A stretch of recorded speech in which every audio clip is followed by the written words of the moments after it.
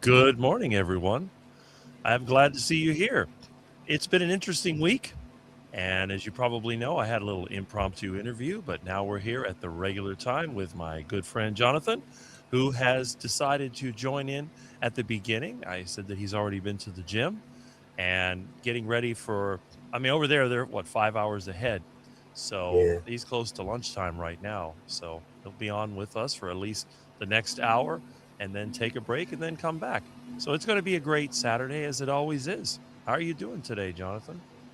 yeah, I'm good, thank you. Thanks for asking. Um, Tried to pop in the chat last week, but I just couldn't really find much of a spot, really, frustratingly. But yeah, I was rushed off my feet for 6 hours. So I was like preparing food and stuff, and didn't get much chance to even sit down or look at my phone. So I tried to hop on, but I watched back about 2 hours of it. But after a certain point, you can't keep up with all these streams. So yeah, how are you doing today? Anyway, how's your weekend going so far? Well, I've been busy working. I started the week with some kind of flu and I was sick. So I've got still a little bit of a residue of it every now and then, a cough, but it's not too bad. I've been able to work. I was catching up with work the last couple of days. Yesterday, I was doing electrical work. I had to install exhaust fan in the bathroom. I have the old one here somewhere for one of my customers. It just wasn't enough air, so I changed that. But the ceiling was tiled. I had to cut it. It was kind of complicated, but I got that done. And then just the usual, I just make sure that I have Saturday morning off so that I can have the live at 8 with Rick. And yes, and I did get a lot of compliments from the interview that we did over the phone with Kurt. And I also tried to dress up for the occasion. My problem, obviously, I don't have the kind of body where I can show off the muscles. So I just put on the jacket, and that way nobody can tell the difference. They don't have to realize that it's not a 30-year-old vegan that's doing the interview. That's good enough, if you ask me. And most people just hop on their pajamas. It seems like sometimes. So, what more can people want? Exactly.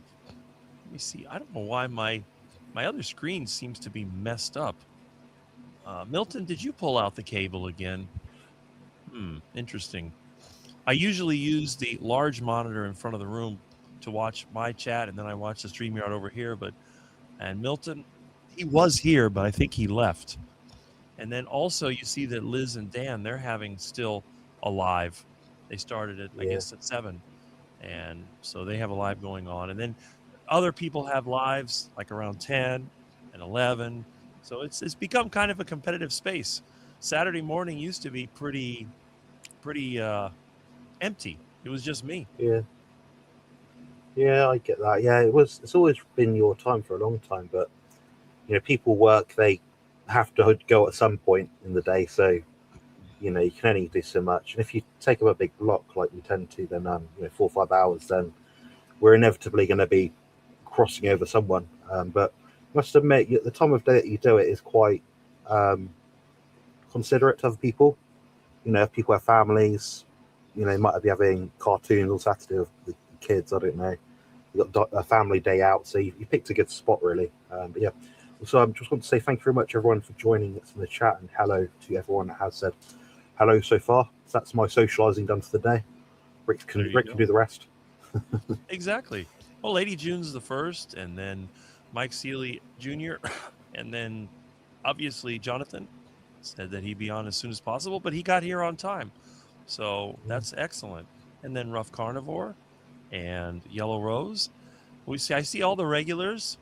It's good to have the same people come back to back, like Brian Dish. And let's see who else. I'll just go through every one of these. The Feral Grandma, Wendy, has dropped in. And we have, again, Jonathan and Ella Rose. Let's see. And of course, everybody is wishing a happy 4th of July. I guess a lot of people will be taking the time off and they'll be celebrating the freedom they think they have, which is great. And there's Mike Seeley Sr. And let's see. Okay. Yeah, there we go. All right. So we have everybody saying hello, which is a good thing. And there's Chuck from Clearwater. Thumbnail looking sharp, Rick. Well, we can thank this man over here because he's the one that does all the graphics when we work together. Mine is very basic. When I did my interview, all I did was take a picture of my desk area and put share your story. And then, of course, that's about the time that Milton grabbed the cable and pulled it away from me. And Milton, he's right here. Show you. Yeah. Just see? Hello. Milton. Oh, he's up. Ow. He's good though. He grabs me, but he doesn't put his claws out. But he keeps reaching Yeah. around the monitor with the paws. So that's It's funny. one of the unique things about the show. And there's Aaron, Booby Goats. Hello, Aaron. And who else do we have? Smoothie 420, Rick of Earth. Let's get dangerous. I don't know if you've seen some of the memes that Barry Simon has been putting out there, like on Mitch's channel. I do see Jonathan go into Mitch's channel quite often. So you've probably seen that where they had like Rick is supposed to be from another planet and then the aliens come to visit. Oh, Rick of Earth. Okay. Oh dear. I seem to be the subject of a lot of these AI videos.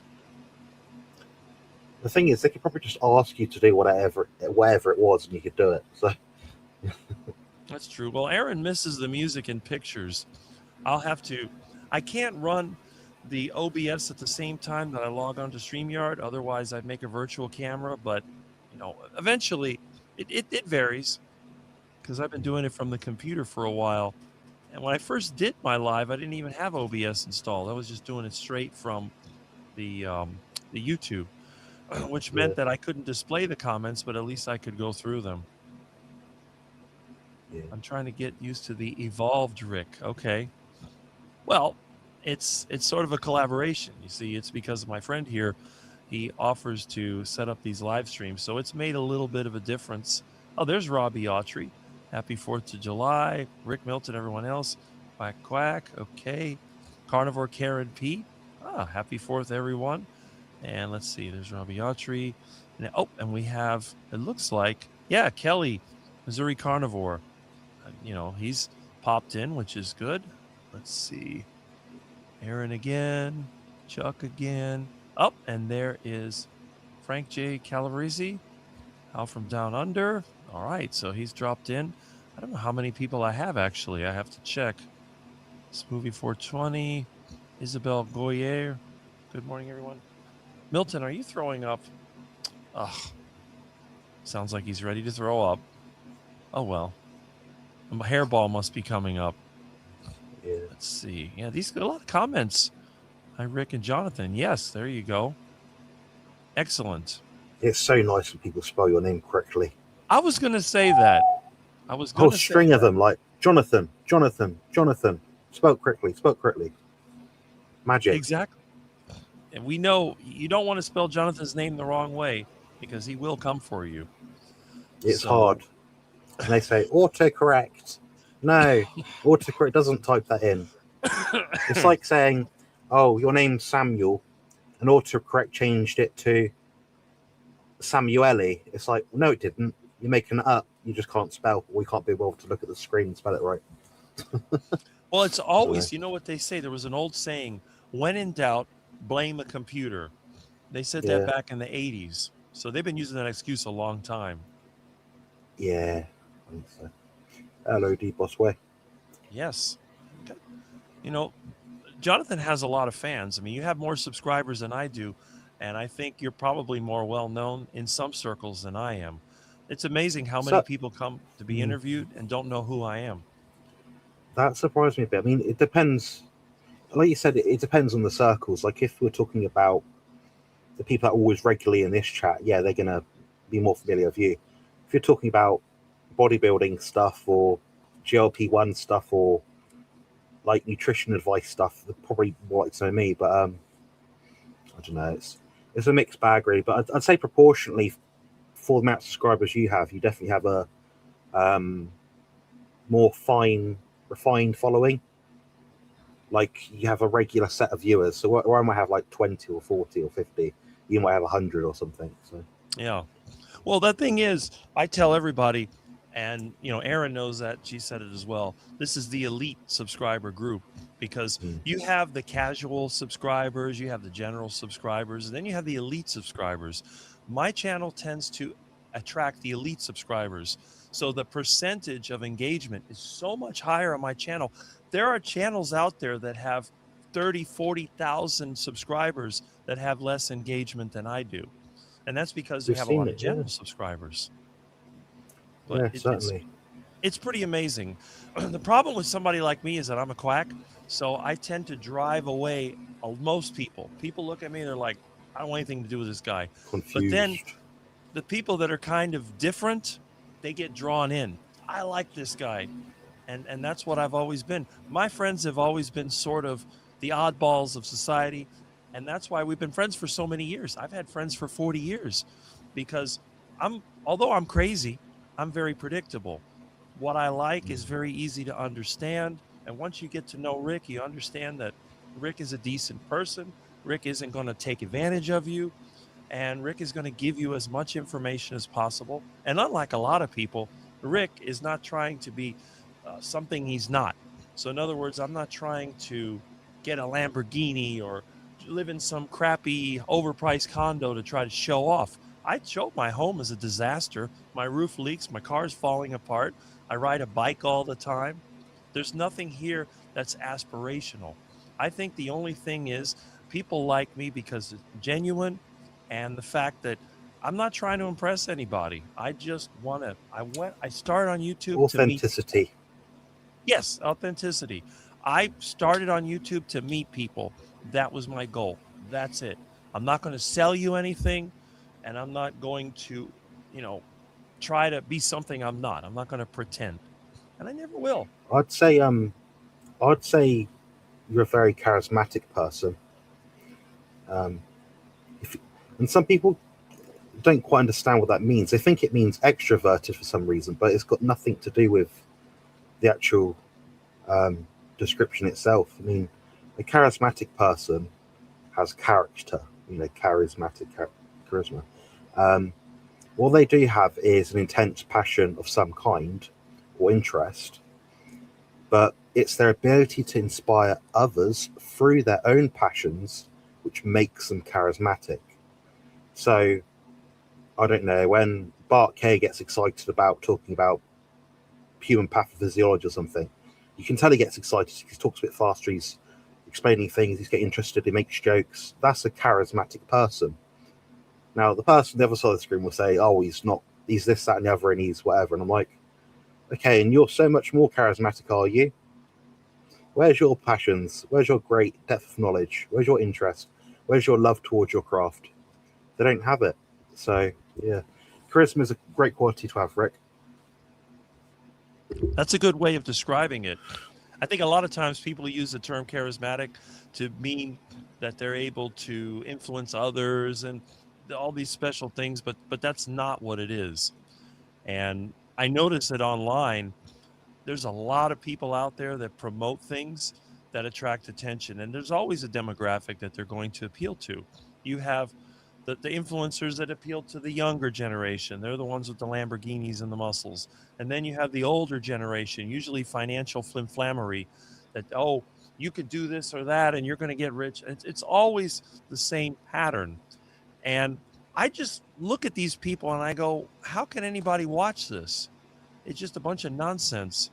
But then again, I look at everything as it's some kind of a plan. A lot of people there, like right now, they love celebrities. They had some celebrities getting married in New York City. It was like a big deal. Of course, celebrity marriages don't last. So who cares? They may be together for a few years, then poof, then you have the divorce. So I guess you get it on both sides. You got the excitement for the marriage, and then you got the divorce. And then you got all the people with spectator sports. They love the World Cup. Oh, it's soccer everywhere. And I look at that, I go, why would I waste my time? I tell people, I'm not going to waste my time watching and trying to interact with people that don't know that I exist and don't care. So I'm going to spend my valuable time, because we only have so much. Whether you are a poor person or a multi-billionaire, you only have so much time. 70, 80 years, maybe a little more if you're fortunate.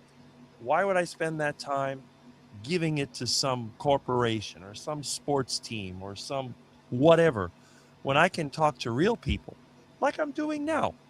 I'm not watching TV. I am on YouTube. I'll spend 4 or 5 hours on Saturday, but I get to meet all these great people in the chat. I get to hang out with people like Jonathan, and it's great. So Yeah. to me, I don't understand why people get excited over the celebrity culture. Their aspirations, I guess, are to be like the person they look to, but they can't. It's not something they can do. You look at these people playing sports and you may cheer on your team, which by the way isn't yours because you have to pay to see it. But realistically, you're not going to be one of them. You're not going to be a football player. You're not going to be a soccer player. And that's the thing to me. I don't understand it. But on the other hand, when we're hanging out here on YouTube, I am what I am, you are what you are, everybody else is what they are, and you don't have to pretend. And I think that right there is the best thing. This technology has made it possible because when I was a kid, we couldn't do this. We turned on the TV, there's like 5 channels. But the thing is, if you didn't like what's on TV, you would open the door and you would go outside and you play with your friends, you hop on your bicycle, you go on an adventure. So really it wasn't so bad. But I guess now you don't see anybody outside because they're using their devices as a form of entertainment. Yeah. It's it kind of what you said there about sports and spectatorship. It's to me, it's like the carrot and the stick idea. So the carrot being the reward. You do something, you enjoy it, brilliant. You walk away happy. The stick, well, your team might lose, they might win. Your favorite player might get injured. That's the stick straight away. It's just like you're walking into potential loss in some regard. So for me, I'd rather do things that I know I enjoy. I enjoy chatting to my friends like you, Rick. I enjoy doing coaching with clients. I enjoy making content. I enjoy going to the gym. Now, if I went to the gym, but I thought 50% of the time I was going to get injured, I wouldn't do it. That would be the stick. So, yeah, I can see rationale there. I mean, I think for me, it's we've been taught, or I don't know, bred to be so patriotic and oh, England's going to win the World Cup, and it's like probably won't. Nice if we did, but then I think, would it really be that nice? Would am I negative for not really caring too much? I mean, have I backed all these teams? Have I invested time and money into an emotional energy into them winning somehow? No. So there's no reward for me. It's not a benefit to me. Um, so I don't have a personal sort of attachment to that sort of thing. But of course, you can have personal attachment to things that you do actually enjoy. Well, that's like me. I don't get satisfaction if I do something and there's no physical result from it. And that's always been the case with me. And again, people, they love to go to movies and be entertained. They like to watch sports. They get excited by it. And I really don't understand because in the end, it doesn't improve my life. It's not like let's say I went outside and I worked on my car and I fixed it. Well, now I can drive around in my car. I have something to show for it. But if the local team won a game, how does it benefit me in any way? It doesn't. It hasn't improved my life at all. If my air conditioner breaks down and the local sports team wins, that doesn't fix it. Yeah. Yeah, Joe makes a good point. It's further down the line. You don't have to chuck it up. But Joe Sleep and Cinema's journey, he's saying about how it's overhyped in a sense, like celebrity culture is a bit too much. But then watching the World Cup with your friends, sharing a drink, having a meal together, watching a TV or something, and just sharing an experience together, that's what's nice. It's the sharing part of it. It's not the I'm sat on my own in a dark room watching a boxing match. That's not fun. Right. No, I agree. But see, like my lifestyle growing up, we were car guys. We all worked on cars. We'd swap engines and do different things. So we'd spend time doing it. Like if we're going to do an engine swap. Yeah, I'm not a Chevy guy. My friend's a Chevy guy. Okay, he's got a Chevelle. He's going to put a big block in it. So he gets the engine and we go to his house, push it under the tree, put the chain hoist on the tree branch and start pulling up the engine. So we're all out there working. And you know how it was years ago. You have all these guys out there taking this off and taking that off and getting it ready to pull out. And then we go through all that, and it may be a 1 or 2 day process.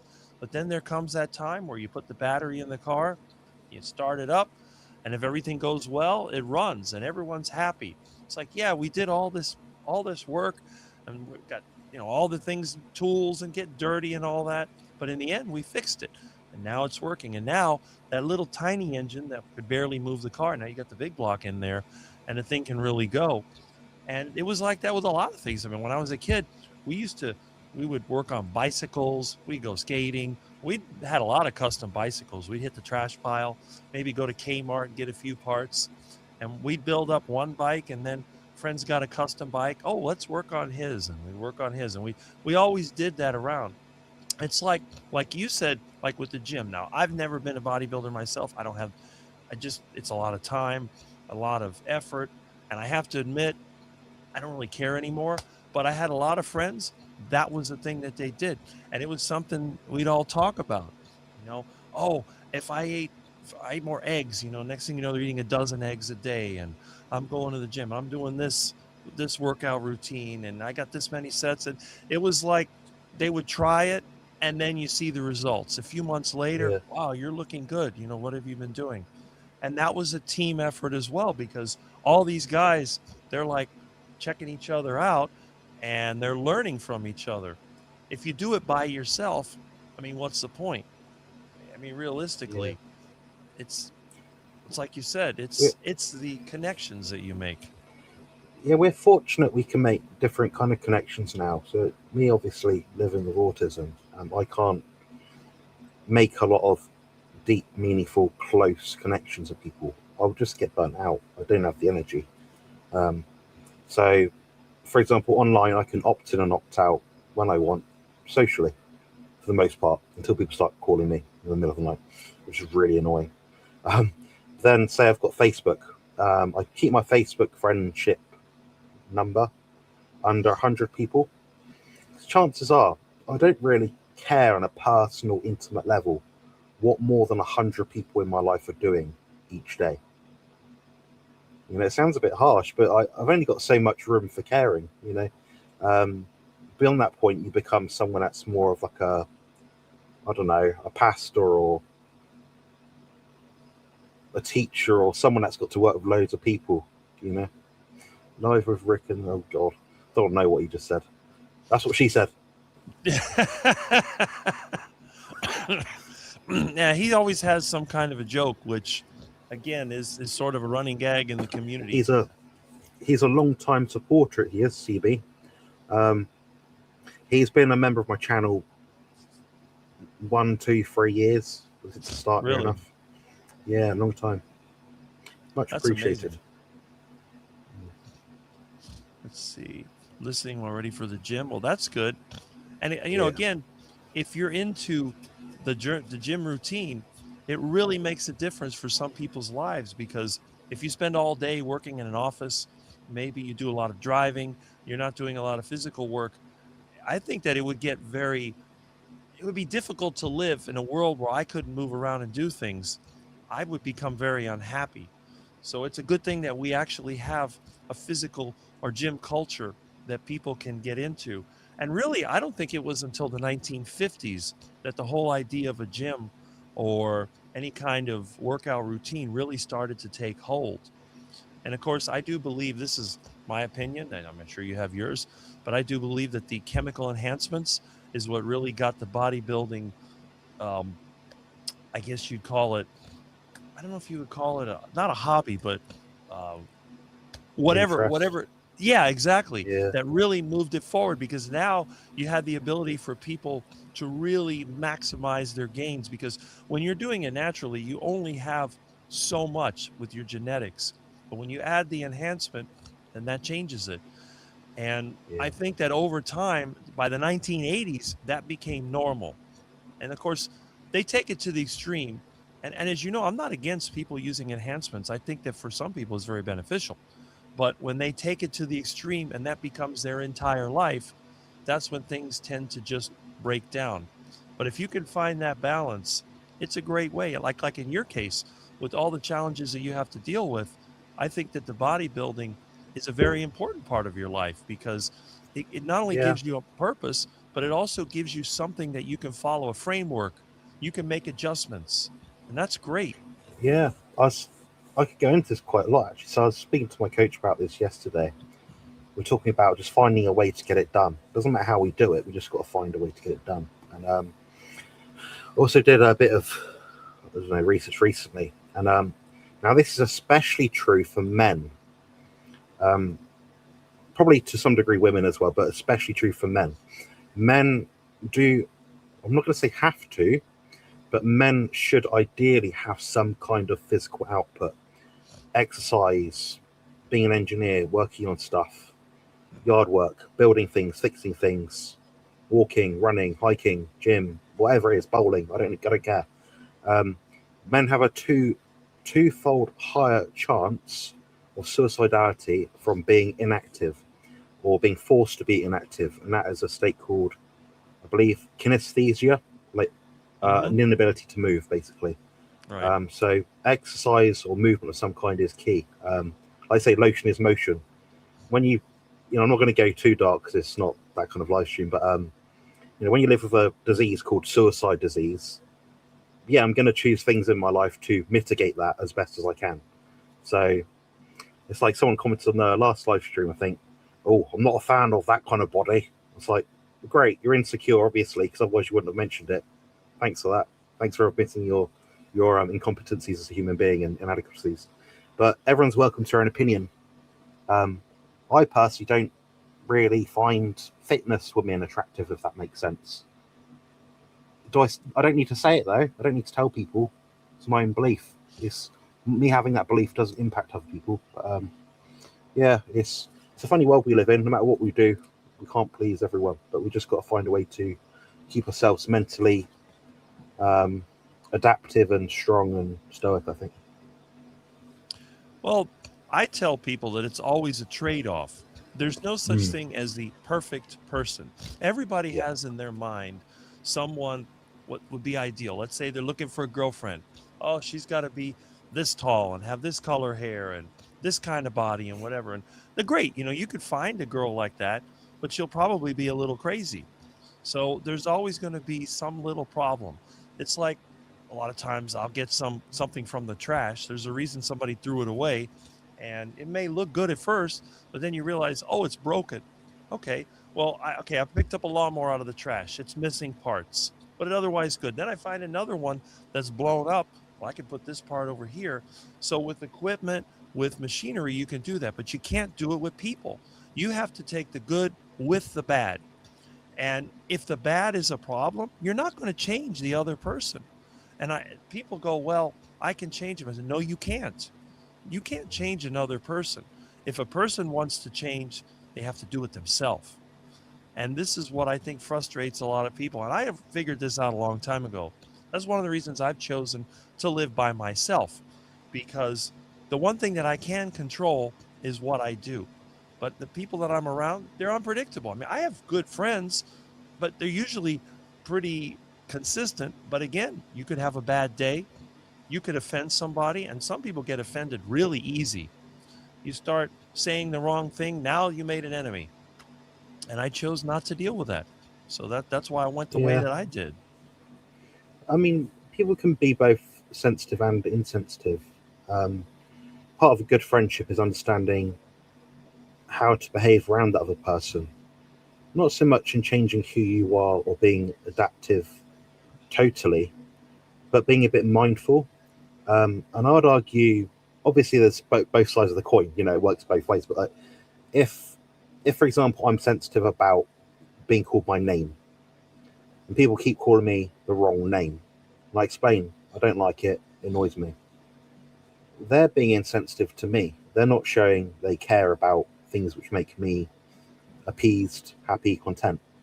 So it means they don't respect me. If they don't respect me, how am I going to be able to willingly give up time, energy, effort, or emotional support to that person? Because as much as it'd be nice to say we're all perfect human beings and we're all, I don't know, God-abiding citizens or whatever, and always do good things and not expect anything back, it becomes pretty hard to continuously give something out if you don't get anything back.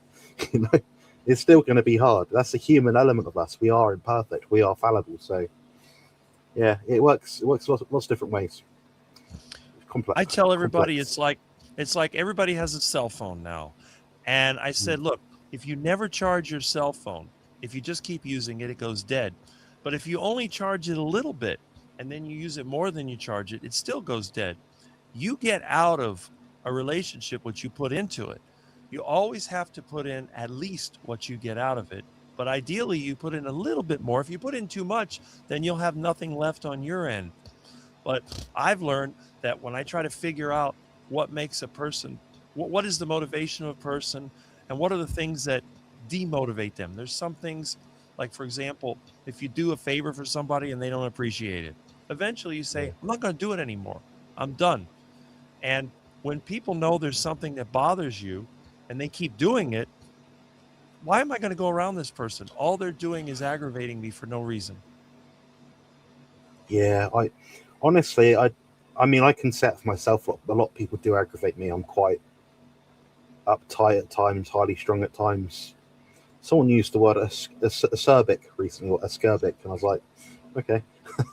But for you, Rick, it does not apply. I can't think of a normal righteous human being that can find a reason to dislike you, outside of maybe like they don't have the same interests as you, or something bizarre like that, you know. Well, my problem is that I aggravate people because a lot of times I'll get to the root of the problem. When somebody has a problem and they're complaining and then they're blaming everybody, I might say, well, what was it that you did at this particular time? I'll always find the one thing that they are definitely at fault for. And they get mad at me. Well, that's not what it is. I said, yeah, but have you thought about it? Because a lot of times people instantly, they blame somebody else. When there's a problem, they say, well, this person did this to me, whenever. It's okay, I understand that. But maybe you set yourself up. It's like if somebody dumped a bucket of dog turds on your head, did you stand there while you saw them dumping out the bucket? So a lot of times people do things that put them in these positions. And it's very frustrating because I try, and I learned a long time ago, never, ever, ever give somebody advice unless they ask for it. That is the easiest way to offend somebody and to lose a friendship. And there's always people out there that love to give advice. Well, you should do this and you should do that. Like, how do you know this person hasn't tried that already? But they get offended. And then when you don't stick up for them, they get mad at you. Well, I thought you were my friend. I am, but I'm just telling you the truth about what I observe. And then they get angry. It's like online. People are always selling this stuff on YouTube. They're selling overpriced products. They're selling services, whatever. And I look at it, I go, well, I don't think that's a good value. And boy, do I get in trouble. They start avoiding me. They ban me from their channel. Like, if you're selling soap for $20, I'm going to criticize you. I have the right to criticize you. You have the right to do whatever you want. You can sell products or services. But if I find they're not a good value, I'll give my opinion. Now, a normal person would counteract. They'd say, well, there's a reason why this costs so much, and they'd explain it out. If they would just take the time to talk to me, there would be no problem. But instead, they just cut this guy off. And then it turns into something worse. That happened to me last year. You remember the whole experience that I went through. And even now I have channels that have banned me for, I don't even know what reason. They don't tell me. But again, when a person has an issue and they mention it, if you're their friend, you respect it. But when people make promises that don't make sense, I have no choice but to just tell my opinion. Yeah. Hello, Robbie, by the way. I'm not ignoring anyone in the chat, but if we'd sit here and say hello to every single person who said hello, well, we'd be here all day and we wouldn't be talking about anything interesting. But hello, everyone. Yeah, the thing is, and in my normal chat when I'm by myself, it's just you. I give a lot of attention. But when I'm co-hosting with somebody else, it's a dialogue. It's a different type of show. When it's just me in the comments. But when I have a friend, I have a colleague in the carnivore space, we're going to be mostly with each other, and then we just go for the comments as they come in. So if I miss some, That's all you The can world won't do. end. And I'm a little behind. And by the way, is her name Joe or is it? Joe. Yeah, that's what I thought. Yeah. I hope you got to spend time together on your birthday. No? Okay. No. It's a matter of waiting. There Yeah, you so go. she doesn't live very nearby at all, and it's not like easy to just meet up, unfortunately. I see. Yeah. Yeah, I love listening to Jonathan talk. See, you have lots of fans. That makes one person. I'll take it. I'll take it. Well, you had a couple of other comments as well, but yes. CC Stargazer, yeah, she likes the way that I do it. Independent thinker, awake, aware, truther, trying to wake up all. Yeah, exactly. Like-minded people are attracted to you for that reason. That's what it is. And those kind of people are the people that participate, which is really good. I haven't even looked to see how many I have on my channel. Let me double check here. I have 57 right now. That's pretty good. Yeah, I mean, I'm amazed that many people would take their time to watch a quack like me. it's good. Let's see. Yeah, they're talking about Chuck and his job. Yeah, I'm not going to pay stupid money to make a bunch of spoiled people rich, from Robbie Autry. See, that's the way I think. If I'm going to give my money to somebody, it's going to be somebody I know. I would rather hire somebody that I know or buy a product or service than get it from an anonymous person, even if the person I know costs a little bit more. The problem is in our world, they think that because you're their friend, that you should give it to them cheaper. And I try to explain to them, well, that's not the case. If you're getting a quality product, why would you pay less to your friend than you would pay to somebody that you don't know? I don't understand that mentality. If I have the money, I'm going to give it to my friend. Yeah, I mean, if someone supports me and they are willing, say, have something that I'm selling a service, an ebook or something, they're like, I'm just going to buy it full price, and you say, oh no, spend a bit, here's a discount code or something. They still pay the full amount. I think, oh, they respect me and what I've done. So in the future, what I'll do is I'll pass it forward, and that's kind of how I do it. Yeah, I can't get any cheaper. It's getting to that point now. I'm like, every week I'm looking at my bank account thinking, what am I gonna do? Somehow I'm still here and feeding myself. It's At the moment I think the food bill is what's costing a lot. When you're eating 1.6, 1.7 kilos, like over £3, nearly £4 of meat a day, it is expensive. I think so that's why food is good. And another thing about Jonathan, I mean, you can see there's a big difference between the physical size of Jonathan and the toothpick like me that's got no muscle. And yet you're more that way though. Oh, okay. I'm like I'm only 6'1". You're like 6'6". Is that right? Yeah, 6'6". The problem is, for some reason, I consume a lot of food. But again, I'm always working, and I believe it or not, even though I'm skinny, I lift a lot of heavy things, and I'm up and down ladders, and a roll of roofing paper is pretty heavy, and a bag of cement is 100 pounds, and my grip is quite strong. A lot of times I'll pick up a concrete block just with my hand. So I'm not your typical office worker, but on the other hand, I don't have the great physique that I can show off. I look like a 30-year-old vegan. I'm skinny, and I mean, there's nothing I can do about it. I could, sure, but can you imagine how much food I would have to eat, and how many other? Honestly, it's so much food. Like I knew, because like my background, I'll just say briefly, was working in a vegan health food shop. Mm-hmm. That was when I first started the Carnivore Diet, February 2nd, 2020, and I saw this tiny little person that was working there, no more than 4'11". While she is at work, she always had food on her, always. It's in like there's a snack bar under the cupboard. There's, her lunch was like a giant box, but it was like obviously like melon and salad and fruit and vegetables and things. I'm like, you'd have to eat so much food, Rick, just to sustain your output. You know, like 10 kilos of fruit and veg a day, probably just to keep you going. You'd be bloated, feeling sick. You don't even like that food, so you'd be miserable as well. When I went plant-based, it was a complete disaster. And I got so sick. Like, for example, I got the flu this week. It was a minor nuisance. Yes, I cough, my voice is a little off, but I feel strong and healthy. When I was on the plant-based diet and I got the flu, it was terrible.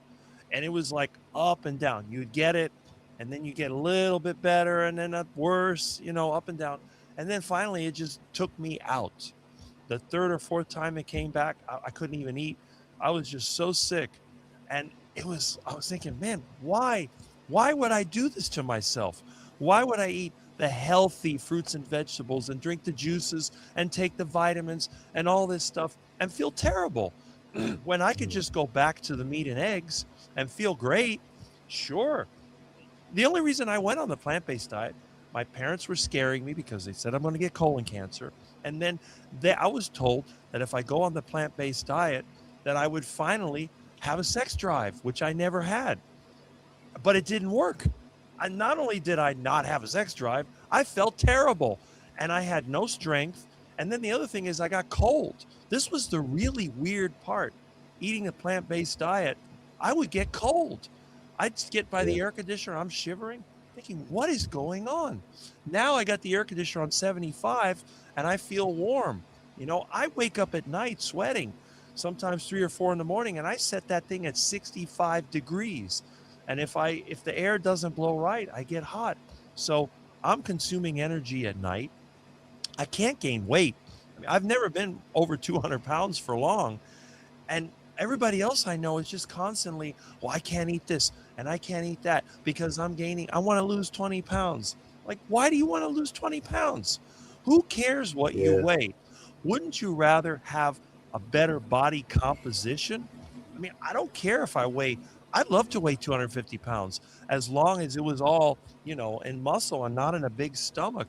And to me, even though I'm not into bodybuilding, it bothers me when I see people with a giant stomach because I know that that's a sign of being unhealthy and they don't see it. Oh, I just need to lose some weight. I'm going to go on Ozempic. Oh, no, no, no, no. Why would you do that? It's crazy. Yeah. I think you've touched on a good point there. And that's in regards to like your yardstick, your objectives, how you set goals yourself, what do you measure, the different metrics that you might have. And this is a theory of mine, and I don't, it's just me sort of spitballing here, really. I think some people use or create or find other metrics to measure their progress, results, what they're doing, because they're scared of trying hard and just waiting for the result with the discipline and patience. Like, for example, I don't know, I'm not getting stronger in the gym. Oh, so what do people do? Oh, how tight does my t-shirt measure against my arms? It's like, why not measure a better determinant, which might be your strength in the gym? It's because they're not getting any stronger. They don't want to admit it. So I think people detract from the correct metrics, like the right number to measure the right job, by finding something else. I think it's fear as well. And thank you for all the nice comments, by the way. I've seen some of them. Oh, yeah. I really, I love the interaction. But again, the metrics, how you measure things is really important. But they have people brainwashed. It all comes down to the scale. And that's the worst thing ever because you don't know. You could be gaining weight and losing body fat. And, I'm a little odd because I'm kind of like Dr. Kiltz in a way. I don't think that body fat in itself is a bad thing because when you think about it, when a person gets older, they lose fat in their skin. That's why their face gets sunken in. They get the little wrinkles and all that. So it's where the fat is. If you're losing fat in your skin, it makes you look older. But if you're losing it around the belly, well, that's a good thing because that means that your body's able to use that stored up resources. But what really bothers me you see the guys with the stomach sticking out, and even the ones like, you're in bodybuilding, there's guys out there that have low body fat, but yet their stomach still sticks out. You can see their abs, but it's sort of like, I don't know, a bubble gut or whatever they Hooch. call that. Yeah, Yeah. like that, because they probably have internal fat. And people do judge others by appearance. I do it too. I look at somebody. I mean, we're designed that way. We can tell It's if a human person. nature. Yeah, We were built to discriminate. Like, the fact I look how I look now means that every person watching this stream is more likely, generally, going to be a white person. If I go to Joe's stream, or D Bossway stream, or Calamity Jane's stream, or Harani's stream, if I'm Harani, her name's something else actually, but I can't say what I think. She's a lady from India. She's going to have Indian people that look a bit like her, that speak a bit like her on her stream. So we do discriminate as human beings, and there's nothing wrong with that. It's just human nature, It's just the way it is. So. right. Exactly. I see Polish Mike is here. I Hello. don't see him too much. He doesn't seem to make videos anymore, but he does seem to watch the videos. But that's good. Yeah, the carnivore space, the problem that I've seen is that it turns into sort of its own little cliques or whatever it is. There's certain people that follow the celebrity personalities. Everybody that's crazy about Dr. Barry. And then they have the little groups that they have. They have their Healing Humanity group, and they have their SBG. And people get mad at me because I say SBG is BS, because I don't see the big deal of these pay to play. I said that 3 years ago. Yeah. I called it first, and exactly what I thought did happen. Yeah, I'm not going to slander them, but I don't agree with the practices at all. I'm not a fan at all. I can back it up. See, I'm not the only one. But the thing is, when I say these things, I make enemies. Well, Rick, how can you say that? But it's just the way that I feel. We've been around long enough to know when people are being manipulated. And a lot of times they're given a false hope. If you go, like I got a chance to go to the carnivore meetups for the first time last year, and you look at the people, most of the people in the carnivore space do not look like you or me. So in other words, you might have one person, two people there that are muscular, and you may have 3 or 4 that are tall and skinny. But the vast majority of people in the carnivore space look like the average American. They are average height, a bit overweight. They don't look like they're some special community. But a lot of times the celebrities of the community, they have a certain look. They always have the before and after pictures of how terrible they were before and how good they are after. And they hold out this hope. But I think for a lot of people, it's a false hope, because they're convinced that the only way they'll succeed is when they get that physique or the experience that the person they're looking to has. And they don't realize that every person is an individual. Most people are never going to look like that. I mean, nobody's going to be 6'6". I can tell you right now, it's not going to happen. And you're not going to look like Dr. Baker in most cases. That's not going to happen. And you're not going to look like Anthony Chafee. That's not going to happen. And you have the Bella SBG lady. You're not going to look like her, because everybody's different. So what you have to do, you have to figure out what is it, even if you're going to stay fat the rest of your life, that's not a bad thing. You could be the fat guy with a big beard smoking a cigar and be perfectly healthy, and you live 80, 90 years, no big deal. Or you could be the guy that's ripped, the guy that's got a fantastic physique, and he drops dead of a heart attack before he's 60. These things can happen. And I think when you get stressed out and you just try to attain to some level of perfection that you'll never reach, you're just going to give up. And you see this. People come in the carnivore space, they're very, very active. All of a sudden, they stop making videos, and then they're forgotten about. And then a couple of years, they come back later telling a story. Well, I fell off the wagon, and this didn't work for me, and I had this problem, and this person died, and they go through this whole thing, and then they get the attention back again, and the type. It happens over and over again. Meanwhile, some of us are just consistent. We keep going on the path that works for us, and we're happy. So I try to tell people, look, don't try to imitate the carnivore celebrities or any other person. Just try to find out what works for you. And when you need to, you have people out there that can help you. They can coach you, they can give you advice. Loads of people. You could Yes. be like someone with really obscure disease or condition or situation. There'll be someone out there that has a rough idea of what would be the best thing for you to do. You just got to look. And the thing is, all of us, I mean, me not so much as it used to be, but there's a lot of people out there that are live streaming once, twice, 3, 4, 5, 6, 7 times a week. You can access these people. They're not so far out there. And like you touched on a good point about, I guess, like personal success and growth. And I think it's like the measurement of a man shouldn't be determined by what other people see as a success, but what he's been able to achieve when his back's been against the wall, when he hasn't had people patting him on the back saying, "Oh, you're doing well."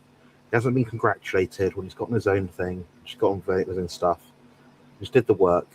And I find those people very inspiring. So when people come on here and they say, "Oh, I've not lost weight, I'm still diabetic and overweight," and I'm like, do something, come back and tell the story. The story is what gets more people involved and hooked, and that's a charismatic person. A charismatic person is not someone who sits there, bitches and complains, doesn't put in the work and expects a result. So, like I'm sure there's times with you, Rick, where you're trying to fix something, some sort of electrical component's gone out. What do? You do some research online. Maybe you go to a shop, you ask someone who knows more about that, conductor or whatever. You look for a textbook. You go for all these this flow chart of what to do in your head. Eventually get to the point, and that's the key point. Then you get that self-satisfaction, and that's what success is. That's right. I do that all the time. That's how I get accomplishment, because rather than looking to other people as some kind of example, well, I'm going to do what he or she did. That's not going to work, because that's already gone. It's like they say, that ship has already sailed. If I try to imitate somebody else, I will fail every single time, because the circumstances are different. But on the other hand, if I personally have a success and I can show it to other people, that can act as an inspiration. But the reality is, if they copy what I did, most likely they're going to fail too. They have to figure out how what I did fits into what they need to do. And the problem is, a lot of it is a personal responsibility. What people like to do is criticize somebody else. Say, well, you did it, but I don't like the way you did it because you did something that I wouldn't do, or I don't approve of this. But the reality is, it worked for that person.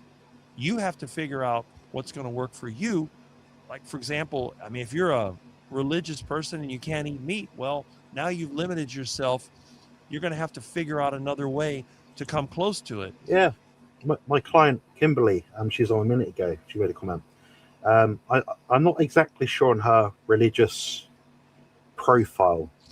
I understand her religion, but I don't know how she adopts it within her lifestyle. But one thing I do know is every Friday she doesn't eat meat.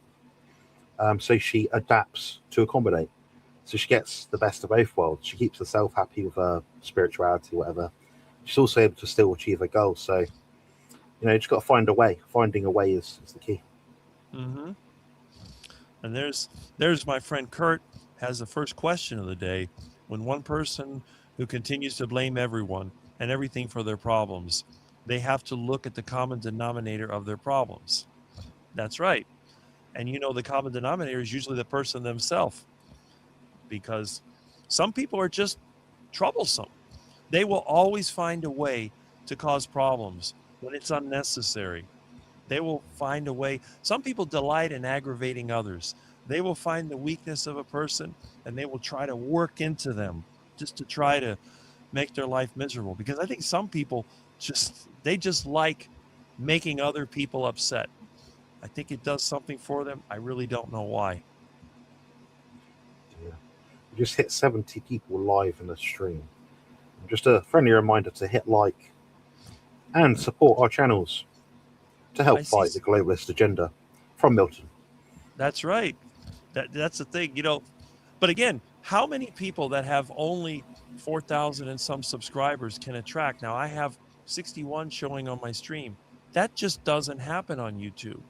In order to get Yeah. 60 people, I would have to have at least 15, 20,000 subscribers.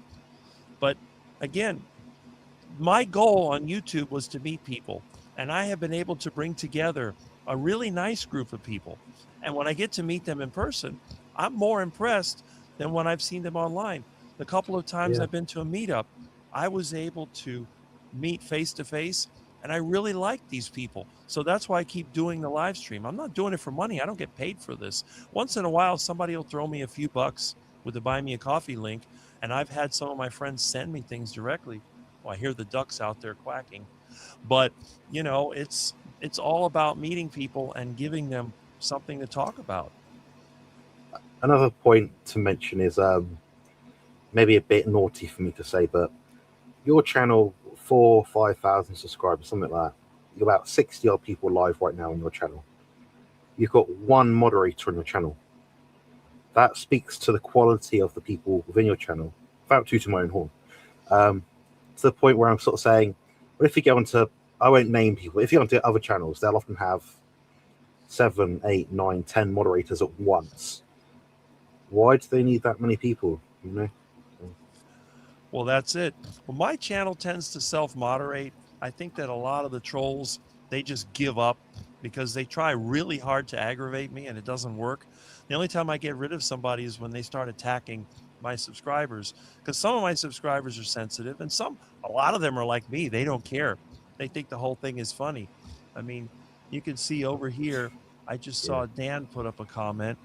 He's one of those that doesn't care. He doesn't get offended. But I'm a social justice warrior. I'm a lot more. Yeah. I'm one of those sort of people. I'll stand up for something if I think is wrong.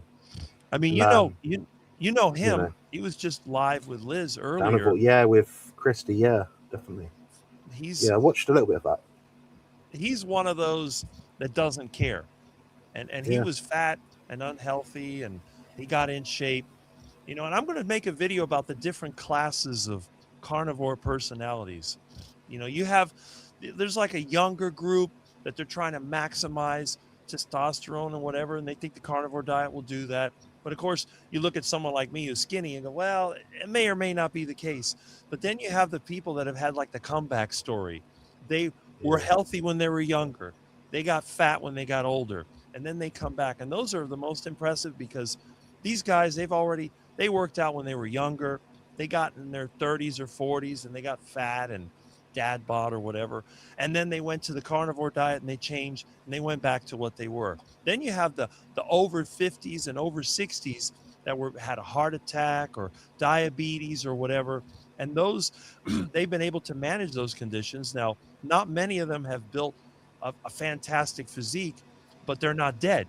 So you've gotten to the point where the carnivore diet kept you alive. You're not young and pretty, but you're still active, and it really improves your quality of life. And I think that not everybody's going to be the same. The diet will have a different effect on everybody, and also depending on how long you do it. Someone like me that's been doing this for decades is going to be totally different than someone who went into that. They grew up on the standard diet. They were maybe healthy when they're younger, because everybody I know my age, they have certain conditions. Number one is back trouble. I don't know a single person. And when it comes to spine issues, Jonathan, I would consider to be the authority on managing spinal conditions. I'm really good at being in back pain. Yes. Everybody I know. I need a certificate or a gold star or something. Right. If anybody has spinal issues and is thinking about building their body, working out, getting on the carnivore diet, there is nobody that I would recommend more than Jonathan, because he lives this every single day. There's nobody else I know that's been able to do what he has. But see, I'm the bad guy because I've never experienced back pain in my entire life. And they say, Rick, you don't understand. Well, that's true. But you know that tall guys are the most likely to have back trouble. That's a fact. The taller you are, the longer your torso is, you're more likely to have back trouble. and I've never had it. Joint Yeah. pain. I've never had joint pain. My hands work perfectly. I've never had neck pain. I've I had a friend that I used to have to help him try to stretch out because he gets shoulder pain. So we'd have to stretch his arm out and do, and it would help. But and he was always saying, "Rick, I don't understand. You're always out there picking up things. I've seen you pick up stuff off the ground and your back doesn't hurt. I've seen you with bags of cement and concrete blocks and engine blocks and all that stuff." I said, "Well, I don't know. Maybe it's a diet. Maybe it's the fact that I take my time. I never just throw something. If I've got something heavy to lift up, I'll get in position and I'll start lifting it. And if something doesn't feel right, I put it back down. That's the way it Yeah. is. And then I'll come back later and do it again." Yeah. I mean, I'm gonna head off and get my lunch in just like 30 seconds. But it's, how do I put it?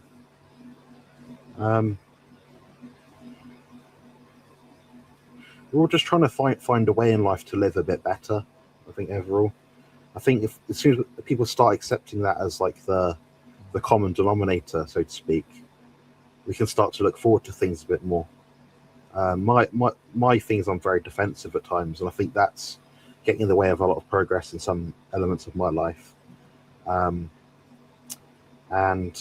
what else can I say? I don't know.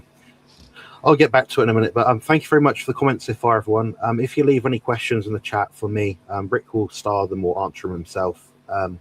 Otherwise, I'll catch you up very soon, and thank you very much. Rick will still be here. Give me like enough time to eat some food and close my eyes for like 10 minutes. Right. All right. All right. I'll catch you in a bit. Cheers. Enjoy, Jonathan. Okay. So let's go ahead and let me just put, there we go. All right. So anyway, now we're going to get back into the comments. Now, I actually have something that is cooking right now, but I did have somebody mention that they like the intro. So what I'm going to do while I check my food, I'm going to try to play the intro. Let me see if it comes up. Okay. Let's see. Okay. Where did that go? It's here somewhere. Okay. Well, maybe not. Oh, wait a minute. Is this it? Okay. Nope. Seems like I lost it. Oh, well. No big deal. Let me see here. I'll just go. And Milton, he seems to have fallen asleep. Milton is sleeping behind the computer. Let's see here. Okay. All right. Okay. Oh, looks like the thing's not even active. I guess Milton must have disconnected. Let's see. Oh, there we go. Nope. Let me keep trying. Huh. Okay. Oh, Milton woke up. That is a little bit of a problem. Let me see here. All right. Oh, well, no big deal. I'm going to go ahead. Let me check on my meat that I have cooking. And I see that Christy was here, so we'll say hello. And let me see if this is here. I'll be right back. Okay, Milton. Milton is a menace. Milton is a menace.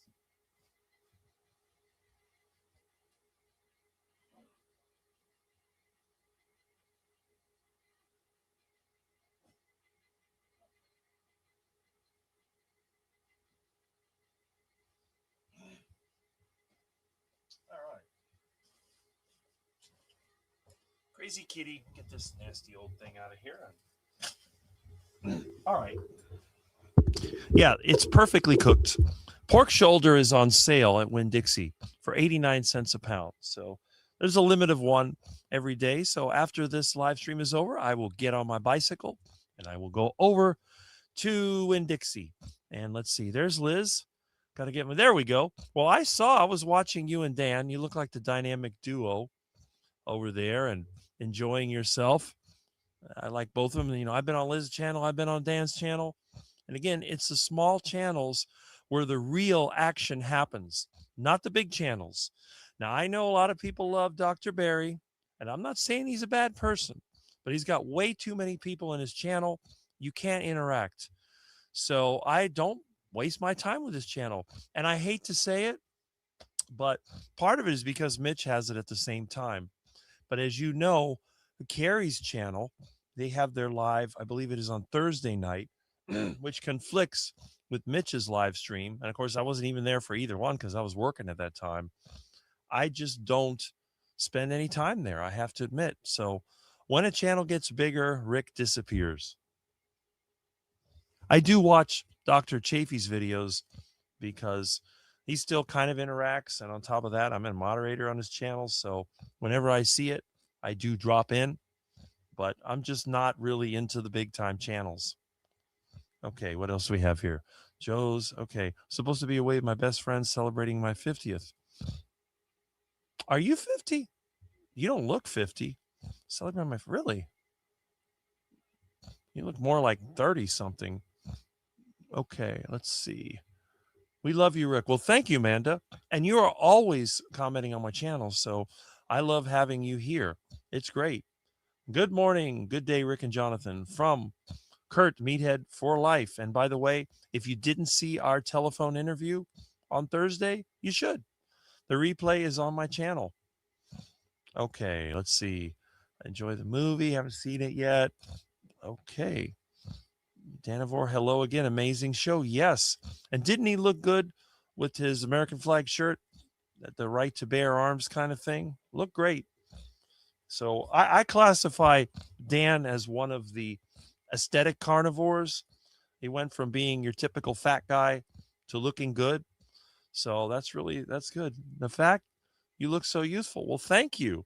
I'm not bad for a guy that's 58. I'll be 60 in a couple of years. Can you imagine? 60 used to be considered so old. And usually 60 is when you start falling apart. So let's see how well I hold up. I'm glad Rick is co-hosting. Nice to see you, Jonathan. Milton, Milton, ow. Milton, stop that. Look at this menace. Milton, you are a silly puss, you know? No, watch Milton. Bad Milton. Milton is always ready to attack, but I love Milton. Rick, you're a straightforward person, and many of us appreciate that. Yes, that's why you're here. And hello to Liz again. There we go. Question. Can't you add extra beef fat or butter to gain weight? I tried to do that. Nowadays, it's too expensive, but I ate so much fat, you wouldn't believe it. The only thing that it does, it makes me sweat more at night. That's it. I just get hotter. I don't gain weight. For some reason, I guess because I've been on a carnivore diet so long, no matter how much I eat, I don't gain weight. And my appetite's good.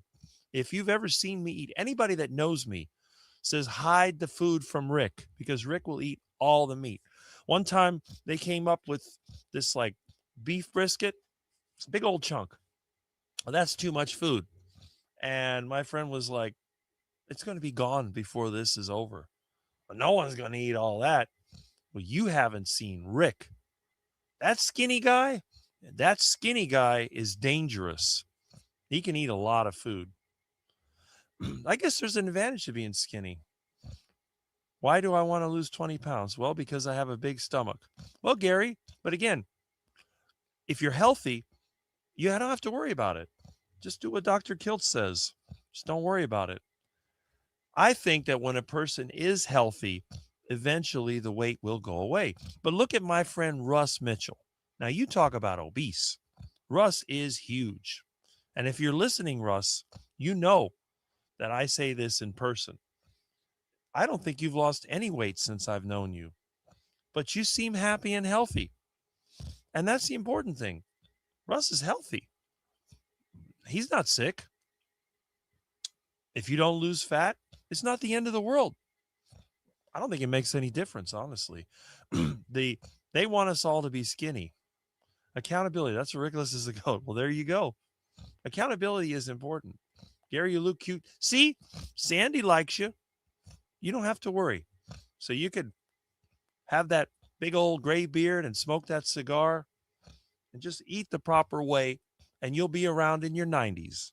You'll be one of the few 90 something that's obese to an extent and still able to get around.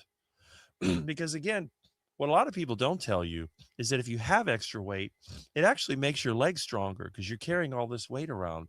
And I've heard many people say that your leg muscle mass and strength determines how long you live. You might outlive some of the skinny people.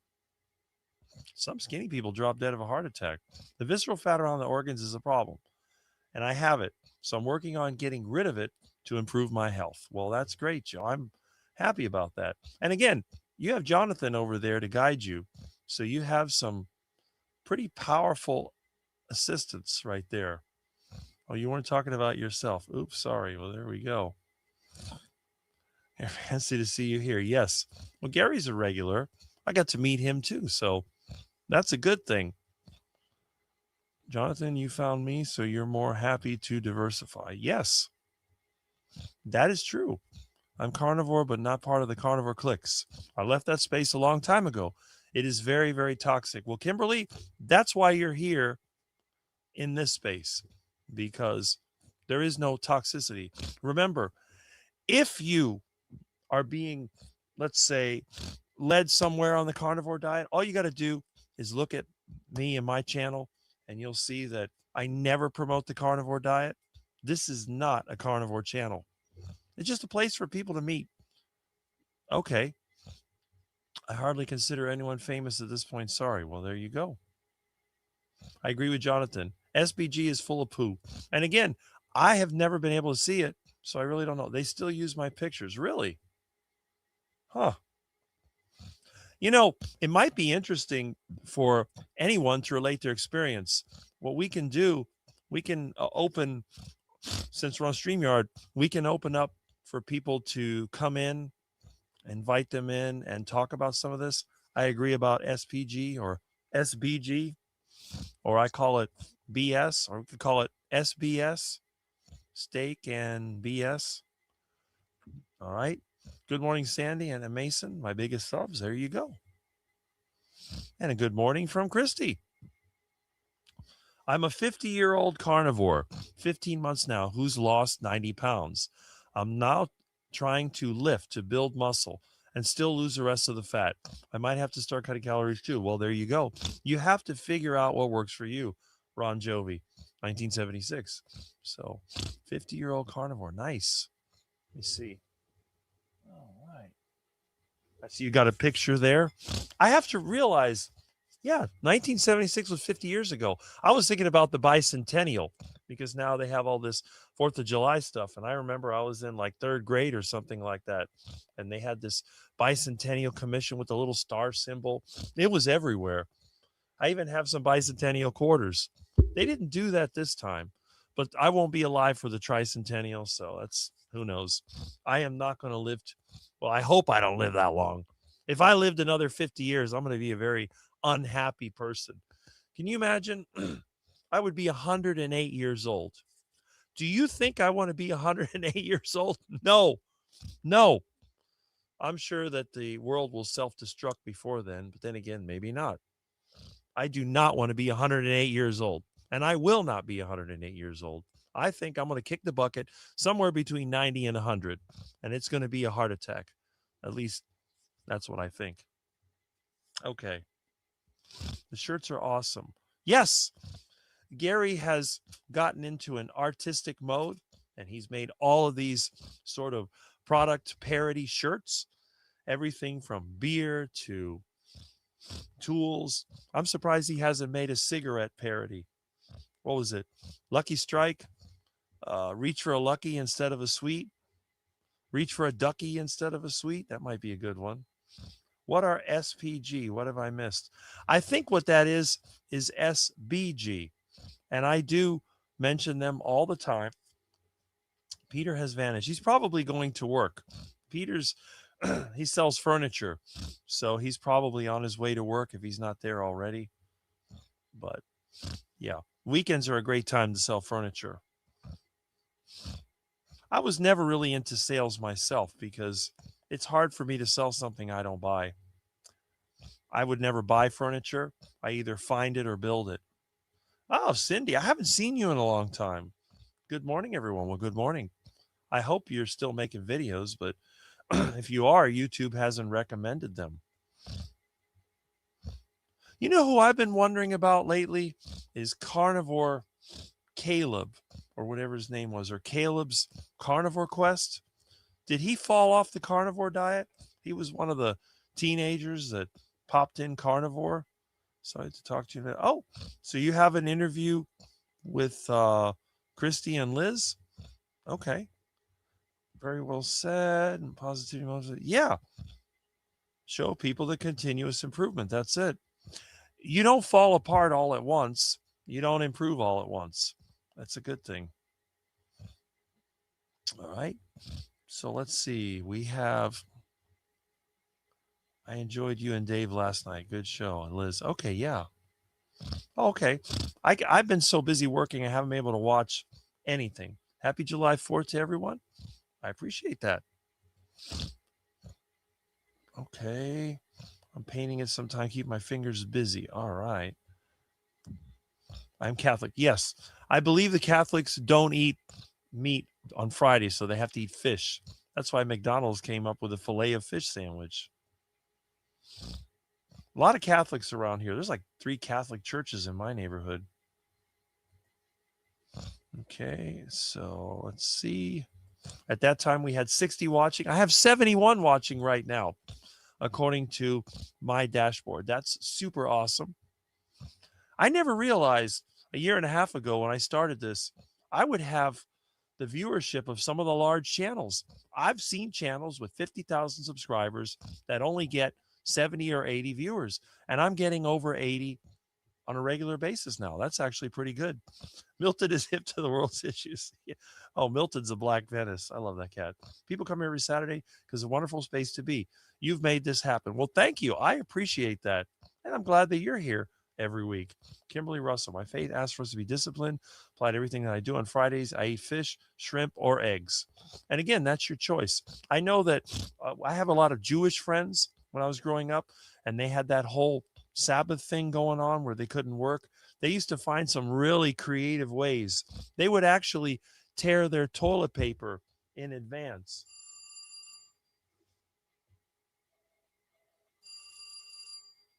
Who is that?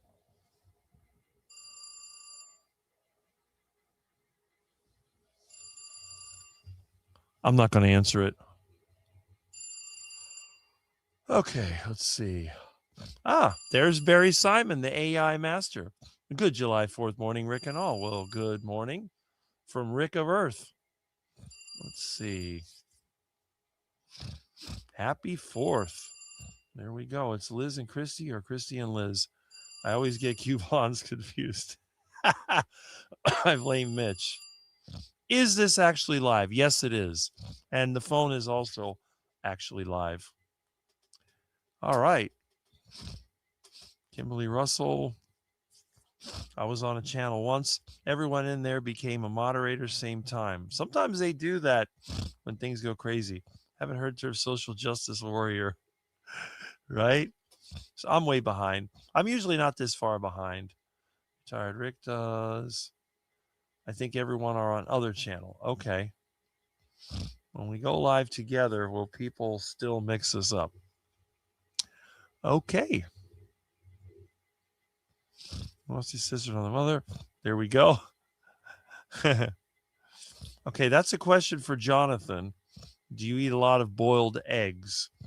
I will try and mark that one so that he can see that. Okay, so let me go over here. You aren't young and pretty, but you aren't dead. Yes, and that's the thing. Look, once you've damaged yourself to a point, it's like a rusted car. You can't fix the rust. You can only replace it. And since humans don't have spare parts, once you've turned yourself into looking like a troll, you're never going to be a supermodel. That's just a fact of the matter. But that old rusted out car can still run good can still go down the highway. You may have to patch it up a little bit, but think of a rat rod. The rat rod, the hot rod that's ratty looking, that could be you. You could be a rat rod. Is that a bad thing? No, because you're still running. It's a bad thing when you're in the junkyard or you're turned into scrap metal. You're in the ground or you're being turned into dust. Caught that too, what Rick said. Yep. And I don't make any promises. He has helped me with training and with EDS. Must be talking about Jonathan. Rick is a sweetheart. I think so. I'm not a bad guy. I don't go and trash people. That's just the way it is. I will criticize people's actions, but you'll never see me criticize an individual. Have you ever seen me say that a certain person is a bad person? I don't do that. It's not the way it works. Because all of us are basically bad at our source. We're all sinners. If you're religious, you say that. And if you're not religious, you realize that humans are imperfect. We make mistakes. The question is, how do we handle the mistakes? Do we try to cover them up or make excuses for it? Or do we find a way to fix the problem? And if we can't fix the problem, do we let other people know about the problem? And there's Amy. Hey, Rick and Jonathan. Well, hey, Jonathan will return, but I'm here. And Just Love Retired Rick, yes. Retired Rick is on Wednesday night starting at 8. Blonde chicks with glasses. We all look alike. It is a huge compliment. And it's not just the blonde girls that are attractive. The blonde guys can be too. So we're not going to discriminate based on gender. There are attractive women and there are attractive men. So is that a bad thing? I don't think so. People get offended. You got guys out there that work hard. They keep themselves healthy. And they go out there and some guy tells them they look good. And then they go, I'm not gay. That's not what we were saying. But most of the guys that are into bodybuilding, when you tell them they look good, they go, oh, thanks. And then they'll show off, some of their hard work. And that's a good thing. I do believe that many people are insecure. And if someone gives you a compliment, even if it's a gay guy, and I always say, if the gay guy's good looking, consider that compliment a real compliment because they know better than anyone. All right, let's see. Okay. See you soon, Jonathan. Yes. So we've gotten to the point where Jonathan left and I'm catching up. I'll catch up eventually. That's one of the things about my live stream. And Coach Steven says hello. Yes. And by the way, if you're not familiar with Coach Steven, you need to check him out because he's one of those that started off sort of fitness and health minded and did everything right, everything the way it was supposed to be, and probably looked great in the process. But then when he got to a certain age, it fell apart. And then he had all these problems. So he switched to the carnivore lifestyle, turned it all around, and now he's in his 60s, looks great. I mean, if you're a guy in your 60s, you'd want to look like him. And he's very intelligent too. So his specialty is in studying blood, phlebotomist. But there he is. So check him out. He interviewed me several years ago as well. All the great carnivore channels, every single one of them has interviewed me at least once. Usually once, because once is enough. Once they've interviewed me, that's it. Who is Milton? Milton is my cat. If you don't know who Milton is, I'll show you. There he is. Oh, Milton. He's a little black menace. Look at that black menace. He's a dangerous. No. Milton. No.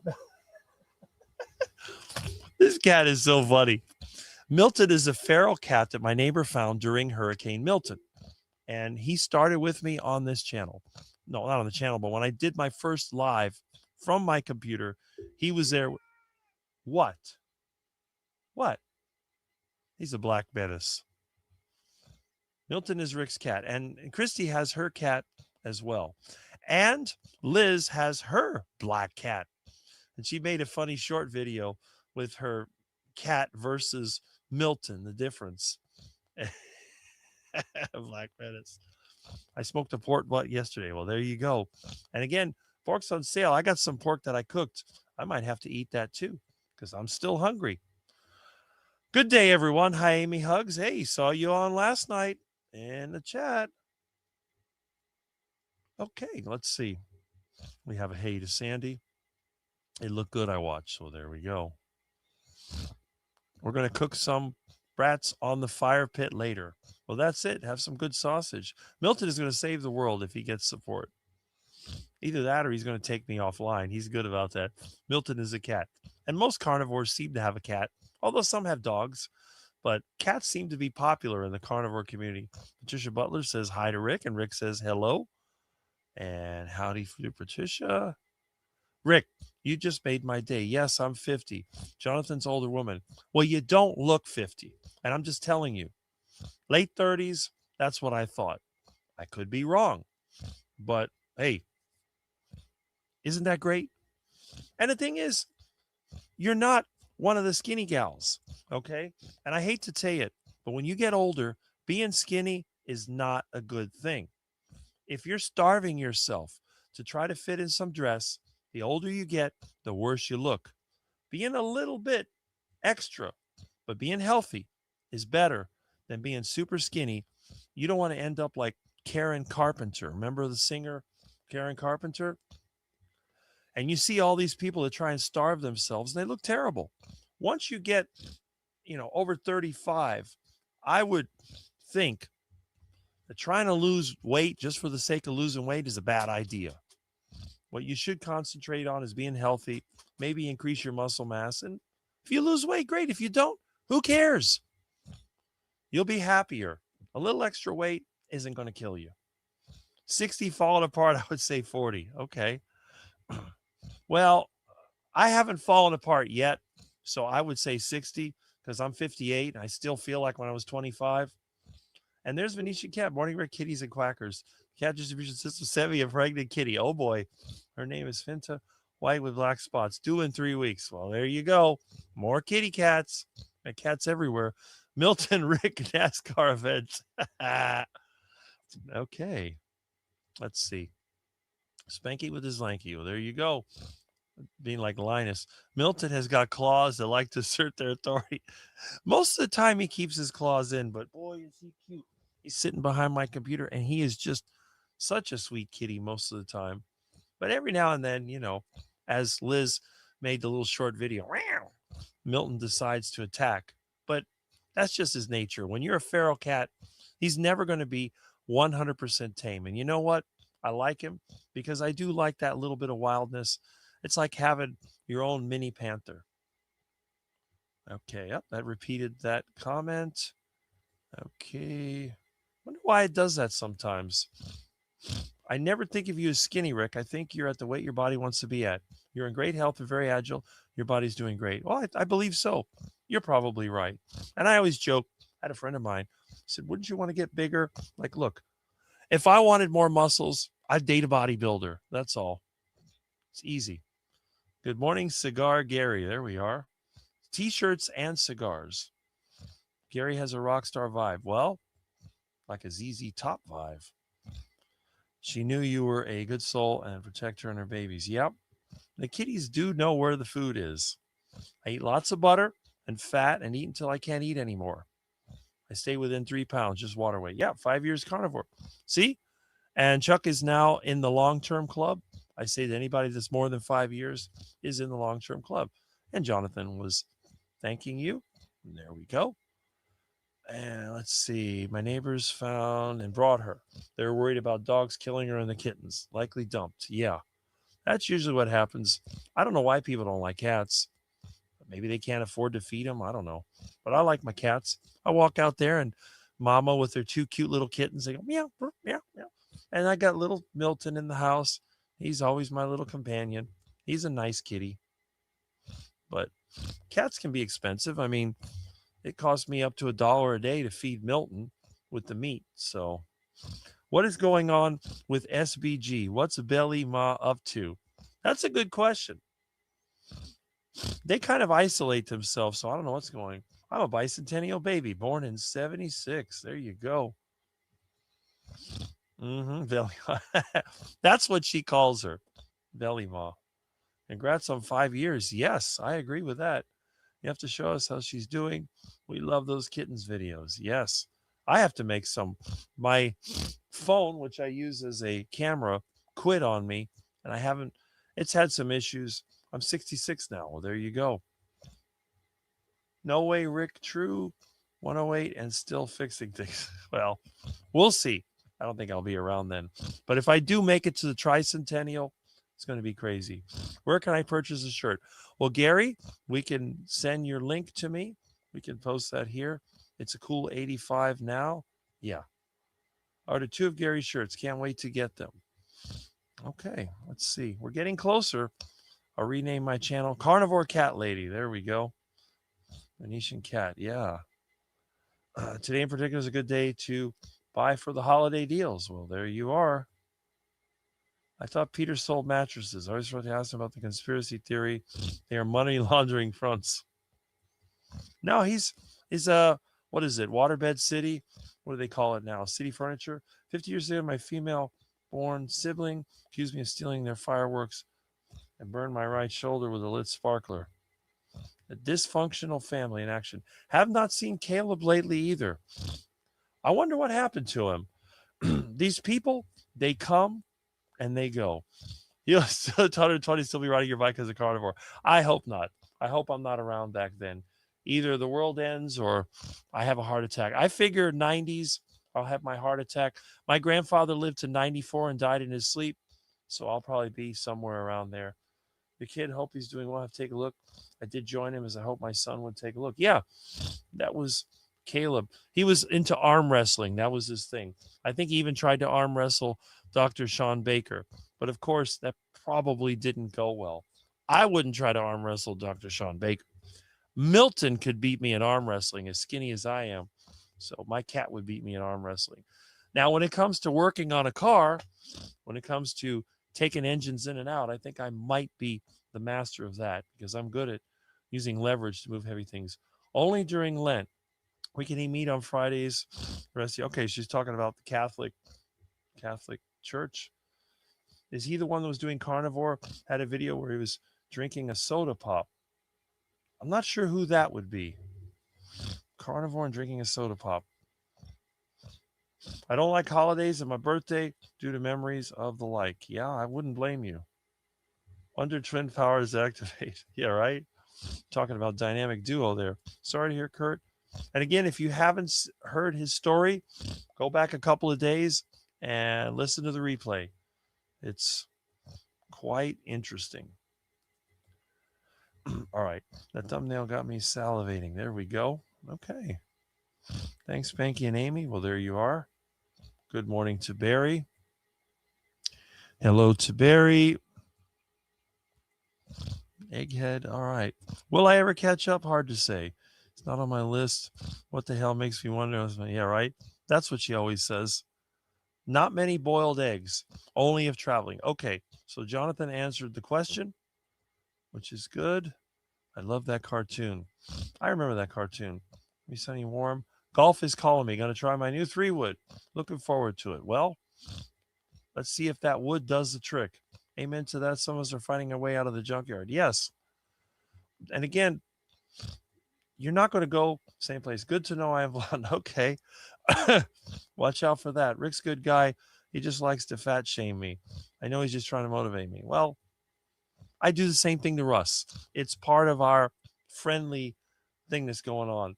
I've had people make fun of me, telling me I look like a 30-year-old vegan. And you're probably right. I do look like a 30-year-old vegan. What foods did we eat today? Well, I had bacon and eggs. It's the last of the bacon that was given to me. And I have some pork, which I haven't eaten yet because I was running late because I've been staying up late working. So I usually get to bed by 10:30. Now I've been getting to bed by midnight. Milton, he really is a black menace. Those eyes. Yes, that is my little Milton. No, and you are not fat. Okay. Milton is always ready to strike. That's Milton. Love that cat, Milton. Yes, I do. The cat is awesome.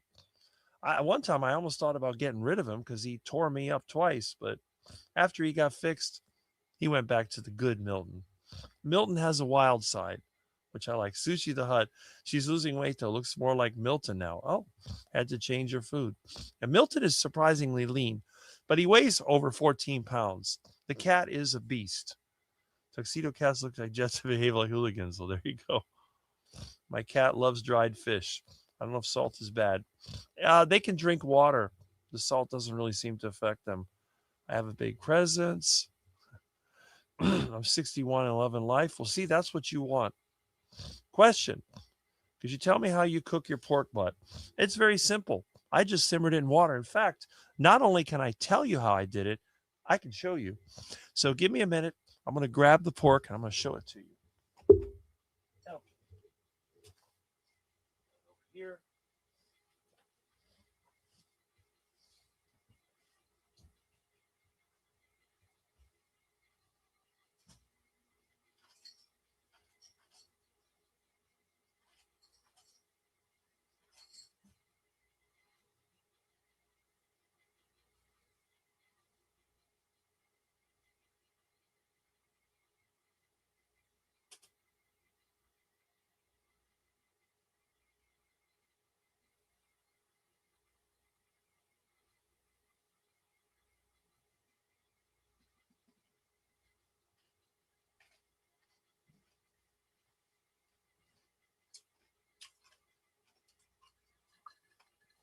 Okay.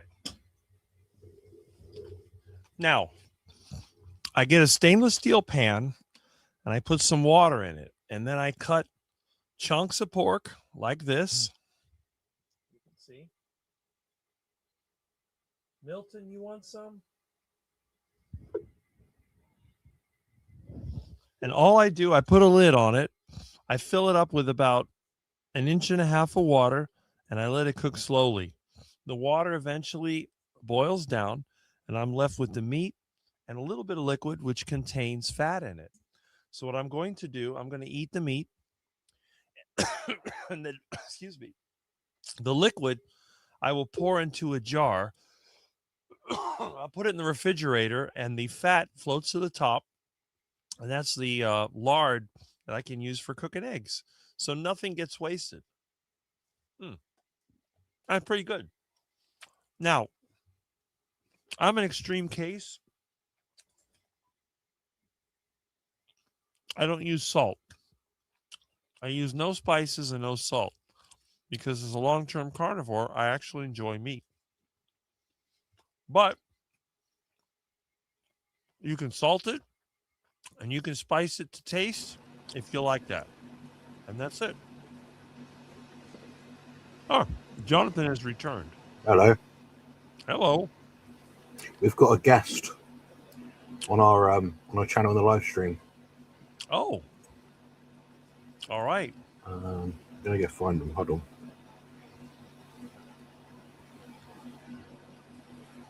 Someone might have deleted them already. There we go.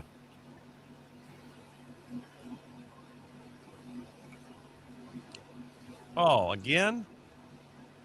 Ugh. John Stud, you're welcome to pop on. Have a little chat with us. I would like to see that. I don't think. Yeah, I'll put the link in the chat. There we go. Hold on.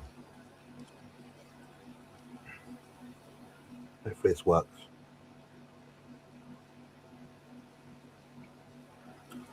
It should be in the chat for everyone, I think. Yeah, that's right.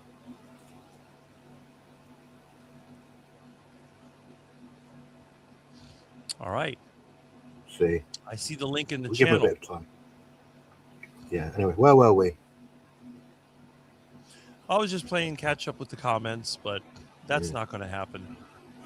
Oh, we're too far behind now. We're up to 77 total live. 78. And 3 on my channel. Thank you very much, guys. Thanks for the support. That's extremely good. Like I said, for a channel like mine that doesn't have that many subscribers, to have that many people listening in is pretty amazing. Yeah. I think I had some questions. Think about eggs, wasn't it? No, stoicism. Terry B33 asked, Jonathan, did I hear you mention about stoicism? If so, can you share what it is and how it's been helpful? Why would you be interested in something if you don't know what it is? That's my autism brain. Stoicism, I guess, is the ability to remain tactful and emotionally stable and not reactive to situations when there's demanding opposition, which would typically prove otherwise. So to show strength of character. How it's been helpful? Well, what I just said in reverse, so it allows me to show strength of character. So I don't know if you've got another question, feel free to ask it.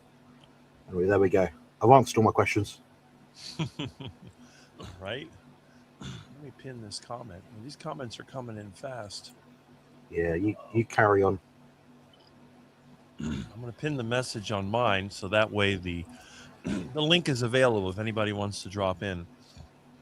I really think it's funny that we get these trolls that pop in there, but they will never dare to show their face or make a video. So that is kind of interesting. Yeah. Well, welcome to pop on and say hello. Mm-hmm.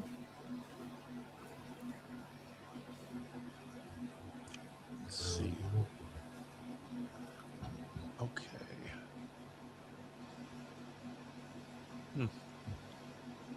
I didn't realize that Joe was 50. I thought she was much younger. Yeah, she looks like 20 odd. I was thinking 35 to 40. She said she's 50. I'm like, what? That's crazy. Yeah. Oh, there's Johnny. I haven't seen him in a while. The carnivore champion. Hey, y'all. Glad you're here. He used to be with Brian. They would do a live every week, but I guess he's been busy since he moved.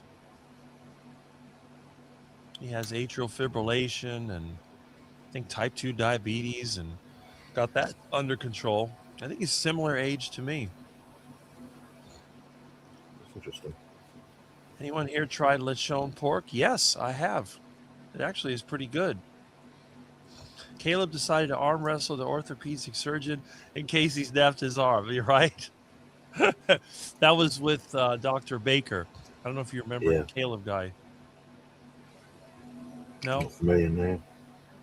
He came in for a while. He was like 15. He went on carnivore and then he disappeared. There's just so many people that come and go. And there's Jerry. Good morning to Jerry. Hello. Okay. Laughed your ass off. I cried at one point for laughing. Okay. And there's the John Studd, of course, who is too chicken to really do anything. You know, I don't mind the criticism, but let's get in there. Got any good vegan jokes, Rick? I don't know. I think vegan is a joke, so it's kind of hard to make a good vegan joke. It just speaks for itself, doesn't it, really? Yeah. And the thing is that Jonathan, he worked at a vegan shop. So nobody knows more about vegans than Jonathan. Yeah, that was a big enough deterrent. My channel got demonetized. Very spiteful people. Well, ones I work with are very spiteful people. Mm-hmm. They wanted me to eat outside with my food that I prepared because it wasn't vegan on the rooftop of the shop that I worked in the 35°C plus heat. Or their food indoors, and they also wanted to disturb me throughout my entire lunch break, which I barely ever got. Incredible. I mean, I think it's funny because as a carnivore, I don't mind if the vegans eat their duck food in front of me. I don't care. I couldn't care less, to be honest. The only thing is they might attract some seagulls, maybe, but that's about it. So the ducks, they'll come waddling up and wagging their tails. Like, where's mine? Yeah. Let's see. One live, everyone's made moderators. That was my channel. Okay.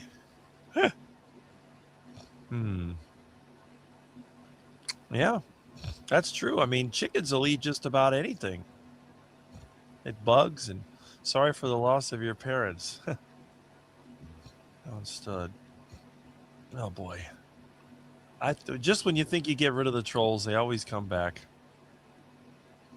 Yeah. Let's see. Picture of my business cards. Let my hair grow, and some dude looked at it one day and said, "Dang, what happened?" I told him F off. Oh boy. These people, I don't know. Yeah, the meat is pretty good.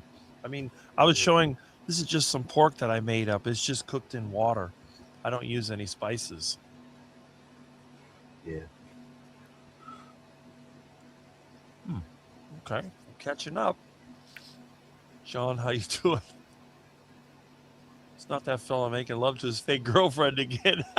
Remember that? That was bad. Jeez. Is a man in his late 20s from southeast of England.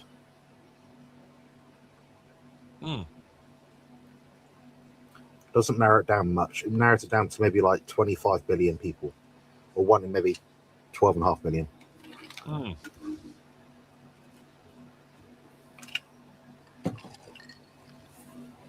I do. That's why I make my heart attack chicken, the crispy skin, and I make pork rinds. Oh, potato boy. All right.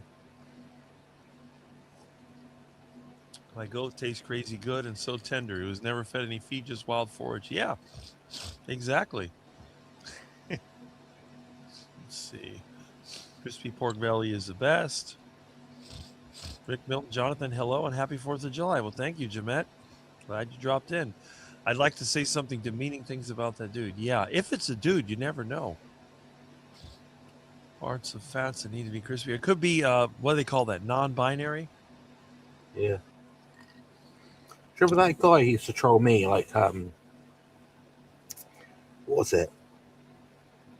His whole thing was like he's on a TV show doing card tricks, like 20 years ago. Really? You'd have seen it. You'd have seen him because he used to always comment my channel. But it's something like something card tricks or something. I might have. I'm trying to think of who that was. Yeah, I can't remember his name.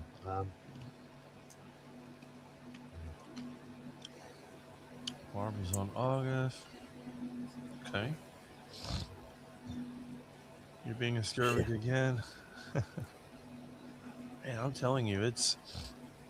I hear an echo in Jonathan's, or is it my phone? We sussed out she's got a TV on and she didn't look. Oh, okay. Yeah. Channel surfing. Yeah, okay. Yeah, still doing videos and live streams on Sunday. Okay, yeah. Okay, so you're still there. I don't know why YouTube hasn't been sending me anything. Your phone. Haven't got any makeup, otherwise I'd come and say hello. Okay. She will do in about 2.5 hours' time. She's Oh. got her own live stream. She's making cop-out excuses. Watch Whale. Picture that bad guy as you type. No? Watching porn to make himself feel better. Never heard of that. I don't even understand the whole porn thing. I never could understand why people waste their time with that. No, I mean, I did when I was younger, but what do? You're at such a young age, you're not going to be like active in that kind of sense. I was fortunate I never became addicted to it or anything. It wasn't like a ritual or like a part of my day of life, flow of life sort of thing. They've made it hard now over here anyway, apparently. So I won't say who told me, but someone told me that basically when you try to watch, you have to sign up. Because you can't just like put something on nowadays. I don't know. So I thought, forget it. I'm getting too old now anyway. Too old. I've always been too old for that. I just don't understand it. If I can't be attracted to anybody in person, how would I do it through a computer? It's not even possible. Yeah. Maybe I'll take a confession. Yeah, let's see. Yeah, it's ringing curls. That's right. See, she's got a fan from Jerry. Good morning, Jerry. All right.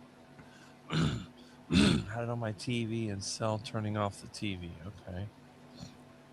Let's see if I can. I'll never catch up with the comments, but I'm trying. Trip to see the potato guy. Yeah, but they never do. The trolls never make videos. They never come on and chat. They never. No. Or if they do, they've got like a few pet playlists of like random things. Then they've got one of like them recording them on a skateboard, like in the shadow or something. It's like weird. Yeah. Oh, there she is. We've got someone. Right, we're going to bring on a very special guest, but before I do that, I want to do some certain things and press some certain buttons and stuff. That sounds good. Mhm. If it works, I don't know.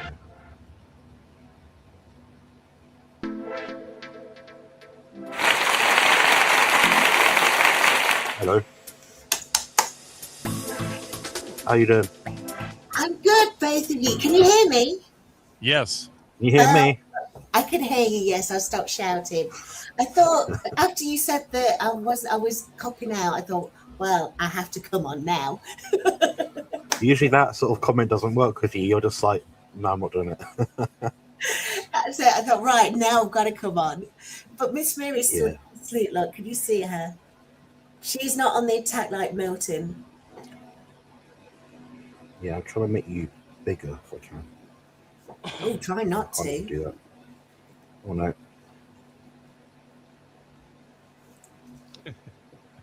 Oh, I've got a load of buttons. Uh-oh. Jeez. There we go. We'll leave it there. There's that better. That worked. Happy Independence Day to you, Rick. Thank Well done, you. Rick. You've done nothing.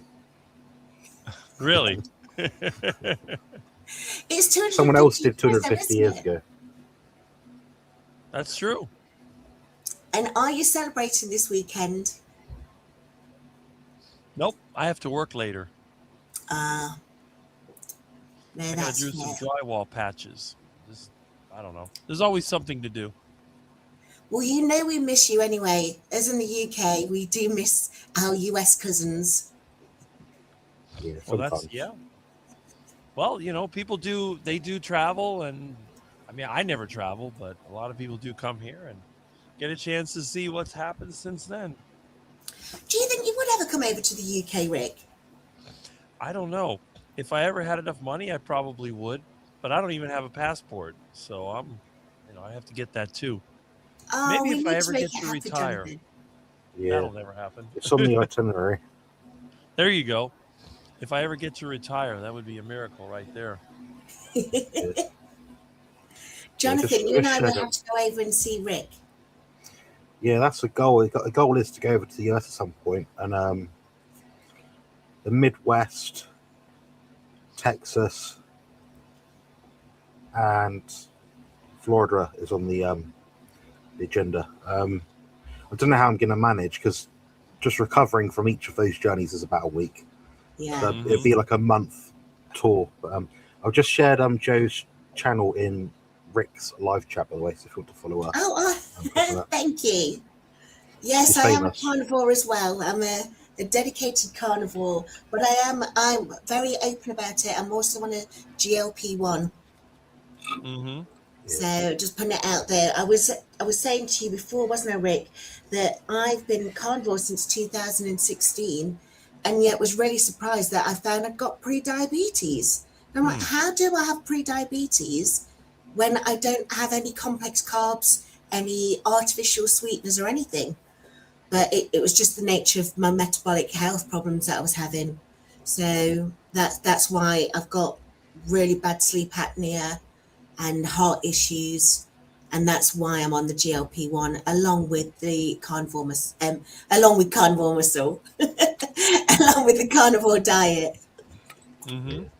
That's interesting. Love I it. mean, Yeah. I would. It's strange that you would have that problem with the carnivore diet. I've been on the carnivore diet for decades. Maybe I have the problem too, but I don't feel bad. I wonder though, Rick, because you've been on it for decades, I wonder if you offset any chance of getting any metabolic issues. So the reason why I went on carnivore was because I was already suffering with irritable bowel syndrome, and they found that complex carbs were setting off the inflammation in my gut.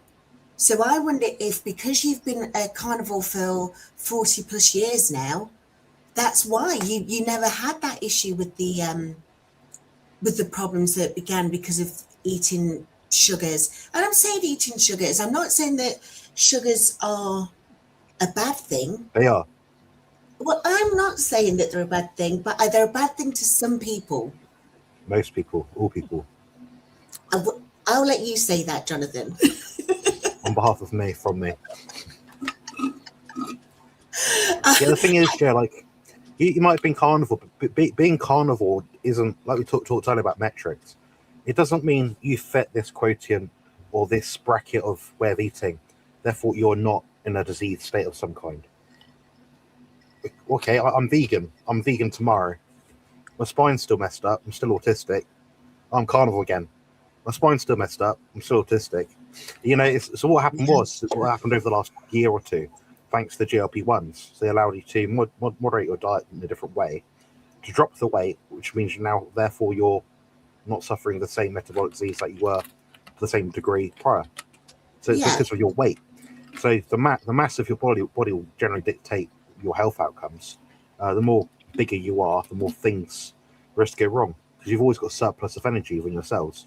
If your cells are always full, they can't empty. Therefore, the cells cannot resensitize the food that you take in, which means it's a continuum of being over fat. So that's why. Is there any truth in fat cells also holding on to toxins? Yes. That's something that I've heard. Sorry, adipose tissue stores toxins, yes. So stored body fat, yeah. Because that was one thing that I was being seen by a rheumatologist because of the fibromyalgia and the Raynaud's, and they were saying that I'm prone to autoimmune issues, and it was her who told me to look at Milton. Oh, he is gorgeous.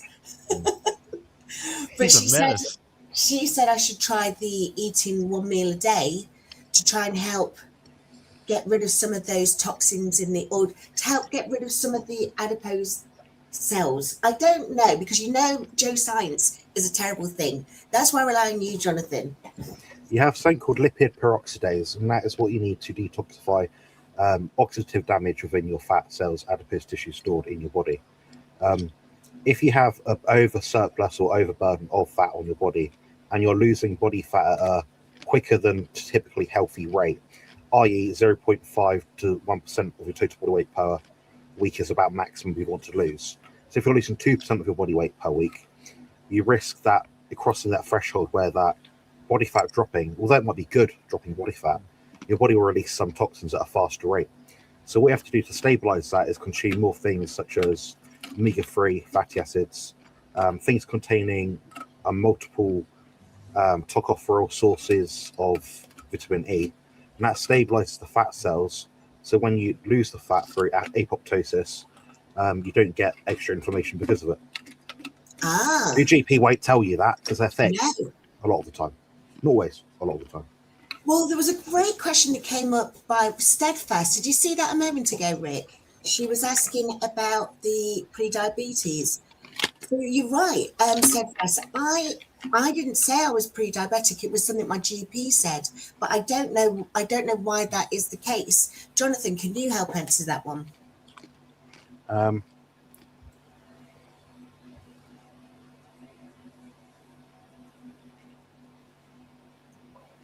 Well, there isn't a better metric that people typically get for pre-diabetes. The problem with an elevated HbA1c is that it's just measuring the glycation of red blood cells over a 3-month span. So it gives you a snapshot over a period of time, but the thing is it only measures glycation within the red blood cells. But there's other tests you can use which are shorter span, such as fructosamine test, which that looks like what's happened in your blood cells over, say, 2-3 weeks or something. So it gives you a more accurate picture. If someone is walking around right now with a HbA1c of 20 in UK digits versus, 4, the person with 20 is more likely to be pre-diabetic. So, yeah. If you're looking at, it's about the area under the curve, how long it takes your body to clear glucose from the blood. The longer it's in the blood, the more damage that can occur. But the problem is with the glucose in the blood is when it peaks too high, that's when the glycation rate increases exponentially. So imagine that's your blood vessels. You've got sugar going through it, just normal rate, just flowing through like water, you know. Now imagine you've got more glucose in it, so it's thicker, so it's like a gel. Now it's going to take more time to get through. And as that basically reacts at a faster rate with the endothelial line within the blood, the cell wall of the blood vessel, that then causes more damage because there's more oxidative stress on the endothelium, which is the innermost cell wall. Now, when that happens, you get something called foam cells, which are constituted of fibrous tissue or fibrotic tissue, which means that you get like plaque, basically, that builds up. So yeah. And that's why they put me on statins. They put you on statins because they're fucking morons. If you look at a coronary artery plaque, you're looking at 2 to 3% of that plaque, that little blockage, being constituted of cholesterol. So you're trying to get rid of something which is virtually nothing. It's actually the firefighter trying to put out the fire, but it's been given a bad rap. Oh. So cholesterol also, isn't. yeah. This is why I like spending time with Jonathan, Rick. It's an education, and Right. also he's very, very handsome as well. Yes, I would agree with that. I'll take it. I'll take any compliments I get nowadays. And you know something else, Rick, and you'll know this as well. It was Jonathan's birthday last week. Jonathan is a Cancerian, and there's something about us Cancerians. We are very, very considerate, and we do think the world of other people. So it does make me laugh when Jonathan can be acerbic. Sorry, I love that. I don't know who said it of you, Jonathan, but they are spot on. But at the same time, you were so lovely and so considerate of everyone, and you've always got such a nice thing to say about people. And I'll say, and Rick, I hope you don't mind me saying this as well, but Jonathan speaks. He thinks the world of you. He really does. He's always talking about you, and he just Really? thinks the world of you. And I know that you're firm friends. I know that people say virtual isn't a real thing, but of course it's a real thing. You two have made such a great friendly connection without actually having met in person. And yeah, he thinks the world of you. And there's so many people in this community as well that he thinks the world of. So as I say, Jonathan, yes, you can be acerbic, but you're also such a kind and considerate man. Thanks very much. I appreciate that. Yeah. I think if you can say all that positive stuff about me and whatever, and I can live as an autistic man in my situation, and the worst someone can say about me is I'm a bit acerbic. There's much worse things to be called, you know. True Right. that. It's quite, you know, like if you think, Joe, like say like your top 5 friends, you have like pros and cons for all of them. They're all quite good or quite bad at some sort of things. Maybe you're late or unreliable, or maybe they're really over the top. I don't know. There'll be something about them. And I think, you know, if someone finds me a bit sharp, then good. It means I need to keep the wits about them. There is that. I wonder if this is why you and Rick do get on so well. Because as you say, none of you are shy at telling your own opinions. None of you are shy at letting people know that sometimes what they're saying is absolute rubbish. That's right. Yeah, I don't always say the same thing as Rick, and sometimes I'm like, yeah, I can see why I'd say this thing, and it's quite a contentious thing to say. He'll find rationale of why I've said it. He may not agree, but he can understand how I come to the conclusion.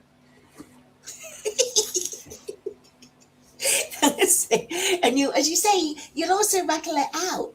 So I like the fact that, like sometimes, Rick, you and your community are a bit hard on us GLP-1ers. But then that's what I also like about the community, is that we can also have the conversations, because there's many people in the GLP-1 space who are on it because they want to look great for their summer holidays. They want to look great in a bikini, for example, or a mankini. But there's many of us. So, right, note to self, mankinis are off your Christmas lists. You will never see me in anything like that. This is one of the first times I've seen Rick so thrown off by someone. Like, I think because you're so eccentric, and Rick's also so eccentric. It's like, hang on a minute, what? Don't you worry, Rick. I'm not going to send you a neon mankini in the post. I will not do Like that. a Borat one, like a bright yellow one. Yeah. I won't do it. I won't I do it. pictured that. Oh, whoops. That's going to be in some meme somewhere. I don't know. Rick the Duck Killer. We'll have to get Bob. We'll have to get Bob to write a song about it. Yeah. Oh my god.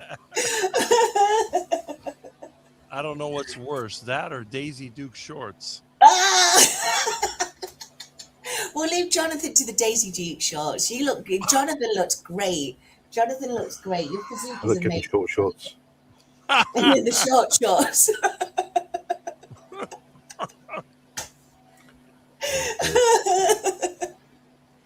Oh dear. Anyway, what was we talking about? I really should go. I should go. Stay on for as long as you want. Bringing chaos into this nice space. Well, behind the scenes, Rick and I have been adjudicating the live chat, the numbers. And the numbers are doing okay, so you can stay for a little bit. Oh, all right then. You tell me when the numbers drop and I'll get off.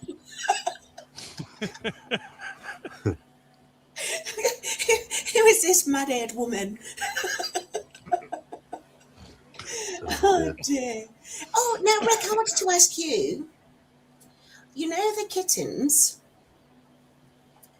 Are They're you out there. actually going to name them, or are you going to continue calling them Garfield and Calico Cat? I was hoping that somebody would have picked them up by now, but I guess if I keep them, I'll name them. But I just call the big one Miss Kitty and the Calico and Garfield, and that's what I've been calling them. And they answer to it as well. I love seeing them come to you. They know where the food is. Same thing with the ducks. When they see me, they come running. Those ducks are wild. They are They're wild. funny. And they'll eat anything. If it's edible to a human, they'll gobble it up. True. I wonder if ducks have an issue with sugars. I know they're not supposed to eat bread, are they? That's not supposed to be good for them. The problem with ducks, if they eat a lot of bread, it interferes with their protein absorption. They get what's called angel wing. The wings, the feathers grow crooked. But my ducks eat a lot of insects. So even if they do eat the bread, a lot of times they don't even eat the bread. I give them bread, they'll eat it, and then they come back and they look at it like, I don't want that. And they'll go around the yard looking for bugs. So they get a more balanced diet. They eat plant material, insects. They love meat, by the way. If you give them any meat scraps, they will devour that first. So they're also true carnivores, aren't they? They are. Ducks are almost like dinosaurs. I mean, they'll eat anything. I've had people bring me meat that was going bad. They said, "Oh, give it to the ducks," and they'll eat it. They will gobble it up.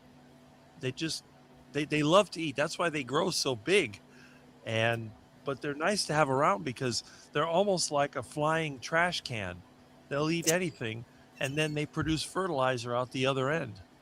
Oh, and this is why your garden grows so well. Mm-hmm. Oh, I love that. I have more bananas in my front yard than anybody else. They're huge. I have 30-foot tall banana plants because of all the compost in the ducks. My dad's still in St. Lucia in the Caribbean, and he's got a banana plantation. So I'll have to ask him how he keeps that going. I know that when we were kids and we went over to the plantation, and we spotted there were also some other interesting flowers that were growing, some of the green stuff. Apparently you could smoke it, but But ours was not to ask my dad anything about that. We didn't ask him. Now, you mentioned insects, Rick. Rick, Jonathan, can I ask you both this? Mhm. How do you feel about insect-based protein? Is that something that will ever make it onto your dinner plates? Well, I do That's it great. secondhand. I let the ducks eat it first, and then I eat the ducks and eggs. So I get it secondhand. I've tried all of that in university.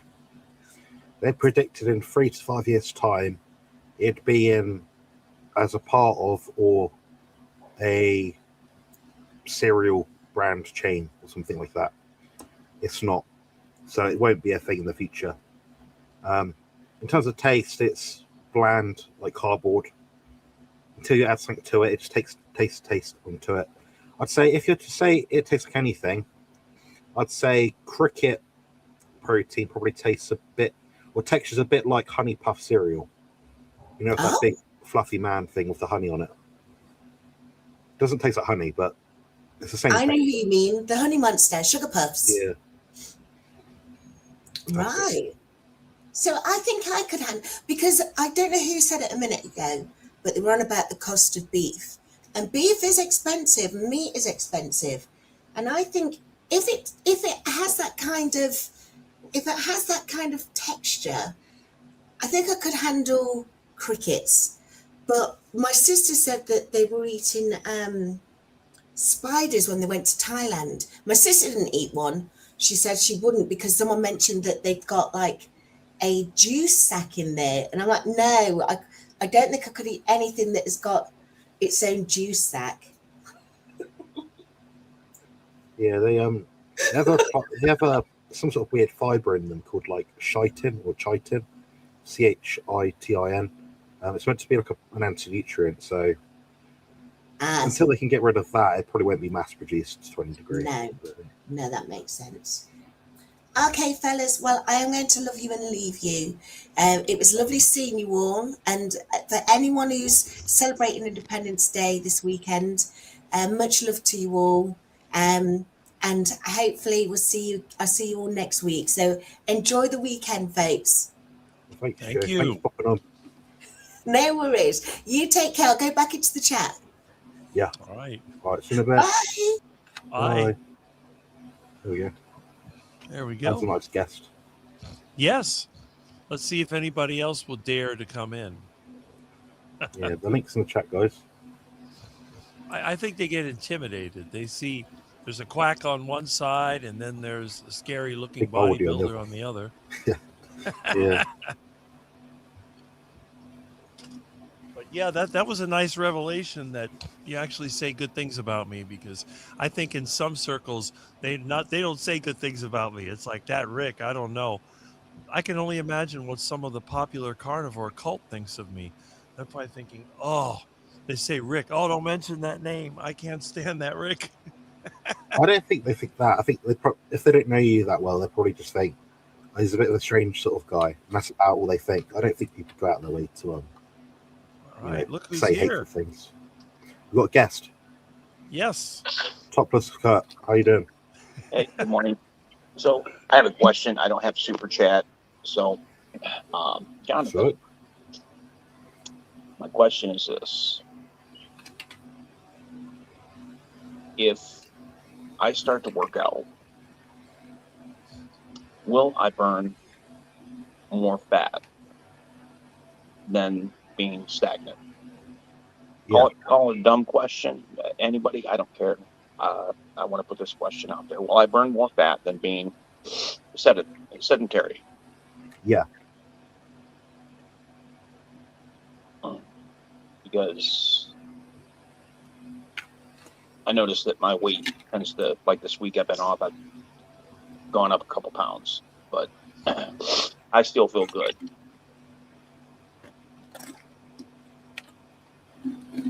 Yeah. I'm not sure. What are you asking? You're asking something else by decoy. Just a second here. I'm trying to fix I can't hear you. Speakerphone.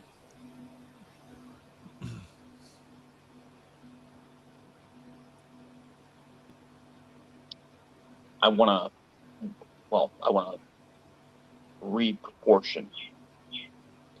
Go to the gym And tomorrow. I want to get rid of my adipose fat. I think that's the correct word. I'm not sure. My belly fat. Yeah, go to the gym tomorrow. I can't. We'll start I'm trying today. to hear you just a second. Trying to figure this thing out. This phone does not like me. Try this again. So what was your answer? Yes, go to the gym today or tomorrow. Yeah, go to the gym today or tomorrow. All right. And the other thing I wanted to do is happy birthday to you. Happy birthday to you. Happy belated birthday, dear Jonathan. Happy birthday to you. And many more to come. Thank So. you. I wasn't expecting that at all, but you've got a very lovely voice. Wish I Really? could sing that well. Uh, Yeah, I don't think wish so. I could. But thank you. They're much better than mine. Actually, the only person I know that's a better singer is probably Joe. Okay, I'm gonna have to figure this out. So I'm gonna step out and try to figure. I can't hear anything. So That's right. I appreciate it. All Thanks right. for coming on. Go.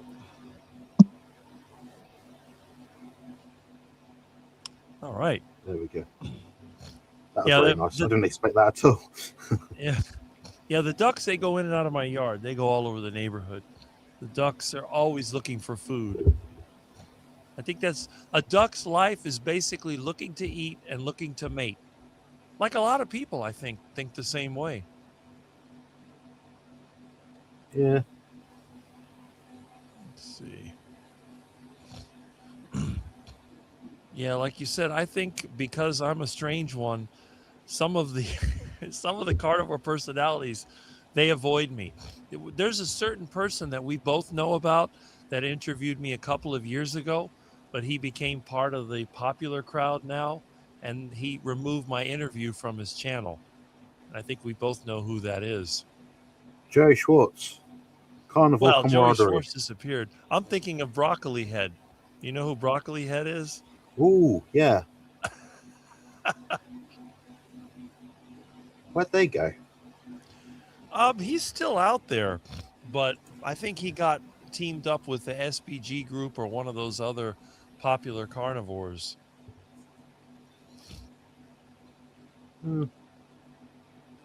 I find it bloody abysmal. One of the young carnivores out there has got similar sort of channel to me in terms of what we talked about. 93,000 subscribers. Wonder who that is.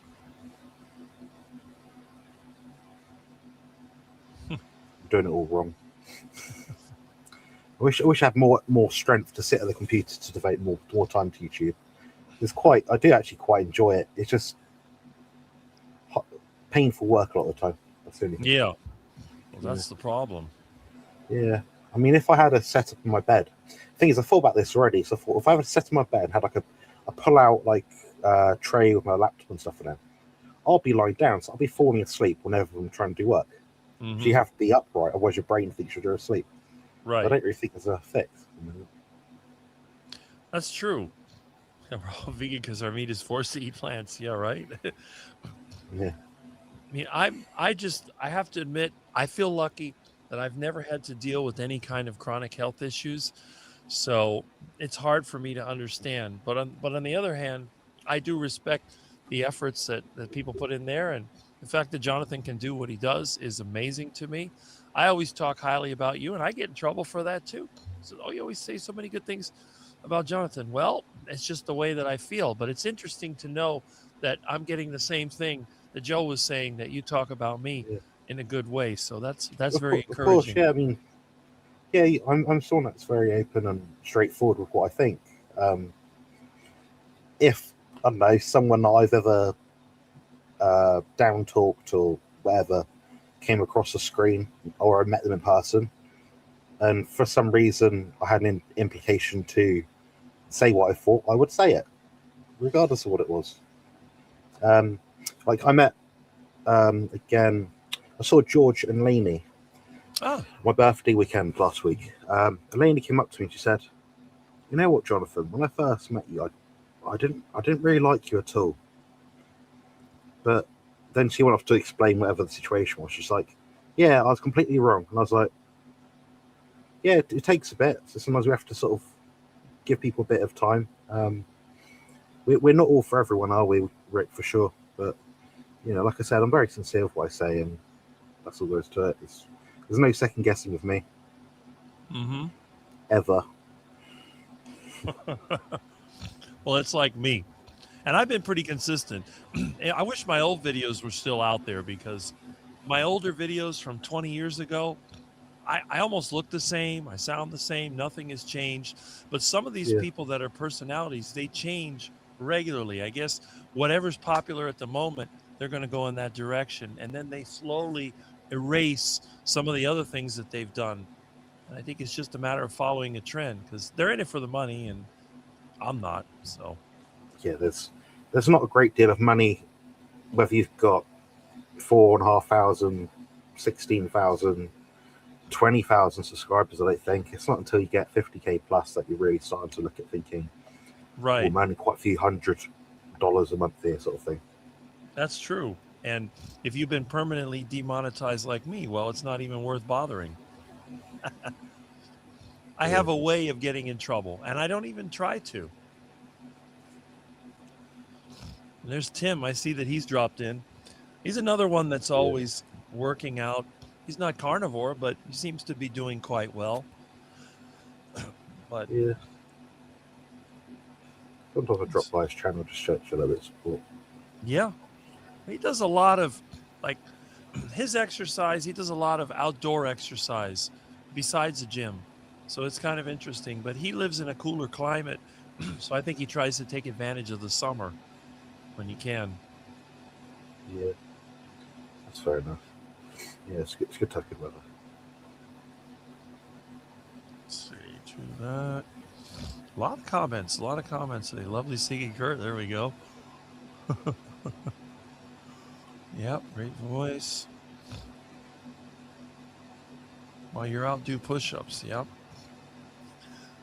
But I mean, Jonathan is definitely different, because not only is he carnivore, but he also has to deal with the chronic health issues that a lot of people don't. Can you send me 23 pounds of giant bananas? Hey, if you were down here, you could pick them. I have mangoes too. I just picked a bunch of mangoes for a friend of mine, and there's always tropical fruit here. That's why I kind of think that when you live in a tropical climate, maybe you live on an island or something, you may be able to have a slightly different diet than someone who would live up north, where they don't have any fruits or vegetables in the winter. Yeah, I'm in a bit of a weird position with like pain conditions and stuff. It's, on one hand, people want to know about it, and they don't know how I live. They just see me and think, "Oh, he's muscular, he's got life easy." They don't have even the remotest clue. It's harrowing sometimes when I talk to people and they don't understand even how explicit you detail your life. So on one hand, I have to be open and honest and authentic people, so they know where I'm coming from, my experience, how might or might not be relatable. On the other hand, I absolutely despise talking about it, because my day evolves around it every single day. And if I go to the gym, "Oh, what happened to your leg?" I'm disabled, sorry. Oh, if I pull a face or something if I'm sat in a taxi because I'm in pain because I've just gone straight over a giant speed bump. "Oh, you're right. I've got to explain I'm in pain." How I fashion my days. You know, my entire life evolves around pain. People don't have a fucking clue. It's not fibromyalgia. It's not arthritis. It's significantly much worse. The only people that can relate to it are people that experience it.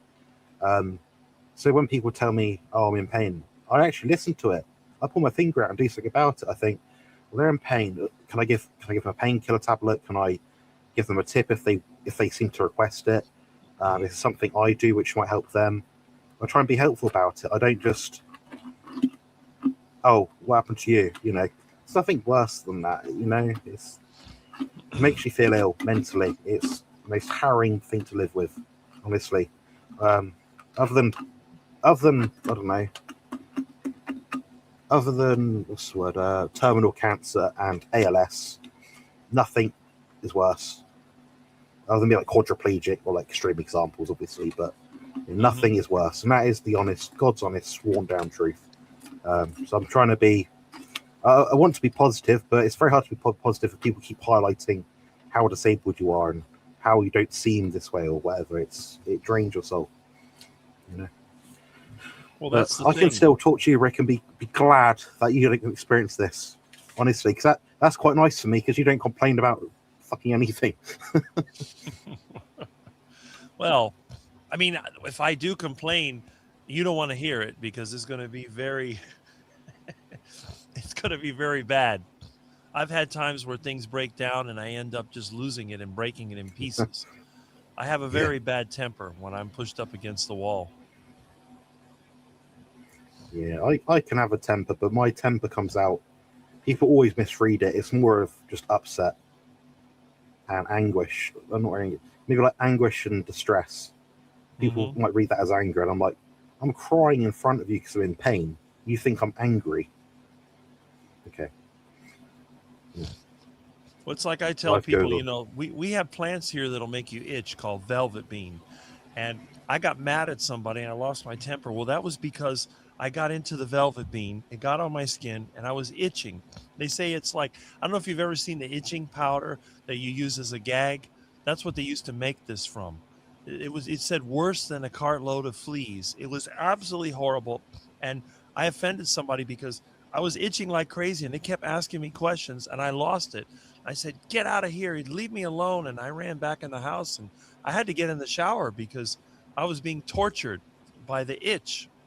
And I tried to explain to him, I said, look, I was suffering, but they're not used to it because I normally don't. So if you're in pain all the time, I would assume that it would be like that, but worse, because I know that once I get in the shower and I wash all that off and I take a break, it will go away and it won't come back if I don't go into that plant. But I can only imagine if you're dealing with this pain, you can't get rid of it. It's not something that you can just take away. Yeah, that's been my experience. For sure. Yeah, I appreciate that. Is this a question? Yeah. So I commented earlier, 50-year-old carnivore, lost 90 pounds, yada, yada, yada. My testosterone level started at 204 carnivore, went to 315. I started topical TRT and level is 283. Point number one, how close to the time of your blood test did you apply it? Point number two, when did you last wash in relation to the time that you applied topical testosterone gel? Number three, what dosage are you using? Number four, do you know what your estradiol level is and other corresponding male sex hormones are? I paint a more of a greater picture. The other thing is just use an injection. Goes in the body. I'm not going to worry about it rubbing off. More efficient, quicker. You don't have to put a patch on every day or a few days. More reliable blood levels. Typically, you'd see a level of assuming it's 150 milligrams of testosterone cypionate per week. You'd probably be looking at 800 to 1,000 on a blood test.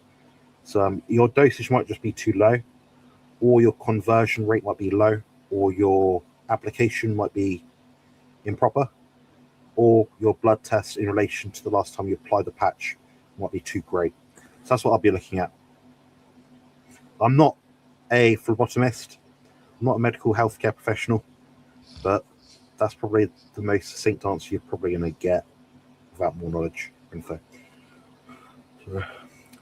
We got a wow. I've not had a member in a long time, so thank you very much, Meathead for Life. Much appreciated. These don't come cheap either, guys. So make good use of them, hopefully. Kurt And, is a thank generous you. man. That's why he's Very one of my generous. number one carnivore supporters. Actually, he is a number one carnivore Yeah. supporter at this point. Now I know who he is. Obviously, I know Kurt, who just came on. I do recognise Meathead for Life in lots of live chats. But sometimes, you know, when you can't put the main with the channel together, like people say, oh, that's Juliet. And I'm like, who's that? Well, I don't know. But now I know. So thank you very much. I appreciate that.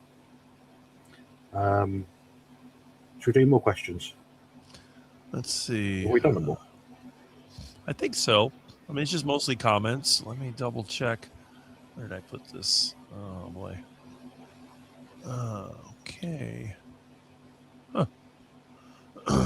It's definitely different than the old OBS method, but Yeah. find it eventually. You know, I've practiced a lot of the OBS stuff, you know, but I think for the way I make my videos now, I don't have time to like drag, drop, import, export. I just want record, start and finish done, all the graphics on here for me. Makes it more efficient for me. But if you're talking about quality, the way you got to do it is the way Rick does it, to be honest, with OBS. Yeah, that's when you're poor and you don't have a streaming service, you have to be creative. But I don't use AI. It's just very basic. But it's okay. It works. Yeah. Let's see. Okay. I think I found the spot. Yeah, there it is. Okay. I got to remember it's highlighted. There we go. There are no answers, diagnosis. And okay, I have a fitness channel, a bunch of information you're interested. Yes. Yes. And he's, I believe, 40. Are you 45, Tim? I forget. I know you're in your 40s. So very active. He's also a bike rider like me, you know, always moving around on the bicycle. I get frustrated with a lot of people I know because they'll get in their car to make a short trip. And I tell them, well, why don't you use the bicycle? Oh, it's too hot. There's always an excuse. I said, but you're just going to the store. You're not going to work. If you are in a suit or something and you want to look good, okay, I can understand tasting the car. But if you're just going to go somewhere, if you want to go to the park, why would you? I mean, you have kids. Just there's a bicycle path that goes from here to the park. I mean, it's 4 miles, but you're going to get in the car, drive over there, try to find a place to park when you could just hop on the bicycle and go. And I don't understand why, because we don't get rain that often here, except, you know, in the rainy season. It's not, I mean, it's hot, but it's not that hot. But you're going to go to the park, but you have to drive there in an air-conditioned car. I don't get it. Yeah. The only air conditioning I go in of my room at the moment, which is not great, is my friend Liz's car. She's got like she's disabled as well, so she gets like a disability sort of car, and it's like fresh, clean. Aircon works perfectly. So when you get in there, you think you're in a different room, like a different country. It's brilliant. Mm-hmm. Well, believe it or not, my old truck, when it was running, it had air conditioning that was so cold, the windows would fog up on the outside when the sun was going down. I could drive around. It would be 95 degrees outside, and it would be 65 inside the truck. And I had friends with brand new trucks, and because they use a different refrigerant, the air conditioning is not as cold. And one of my friends one time, his new truck broke down on the expressway. So he calls me up. I was over in Hialeah getting some material. I said, I'll pick you up.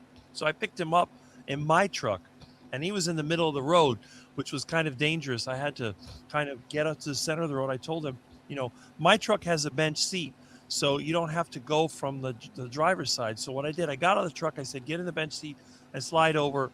And then I took off so we could get him back to, you know, his home, because he left the truck there for the, you know, the maintenance, what do you call it? The tow truck to pick it up so they could take it in for service. And he was driving in my truck. He says, this thing is really cold. He didn't realize, he said, I didn't think your truck had air conditioning. I didn't know they had air conditioning back then. I said, it's a 1990 truck. They've had air conditioning since the 1950s. But to him, I guess because it was old, there's no air conditioning. I said, it come with air conditioning. And I said, I do all my own mechanic work. Do you think that I would tolerate driving in the heat with no air conditioning? Well, of course not. For a normal person, it would cost them $1,000 or more to get the air conditioning fixed. For me, it cost me $12 because I had a leak in the compressor and I bought the seal kit. I actually made a video which YouTube deleted, but I have the clips. I think what I'm going to do, because I made that video almost 10 years ago, I may put it back together so you can see what I looked like 10 years ago. And even though it's the same room, the books were different. There were some differences in here. But I think it is kind of fascinating that a lot of times, we get these comforts, we may take them for granted. But I think when people get too comfortable, I think that's when they start to have problems. They see certain things as a convenience and they Yeah. just ignore the little things they could do during the day. What do they call that? They call that non-exercise thermogenesis. Activity thermogenesis. Activity. Yeah, neat. How much energy you're consuming at rest. And I think in my case, it must be higher than average because when everybody else is cold, I'm comfortable. So, and again, at my age, you would think in your 50s, you would start to slow down. But I Yeah. think a lot of the slowing down is from lifestyle, not just from being old. Yeah, I think lifestyle. You have to, like I always say, like, oh, you don't have to necessarily be a religious person or join certain things, but like, if there's a club you can go to where you play checkers, where you learn to cook together or you learn to draw together, it gets you out of the house doing something just a bit extra. And imagine that increases your activity by, say, 10% a day. That's a lot. That's a lot of you almost create a bigger base or volume that you can, if you happen to overeat that day, you can eat more. Mm-hmm. Cheers, Tim. Remember how to spell my name correctly for the 6th time. 5th time. Yeah, cheers. I'm not that tough. I'm just man living in his own body, trying to do his best. Remember, there appreciate it. is no H in Jonathan. Oh.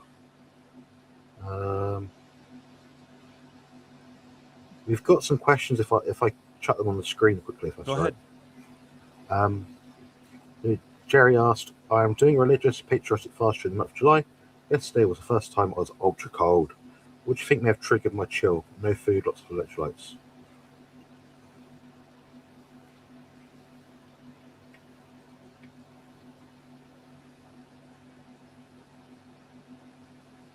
Could be the differential between the temperature it was when you did a fast earlier in the year versus now, winter versus summer, or it could be immunological related. Outside of that, I couldn't even guess. I'd be guessing that it's probably because it's the time of year when you go from a hypermetabolic state, you're physically active, and now your body's found a way to auto-regulate itself to cool itself down because it's recognizing not putting food in. Therefore, your mitochondrial spin has reduced somewhat, so you have less of what Rick mentioned earlier of non-exercise activity thermogenesis. Therefore, your thyroid output is also lower as a result of a food deficit. That's my best guess. Next question. Wondering about others' thoughts regarding factory farms for grocery meats. I think we'll find most of it's factory farmed, to be honest, unless you buy it and it says it's not when you go to the place where it's made and you think, oh, look, that's not a factory. I don't think it is much difference in terms of like the nutritional quality at all, really. Very little. Nothing you really notice. In the day, you got to feel good about what you eat, so buy the best that you can afford reasonably without putting yourself in a bit of a mess. What do you think, Rick? A lot of it depends on the type of meat. The small meats like chicken and pork are generally factory farmed, but things like cows and maybe some goats, some of these other meats, they're not factory farmed because most of these ruminant meats, they're generally raised on low quality feed, which is going to be on more marginal land, and they tend to be smaller operations. A lot of times towards the end of their life, they will send them to a feedlot to fatten them up and maximize the profit. But I think if you're worried about factory farming, you're probably better off, if you can afford it, to concentrate on the ruminant meats, like, for example, the lamb, the goat, the beef. because those animals cannot be effectively raised in a factory or CAFO setting. They can be fattened up in a feedlot, but if the pork and chicken, they can be raised very effectively in the factory farm. And I have to admit that I do eat a lot of pork or chicken because I don't have the money. But the thing is, if the factory farm meats were bad, there should have been some type of bad effect on me after decades of eating those meats. So it's like the eggs. I know people that will only eat the pasture raised eggs, but my theory is if it is an egg, an actual egg, there's a certain minimum amount of things that have to be in the egg to make it an egg. So if you're going to eat the factory farm foods, just eat more of it. And if you can add the non-factory farm meats, maybe you can go hunting or fishing or whatever else you like to eat. You can do that too. Because it's like my ducks, even though I feed them garbage duck food, they can still go out there and get some whole foods. And then they're able to effectively deal with that. I see that Jonathan has popped out. Maybe his video froze up. All right. Well, he'll come back when he comes back. All right. Let's see. Do you take any substances for pain, cannabis, or kratom? Jonathan can answer that, but yes, he does. And Jonathan can answer that if you like. And the first one is definitely on the agenda. Afternoon, everyone, from hot and sunny UK. Well, Lainey, I'm glad you're here, and I am glad that it's actually sunny over there, because normally when we think about UK, we think about it being kind of rainy. There we go. Jonathan has returned. There we go. Yeah, sorry, it's my Internet. My Wi-Fi. Yeah, Wi-Fi. Tim had a question, which I skipped over, but I tried to answer it. Where did it go? I don't think I'll ever get used to this. He was asking about what you use for pain management. For some reason, I lost it. Where did it go? Okay. He had asked about cannabis or kratom. Oh, yeah, medical cannabis I pay for, get prescribed. Yeah. Mm-hmm. Yeah, I mentioned that you use the medical cannabis. Tim also is into cannabis. Yeah. Interesting. And again, some people might think that I'm against plant foods, but I'm not. As you know, I don't have a problem with eating fruits and vegetables if it doesn't harm them. And I don't have a problem with people using plant compounds for, let's say, managing pain or eliminating parasites or infections or stuff like that. There are many plant chemicals that can do that. So, well, yeah, I mean, I would challenge anyone that said to me that I shouldn't use it to step in my shoes for a day and tell me how many hours you survive. Well, what I can't understand is what is wrong with using plant material as medicine if you're carnivore. I mean, I've had animals, I've had cats, they get a terrible flea problem, and I'll go to the neem tree and I'll get the neem leaves and blend it up and put it all over their skin, and it eliminates the fleas. That's right, yeah. That and vitamin B1 as well. There you go. Yeah. And these are for carnivores. A cat is a carnivore, and yet there are plant materials that you get a parasite. There are certain plants that you can take that will expel the parasite. So if you're a carnivore and you say that all plants are bad, you're self-destructing. Because again, another thing, people who garden, like me, live longer than those who don't, even though I don't eat much from my own yard. But just going outside, digging in the ground, cutting branches, doing all the things that I do, I think it helps with your mental state, and it helps keep you active. All the older people that garden in my neighborhood lived at least 5 years longer than the ones that sat around, and their life was a better quality. And again, that's plants. So you don't have to be the strict sort of dogmatic, I'm a carnivore and that's it. And as people also know, I ferment plant material on a regular basis, and I will consume that with meat. In fact, now that I'm eating pork, I should have some sauerkraut with the park.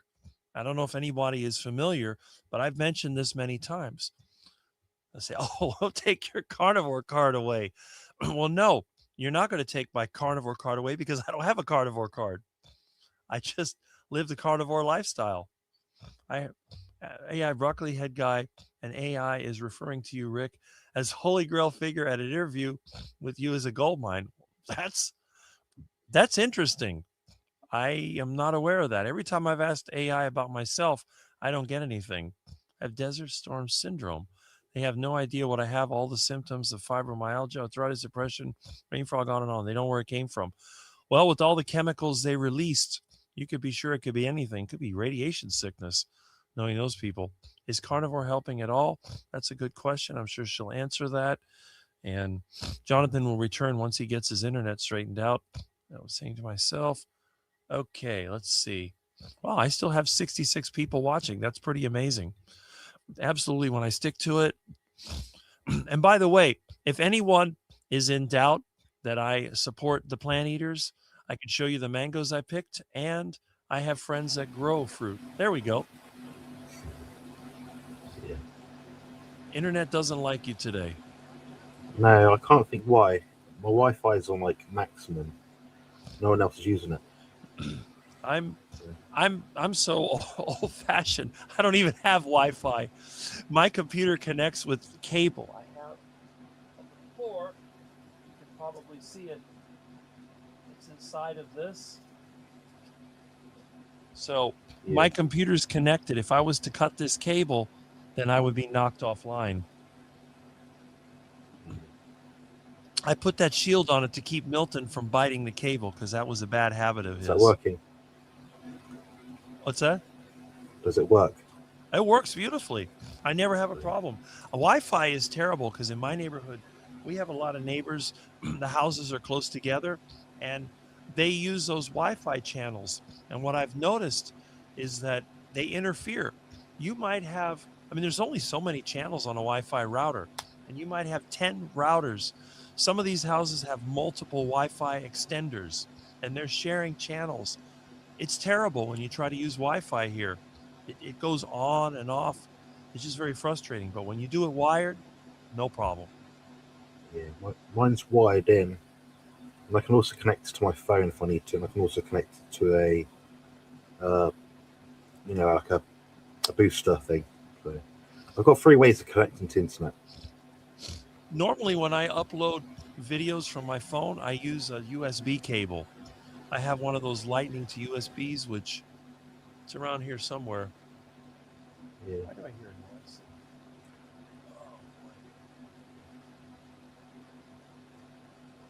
I'm going to head off in a minute, Rick. I'm starting to get a bit sore. I've got 3 questions that I'm going to get to. Okay. From Wild Cowboy 15V. No profile channel image. That's a shame. I'm sure he's not in pain while he's hitting the gym 7 days a week, 3 hours a day. I don't think I'm upright that long in a week.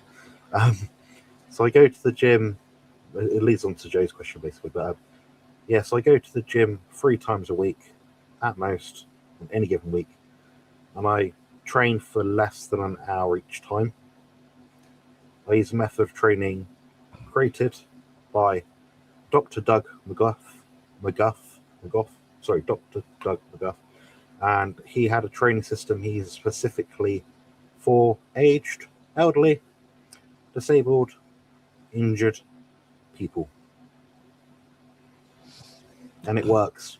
At the end of the day, I've got like 15 fucking trophies over there that say, fuck you, bastard. Yeah. So that's not you, Joe. That's the other guy who's trying to dismantle my efforts of just being a patient human being trying to enjoy his life. So, yeah. That's about as abrasive as I'll get today, Rick. So don't worry. Sorry about that. But it was winding me up for hours. Think about that. That's a good question. But yeah, the way I train is it's developed specifically over 17 years of training now to get to this point. I'm doing a lot less than I used to be, but I'm getting more results from it. So it's working pretty well.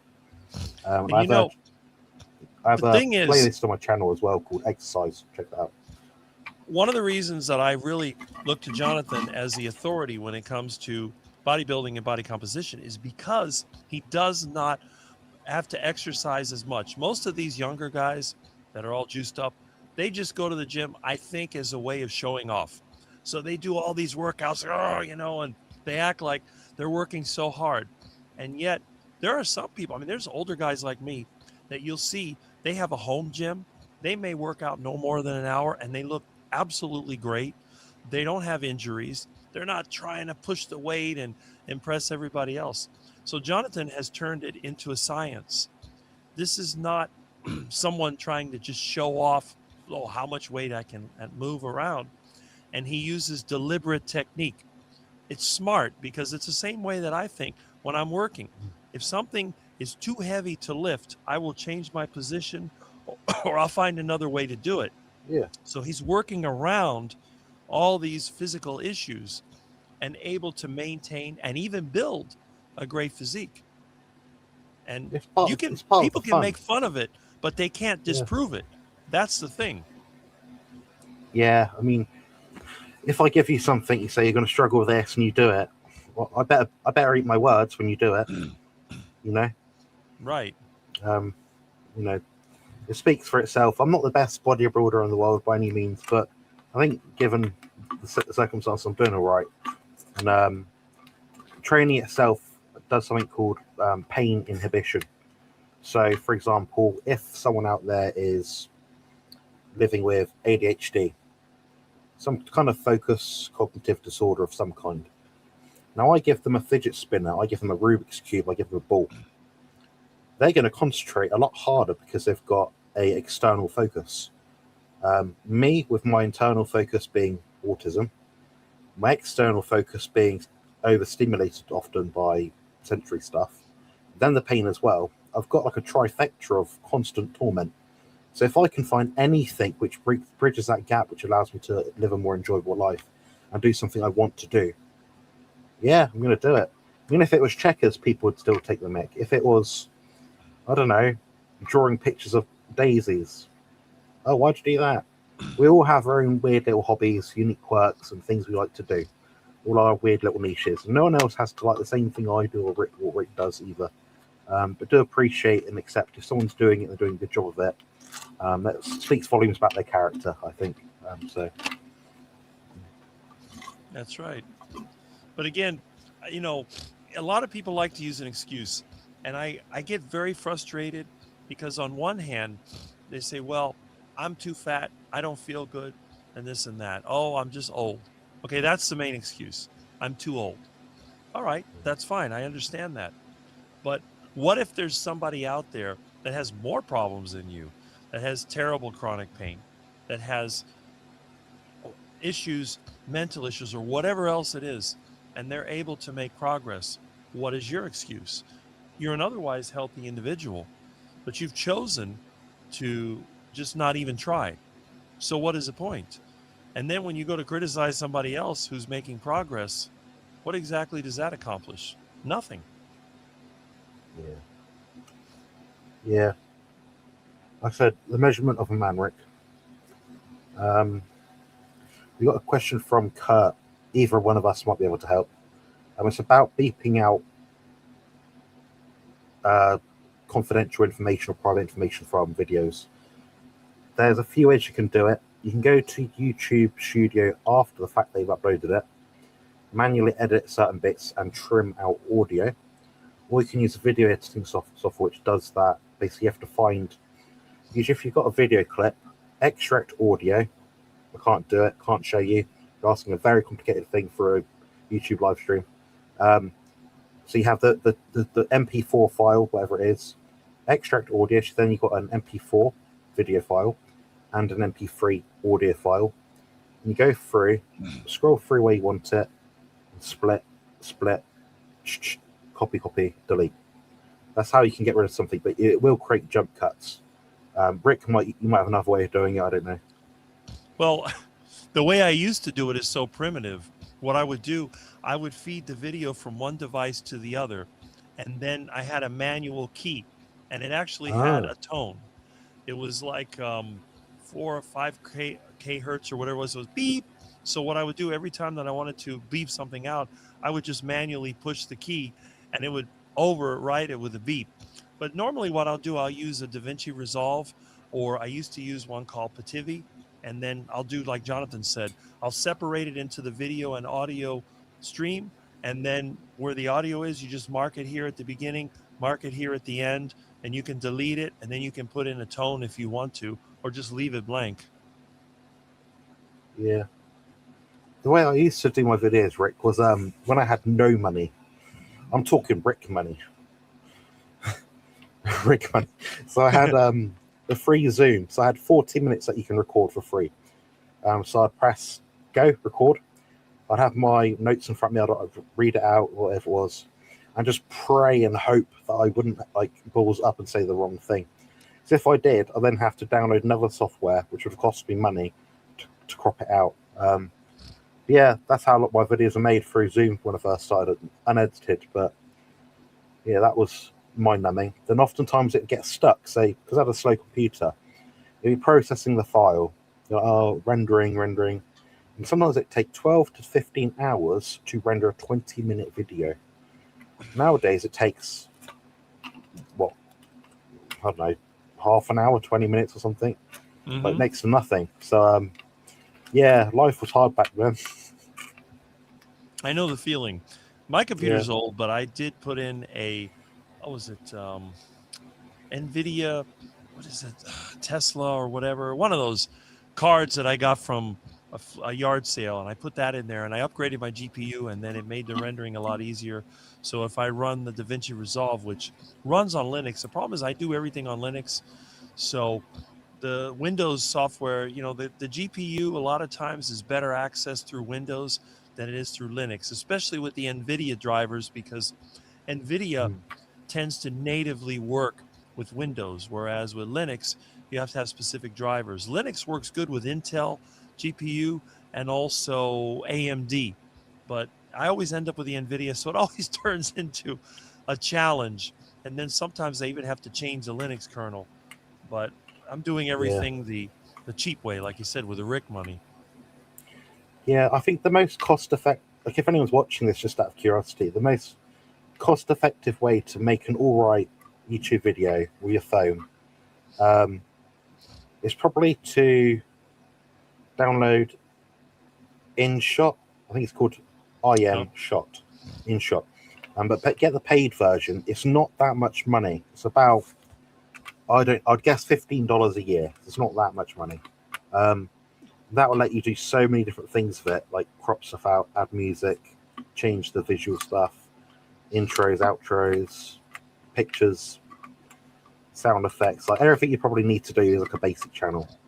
So that's what I'd use if I was limited, like big time.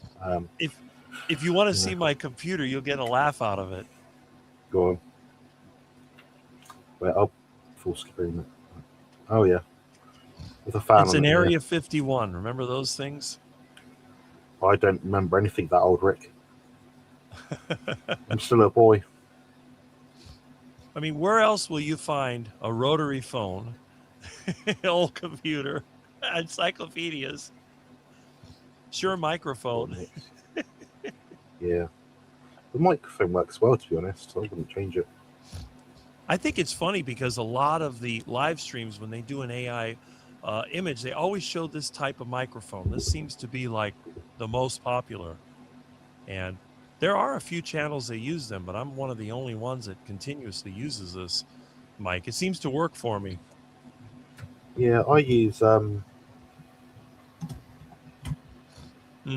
5th generation microphone. Very good, I think. Right now I've got the three fans. I've got a fan here. I believe so. Yes, NT1 5th generation. I believe it's a condenser mic.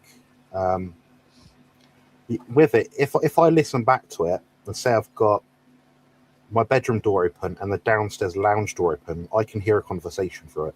Mm-hmm. It's extremely sensitive, but it's got quite good software in it, firmware stuff. So I've got my aircon on about an arm's length of me to the left, Mm-hmm. a fan on me here, which is here, and the back of my fridge fan is like that far from my mic. So it's not my acoustics aren't absolutely optimized now, but all things considered, it does a pretty good job. And I might bring out my green screen next time. Might treat you all.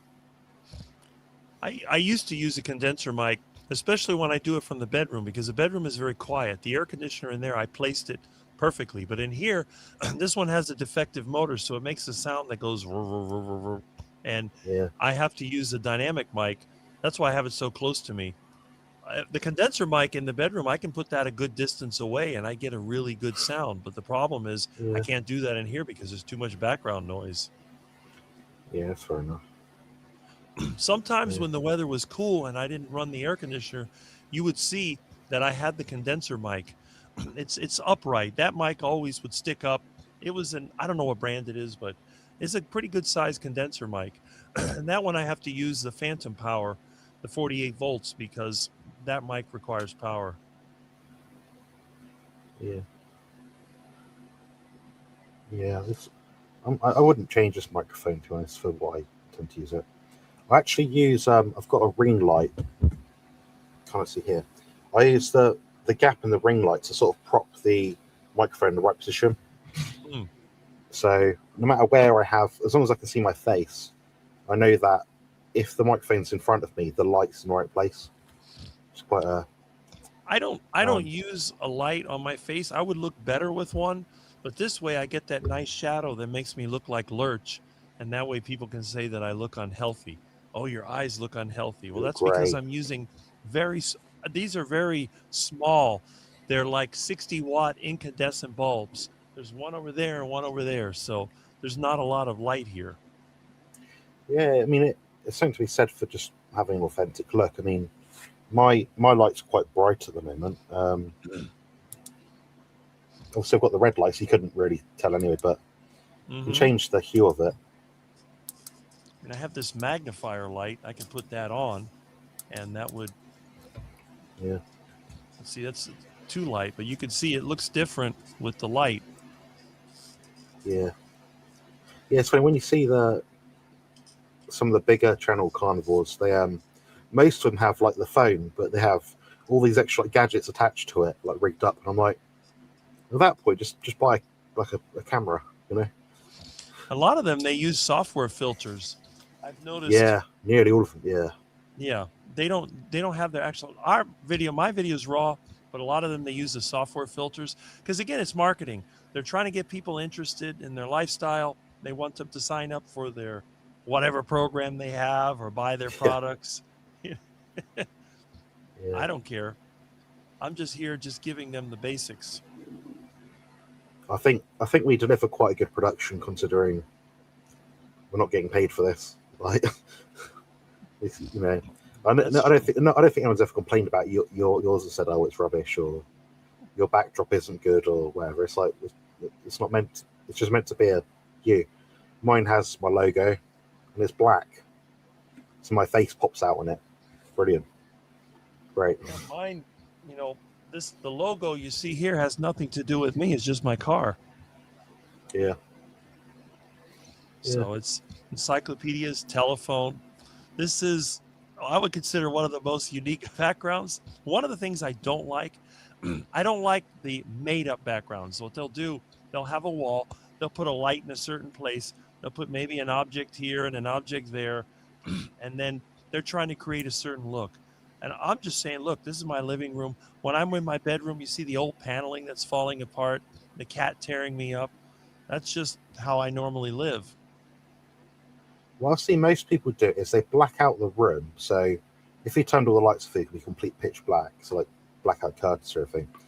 Then what they'll do is they'll have a ring light in front of them that's really bright, all the lights off behind them, apart from like a random like an LED strip light, like you know the ones you can move around and change your color. and that will like give a bit of like depth to the room, but it will reflect off the things. So you don't actually see what's behind the person. Say they've got like random mic, like a random light panel stand like that. They'll just have that sticking around somewhere, and that will create like shapes, Mm-hmm. cheap and efficient. Right.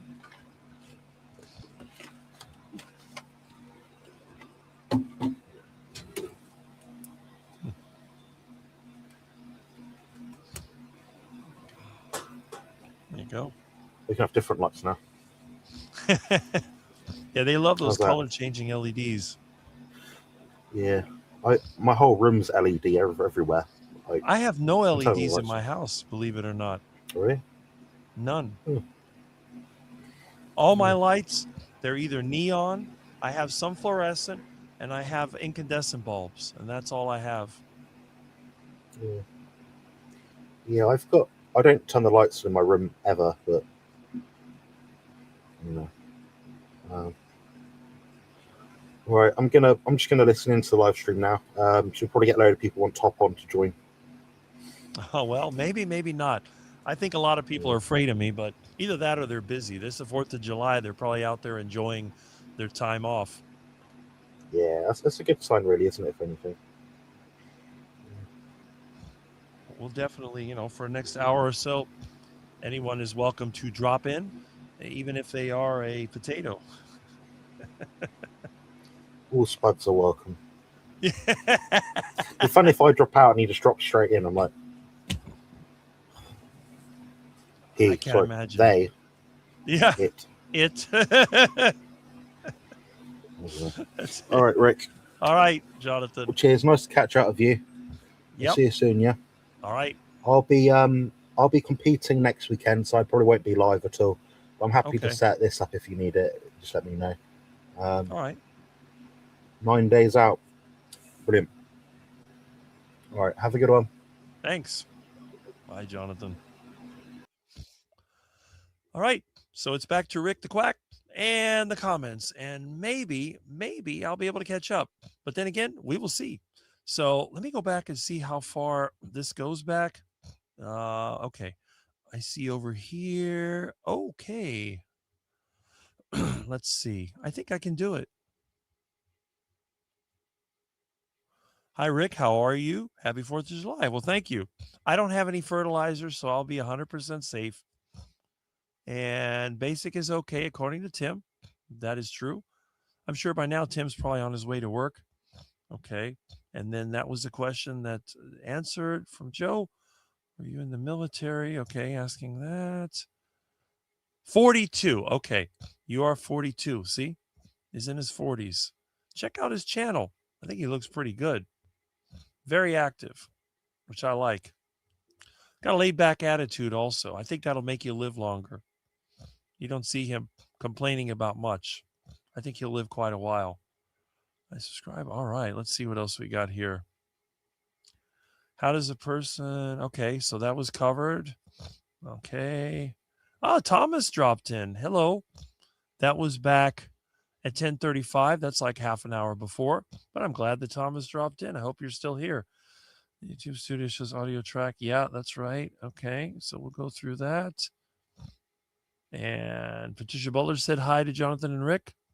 And again, I'm usually not this far behind, but it's different. Shoot, you meant that for Jonathan. Okay. And I hope you're having a great one. Yes. Happy 4th to Sandy. Thomas, good morning. Happy. And one of the reasons I don't like to use the virtual backgrounds is because with the real background, we can make adjustments in real time. And there we go. Oh, and don't forget all the funny signs.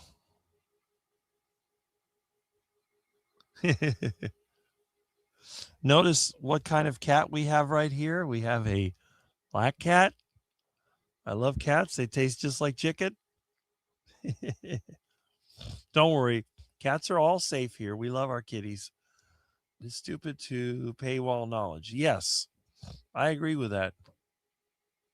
All good listening right now. Okay, so let's catch up. Most people overeat and undertrain. That is very true. That's why they look the way they do.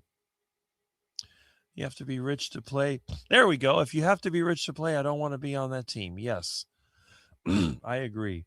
Thanks for membership. Yeah, Kurt definitely meet either. Okay, I'm catching up. I'll get there. Thanks, Jonathan. Cold sensation is new to me for a hot month in July. Yeah, I only get that when I get the flu. And Tim loves eggs. Eggs are a really good source of nutrition. You can find everything you need to create a life inside of an egg. It's a knowledge of the animals suffering on faithfuls. Well, that's true. But if you can get them locally, that solves the problem. But not everybody lives near great background. Yes, I know that people like my background. And my background is interactive. I can move it around whenever I want. And we have a nice from Tim. There we go. And there's John Together Strong. Good morning, Rick. Good morning, everybody. Happy 4th. Well, happy 4th to you. And I hope you're having a good time. I know you have some interesting videos you've made up. I always see your video when I look at Thomas's channel. And Thomas should be on in about, 5 hours? Thomas usually has it at 4. I love it. Very good, because it's a nice relief if you are in pain. He's talking about cannabis. That is correct. Cannabis is very good for many people. I don't use it, but a lot of people do. I love Independence Day background. Yes, okay. That's it. Congratulations on 5 pull-ups. Awesome. Some people can't do any. 5 pull-ups, awesome. Yes, I agree. Let's see. Plants are awesome medicine. I trust them more than any pharmacy. Well, that's where they came from. All medicine came from plants. Good morning, Dr. Kiltz. They played your story song for Lance. Lance gave you a shout out. Yes. Great story graphics. That is right. I love sauerkraut. Great for testosterone. I didn't know that. If it's great for testosterone, I'm going to show you what my sauerkraut looks like. Let's see. I've always got sauerkraut fermenting in the kitchen, and I make yogurt all the time. So fermented foods. What do John study? Probably duck food. John Studd is probably a duck that learned how to type. I just did the same thing, moved outside in the sunshine, bare feet, grounding in the backyard. Oh, Thomas is here. Come on down. Hey, how you doing? Good. What's new? Not much. Same old, same old. I love cats. Yes. Yes. I agree. They taste just like chicken. Well, I'm not going to ask Milton. Milton wouldn't be happy about that. No, Milton probably is afraid that he probably wants to hide that sign and get rid of it. Well, he's sleeping over there. His tail is sticking out from under the computer. So when Jonathan made the graphic, he put the tail there where it says live, and I'm looking at the real tail over there. Oh my God.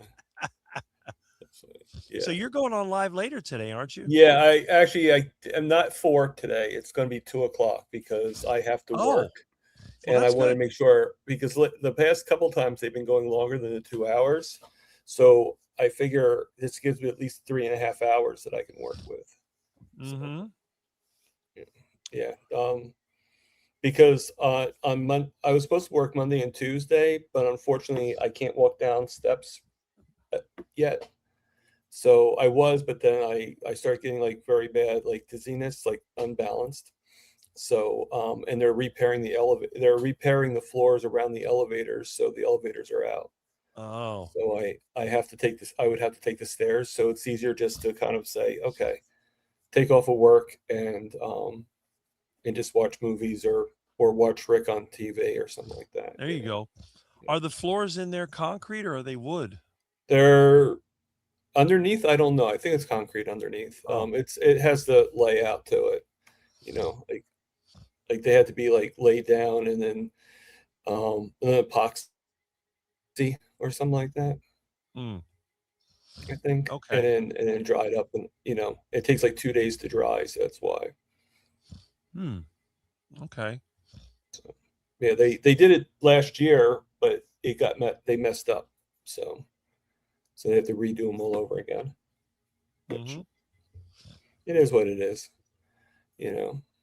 But he's giving me an extra 4 hours today So I have to go back in at 6. Okay. I don't know why I keep hearing a car outside. That's And weird. it's not my car. I can guarantee you that. Well, I know that. I mean, you're Uh, inside, so Yeah, where are you and I finding- don't have a car. So That's true. Yeah. I have some unique props around here.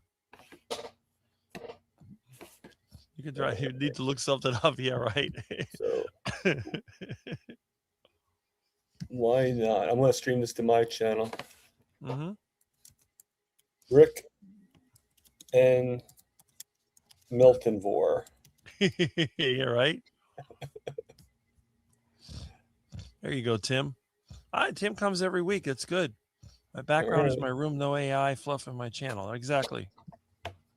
I don't know why he doesn't have more subscribers, but I guess people want the flashy stuff. I told you he would wait until I came off the stream. Well, okay.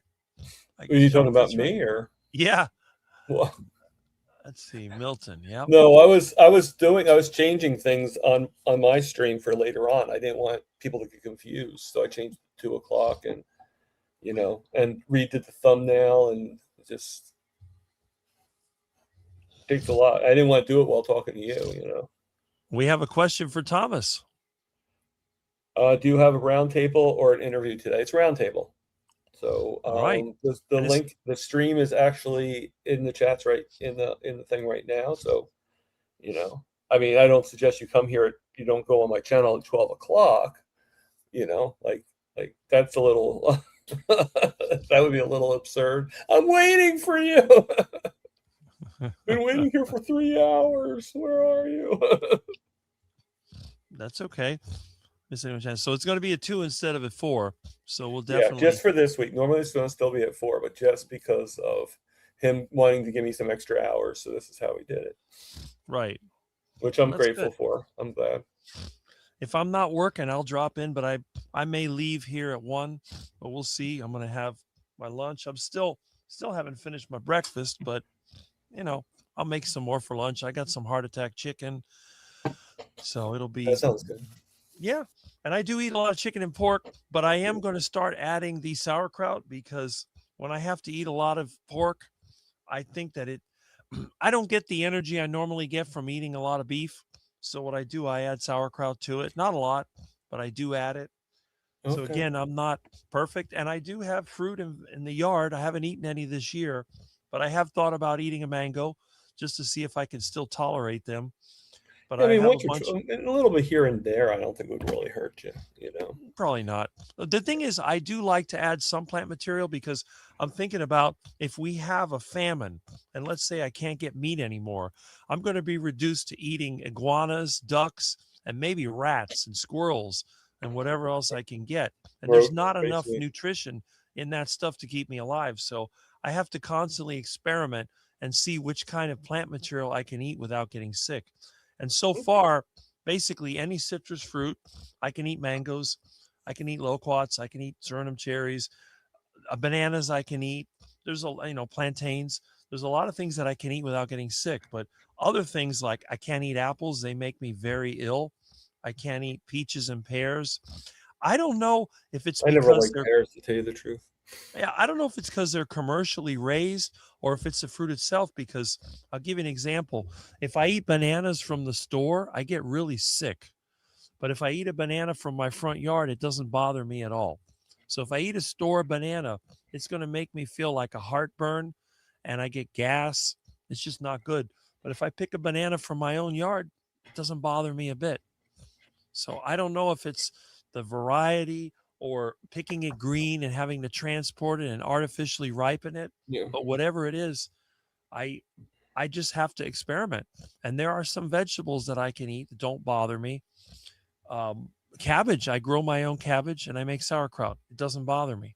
I can eat as much as I want. I ate a whole cup full of it one time to see if I would get sick. I had no problem. And I can't eat lettuce. Lettuce gives me terrible stomach aches. Any produce I buy from the store destroys me. So I can't eat it. But on the other hand, the stuff that I grow, I mean, I Right. use little tiny tomatoes that I grow. They're Well, I wild. mean, there's an operative, right? You grew it yourself, so I think that's part of the solution right there. You know, It I might mean, be. maybe not the whole thing, but obviously they're doing something to the ones at the stores that's affecting you, like spraying it or whatever, and Yep. obviously Well, that affects you too. You know, it's like the seed oil thing. I can get coconut oil from the coconut tree in my yard. I made a mayonnaise out of it. It did not bother me. I had 1 spoonful of commercial mayonnaise put into a sandwich that was no bread, and I ate it. I go, oh, it's not going to bother me. Well, 4 hours later, I was on the toilet with violent diarrhea. And I'm thinking, well, what was it in the food? You know, it was like meat, and I forget, just it was like a, what do you call it? Like a chicken. It was a combination of chicken and pork, but they put some of this mayonnaise in it. It made me violently ill. But I used to that's make part my of it. mom mayonnaise from coconut oil. It was fine. So there's something going on. Yeah, no, I mean it was probably I wouldn't doubt if it was the mayonnaise. I mean, because Well, I know. they probably fill it with junk, you know, like Well, you made but yourself, and it's all like great ingredients, you know. They probably put stuff in it, and they're not telling, you know, they don't really. Even mhm. though they're supposed to disclose it, they probably for little bitty things they're not going to disclose it every time, you know. This is another point. Is Manix Gaming? I know he's in the Philippines. If I eat plantains, I get sleepy, but if I force myself to move, I actually have energy. I experience that also, but not just with plantains, with mangoes. If I eat a mango, it's going to make me sleepy. That's me. What is that? Oh, Somebody's blowing their car horn outside the laundromat. I thought my computer was going to self-destruct, Yeah. but it's Probably, counting it's down. probably some old lady that's like pushing her, like didn't shut it off. But yeah, what I've noticed is if you eat those fruits, it's best to eat them in the middle of the day. If you're going to be eating fruit out of necessity, or maybe you don't, it doesn't bother you, it's a bad idea. Well, I mean, I guess if you eat it at night, it might put you to sleep, but then you're going to wake up again. But when I eat fruit, it's always at lunch. I would never eat fruit for dinner, and I never eat it for breakfast. Breakfast is always 100% carnivore. Eggs, meat is typical. And if I have it, I'll add bacon and butter. But lunch could be a combination of meat and fruit if that's all I have. And I've had times where I just didn't have enough money to get enough meat. I'd go out in the yard and I'd get some of those plantains, or some of the other fruits from the yard. I've had mangoes before. They don't bother me. Oranges, lemons, grapefruit, all that stuff. Now, the what is it? John, carnivore teacher, John Laspina, had brought out of the coumarins that are found in citrus, and they can make you sensitive to the sun. But I've never had that happen because I eat so much meat that if I eat an orange with my lunch, I think it just is absorbed in the system. But people that eat a plant-based diet, you can see it. They eat enough citrus, they'll get sunburn easily. I don't get sunburn, thankfully. I don't really get sunburn either. I don't really get that much of a tan, but I don't really get sunburn either. Well, that's good. So Soil agreed. I was like I was boiling outside in the sun, so now I don't know. Maybe I'll be affected a day later or something like that. Maybe Better to shop in your own yard. Yeah. And the thing is that there are plants that I can't eat that I grow. There's certain, well, I'm trying to think because, I mean, I can't eat guava. The stuff, it tastes bad. But most of the tropical fruits I can eat. But those northern fruits, they tear me up. I can't eat any of that stuff. Blueberries are the worst. Blueberries will make me itch, and they'll make me want to throw up, and they taste bad. I've never been. I mean, I like blueberries. I'm not saying I hate them, but I just never really it wasn't like my go-to when I did eat fruit. Well, the thing is, most of the blueberries you get in the store are raised commercially. The wild ones typically get eaten by insects and animals. And the one thing about ducks, when you get bugs in a piece of fruit, that actually makes them more desirable to the ducks.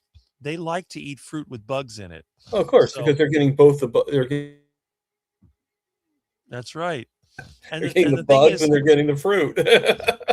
It's like guava. If you ever grow guava, the commercial groves, they have to cover each fruit with a little piece of plastic so that the bugs don't get into it, because they Right. get all the little worms in it. So, but in the wild, that's fine, because whatever animal eats it is going to eat the worms along with it. And then they'll walk around for a while, and then they do their business, and the Right. seed comes out, and then the tree starts to grow. There's the pawpaws. That's another wild fruit. It does the same thing. If the bugs eat it, they don't care. The animals are going to eat it anyway. No, no. But that's, I mean, it explains why ducks like them with the bugs in them, because they're, it's like getting the meal and dessert at the same time. And you What pick is the which one's the oldest dessert, oldest can of spam that we can eat safely? I had somebody give me 15-year-old cans of spam, and I was giving it to the cats and the ducks, and I ate some of it myself, and it still tasted like spam. And that was 15 years old. As long as the can is not bulging out, it's safe to Right. eat. If you Yeah. open it up and it has pressure, don't eat it. Yeah, I don't think I've ever tried 15-year-old spam, but yeah, I'm sure. All right. He's on his way to work. And by the way, if you don't know Tim, he's a chef. So he cooks And obviously he's a basically. bodybuilder too, according to that picture. Well, yes, he's into fitness and bodybuilding. Check out his channel. He says he's 42, but he's in really good shape. I wish everybody that was 42 looked like that. And he's not carnivore, but he is, I would say, whole foods, meat-based. So he's like the next step from carnivore, which is good. I mean, even Saladino looks pretty good, even though he's not carnivore. But obviously, Saladino's not addicted to the high carbohydrate foods that some people are. Not everybody has to have the same diet. Okay. Good morning. All right. So I just subscribed to him, so I'll take a look. And see, he loves blueberries. I can't eat them. They just destroy me. Hello, Let's Patricia. How you doing? If I increase my fat, my body heat increase, and I get leaner and my veins show up in abs. See, that's interesting. If I increase my fat, yeah, what you're doing is you're increasing your metabolism. Charger Bober, can you email, please, so I can get your email address? Yes, I will do that. I will email you. Take you all. Yes, sir. Thank you. All right. That's great. And look, I caught up with the comments. It's a miracle. I finally caught up with the comments. But I like the different points of view.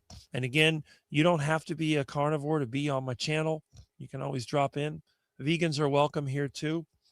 I might even be able to give you some gardening tips if you're a vegan and you want to grow your own vegetables, because I know a lot about growing vegetables. That's probably why I don't eat them. Yeah. Yeah, I mean, I think most of the issues though with vegetables and fruit is really just whether you grow them yourself or not. I think you're so much better off growing them yourself. I really do. Well, one thing that was brought out about fruit, now I was not aware of this until a couple of years ago, but a lot of people talk about the calcium oxalate crystals that are in plants. And if you've ever been out where fruit is growing, you'll notice that until the fruit is ripe, animals don't eat it. Animals do not eat green fruit. And that's because there's a lot of calcium oxalate, which discourages them from eating it. Well, when you pick that fruit too early and the fruit ripens artificially, those oxalates are still in the fruit. But if the fruit ripens on the tree, so in other words, like you want to eat a banana and you walk outside. Now, I don't like ripe bananas. I like them when they just start to turn ripe. And I'll walk out there and I'll see the bananas. The birds and the squirrels are already eating the ripe ones. So I'll cut it off just that day before. And then if I want to eat the banana, I can eat it later that day. The amount of oxalates or defense chemicals, the tree reabsorbs it. That's one of the things about fruit. Plants take a lot of energy to make those toxic chemicals, and they like to reabsorb them. So when they produce fruit, a lot of times they get pulled back in just before it's ready to eat. So if you're going to eat the fruit, I would say being in a local area, maybe you have a grove nearby you can buy from, or you grow your own. That's probably the best way to go, because you're going to get better fruit. Yeah. Seeing if anybody came on from my channel. Oh, we got Patricia's on my channel, and so is Coach Angela Mullen. So hello. Nice. So, Do you know about Chin Ampa gardening? No, I don't. I don't. I got to get with Ivy over here because they've got some good stuff going out there. They have their sort of experimental community they're working on. Let's see. Maybe if I eat a fruit, if I want to get knockout sleep, maybe. And again, I'm not against the consumption of fruit. If it's done responsibly, I think it can be for some people beneficial. But if you've destroyed your body from years of duck food and you have a carbohydrate addiction, I think the worst thing you could do would be to eat some fruit because it could set you back. 1 minute you're eating fruit, the next minute you're eating donuts. yeah, it's true. And, if you're like Rick, I don't eat donuts. I just do them. I don't eat them. Here we go. Valerian, chamomile, passion flower, catnip help you sleep. Okay. I never heard of valerian. Chamomile and passion flower, I know that. And catnip, I know that. Interesting. Let's see. Yeah, the only thing I don't eat donuts anymore. I eat donut. Did you used to like donuts? Well, yeah, I like them, but not so much where I'm like attracted to them anymore. But Well, you live over a candy store anyway. well, yeah, they don't really have donuts here though. Oh. They do and they don't. They only serve them like on Saturdays, and it's only like an apple fritter. It's not really a donut. But no, with my grandfather, I used to go to Dunkin' Donuts all the time with him when I was like 7, 8, to go fishing. Like we go, it was like kind of like a tradition. We either go to Dunkin' Donuts or we go to McDonald's. Really? Yeah. I would think if you're going to go fishing, you'd have fish. Well, that's after. This was before we actually put the poles in the water. We would go there. Mostly McDonald's. We go there, and then we get the pancakes and all that stuff. I mean, because that's what you did. And then we go and we'd spend about 4 hours out in the inlet and just fish and just sit there and take the crab cage out and stuff like that. This is a good point from Mannix Gaming. I tested rice 6 months ago, 2 tablespoons of cooked rice. I vomited sour liquid. Yeah, never again. Fruits don't give me vomit, but sleepy and tired sometimes and a few muscle aches. Yeah, the rice has a bad effect on me too. That's why I don't eat it. I've always been against rice. I get stomach aches and gas. When you think about it, all that common food that people eat was tearing me up. If I would have continued to eat that stuff, maybe I would be one of those people with problems. Yeah, you definitely would have been a different person. Definitely. I think so. I wouldn't be here pain-free, at age 58 and active. I did it by accident. This is the thing. It wasn't like I'm trying to be healthy. I was trying to get a heart attack. You're just doing it. Yeah. I did it because I liked it. You're sort of doing it because you're a rebel. That's why you're sort of doing it. Pretty much. Yeah. And it doesn't require. Yeah, if you want to hear really good, Barbara, grandma, crochet grandma, she has a pretty good story about the brown rice story. I don't know if you've heard it or not. But she made it into a song and everything. So Mannix and obviously anybody that hasn't heard it, you should definitely check it out. I'll have to look that up.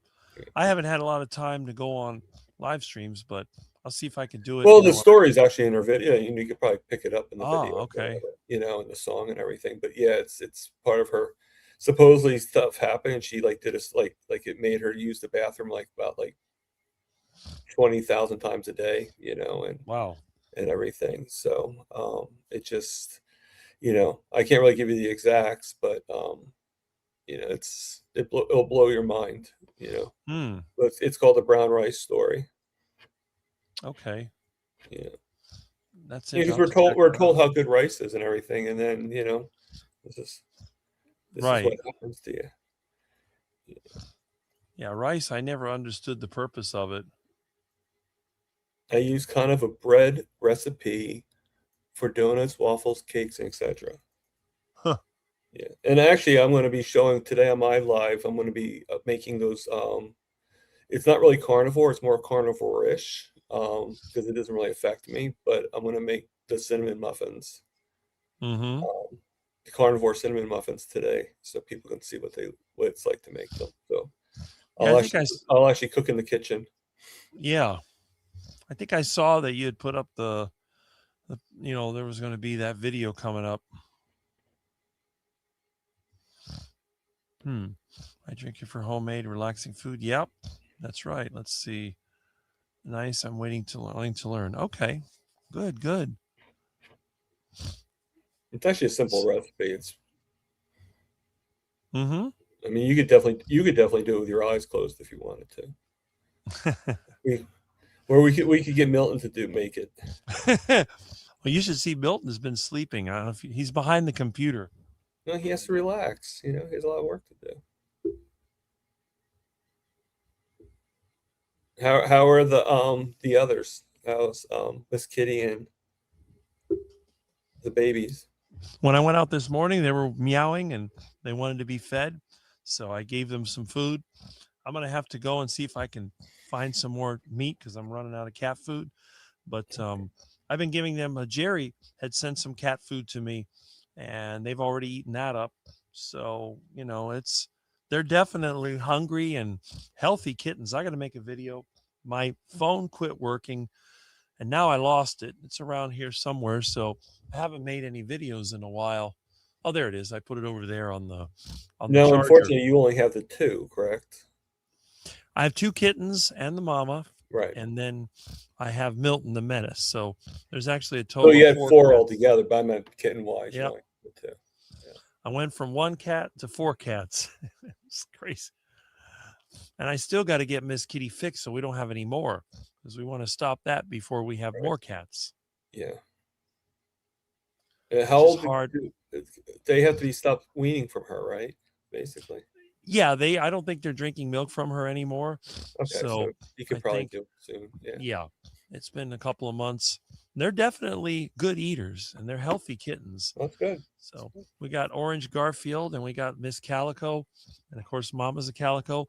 And once she's fixed and defleed and cleaned, then she'll be a house cat along with Mr. Milton. They can hang out together. So maybe Milton will not be attacking me, or they might both plot to attack me. So you never know. Oh, they're probably planning on it, like the kids will go from above and, because she's super friendly, but Milton may be a bad influence because Milton, even though he's friendly, he knows how to get my attention. Oh yeah, I don't pay attention. You taught him well. Milton is so funny, though. I do love Milton. I've never made bacon mayo, Ivy, but I did see the video with Dr. Barry making it back like 5 years ago. But that's the closest I've ever come to actually. It was I think it was bacon mayo. It was either bacon mayo or butter mayo. It was one of them. But I've never actually made it. Like, how would you do you use bacon grease to make it? Yeah, you could do it with lard. The only problem is when you put it in the refrigerator, it's going to get hard again. But if you do it, you live in a tropical climate like I do, you simply put your lard in a container and let it sort of melt. And then you can mix in your eggs and your vinegar or sauerkraut juice or whatever else you want to do and stir it up. And then you can make yourself the mayonnaise. Yeah. Maybe I should one of these days collect the bacon grease and then do enough to make some bacon mayonnaise. Mm-hmm. And then make some deviled eggs. That would actually be pretty good. I mean, the only thing is, you're going to get a bacon flavor. If you use plain lard, you won't have any flavor to start with. But I used to make coconut oil mayonnaise for my mom when she was alive because I couldn't stand her eating that crap from the store. Who needs a daily dose of seed oils? Let's see. Not me, definitely. I mean, I usually do my deviled eggs with sour cream, but maybe I could try. And I wouldn't mind it tasting like bacon. I mean, believe me, there's worse flavors to have your deviled eggs taste like. Yeah. Got hardened and impacted, and Squishy Corner. She ended up in the PR impacted starfish. Huh. Interesting. I guess got a lump of poop that wouldn't come out or something. That's pretty bad. I've never had a digestive issue like that. I mean, I had constant diarrhea when I went plant-based, but on my carnivore diet, I rarely have a problem. Only when I get the flu. Other than that, I I'm mean, fine. I do, but we all know why. I mean, I already figured out that I was eating too much of the butter, so I've calmed down on that, and now I'm bringing it back up again. But it's not affecting me now as much. Right. So, now if I doubled it back up again, that might be a different story. But I have increased it. I pretty much just took out the butter altogether. Now I'm at like 1 stick a day. I used to use a lot of butter. It got expensive, so I cut back on it, but I use it occasionally. Yeah, which is kind of a good thing that I'm cutting back, because for that same reason, I save a lot more. So yeah, Oh, aren't you part of the SBS group? SPG, yeah. Okay, yeah. I call it SBS, but that's just a bad habit of mine. For what, bull? Yeah, because the thing is, not everybody can afford steak and butter. You might have to eat iguana or duck or pork or whatever, because you and I we're not rich. Yeah. Well, technically, iguanas here is expensive too, because the only way you can get it is at a pet store. So I'd have to pay like $50 for the iguana. Well, it's a regional thing. I guess you'd have to eat squirrel or something. And they only come about this big, so I'd have to like raise it. So you're talking about like thousands of dollars just to get to put the cage. Well, that's it. Ducks might be a little easier to find, but ducks and geese and seagulls. Well, let's see. Deviled eggs sprinkled with bacon bits. There you go. I substitute bacon grease for mayo on deviled eggs. Yeah, that does work. Let's see. Okay, yeah. I wasn't aware that Barbara had a bad issue with brown rice. Back when she first started, she had this big issue, and it kind of helped her channel. My parents used to give me that horrible brown rice. It tasted bad. And then when you went to the bathroom, it was always like little rice pieces. That thing was... Well, they were saying for the longest time, like rice, if you have brown rice, brown rice is so much better than white rice. And it's like, well, no, that's not true. Brown rice can just do as much crap as white rice can. That and the horrible tofu that I used to have to eat as a kid. Well, that stuff was nasty. My dad was afraid of eggs, so he used to cook tofu with soy sauce with his breakfast, and then he had pita bread. Like, I just wanted to have eggs and meat.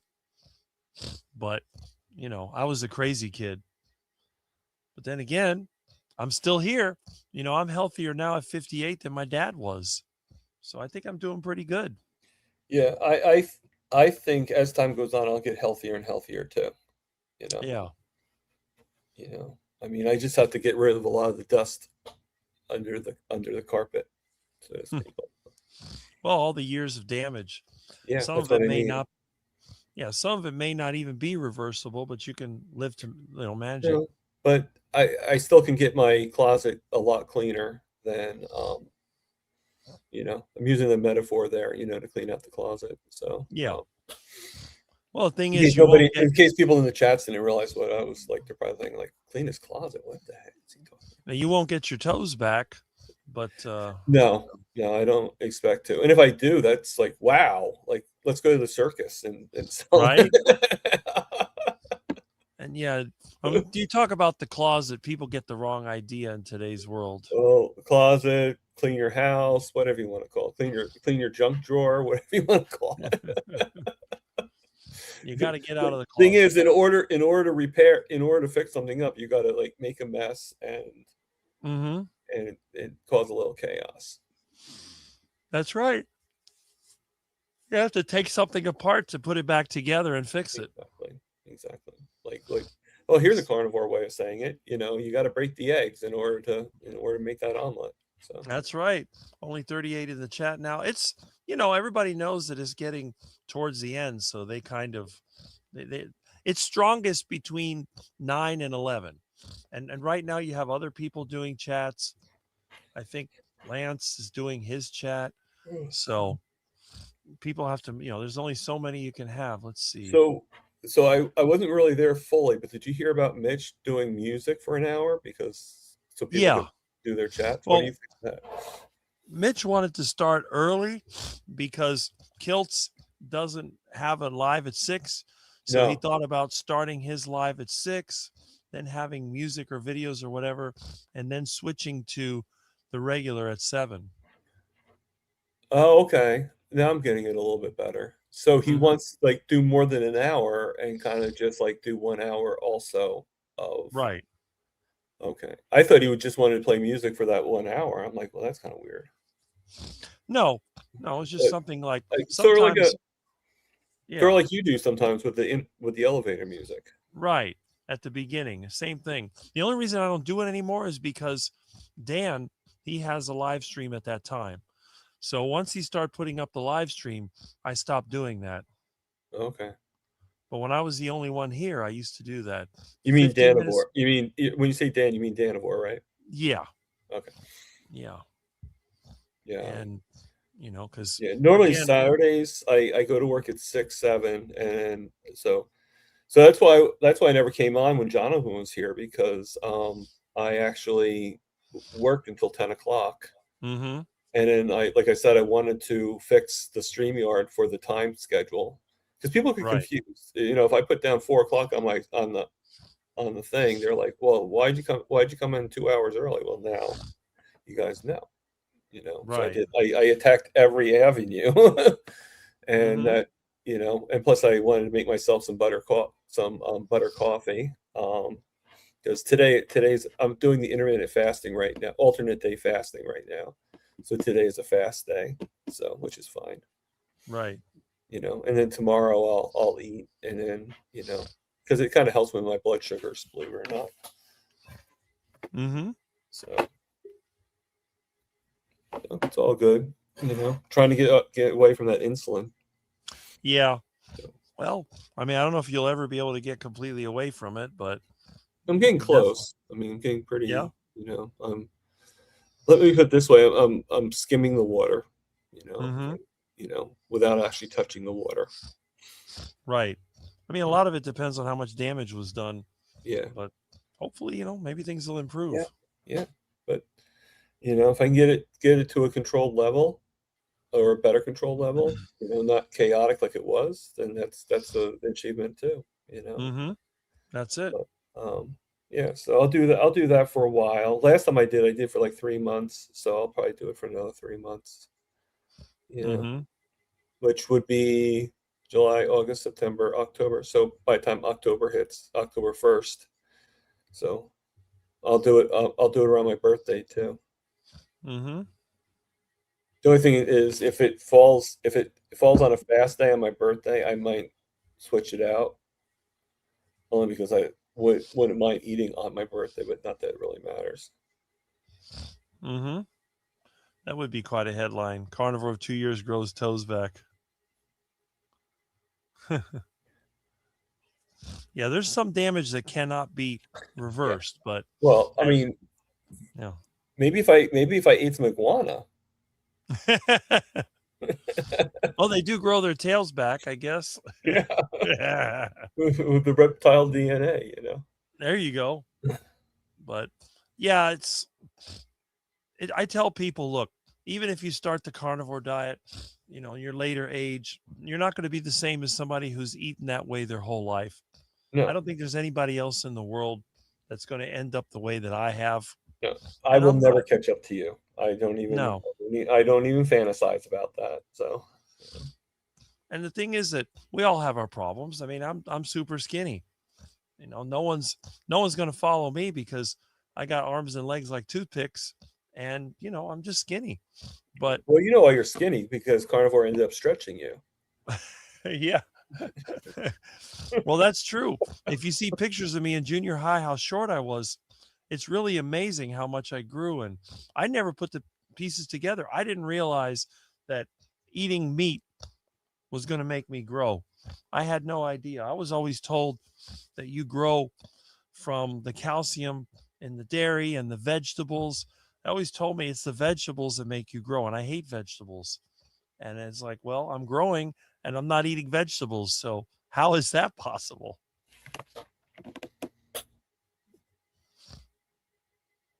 Let's see. Okay. Yeah, consistency. Sure. Okay, here's a question for you. Yeah. Sorry. My sister just texted me, so they don't do it extensively, Terry Sue. But I am requesting it because I had to get a new doctor that I'm going to be seeing for the first time on the 15th.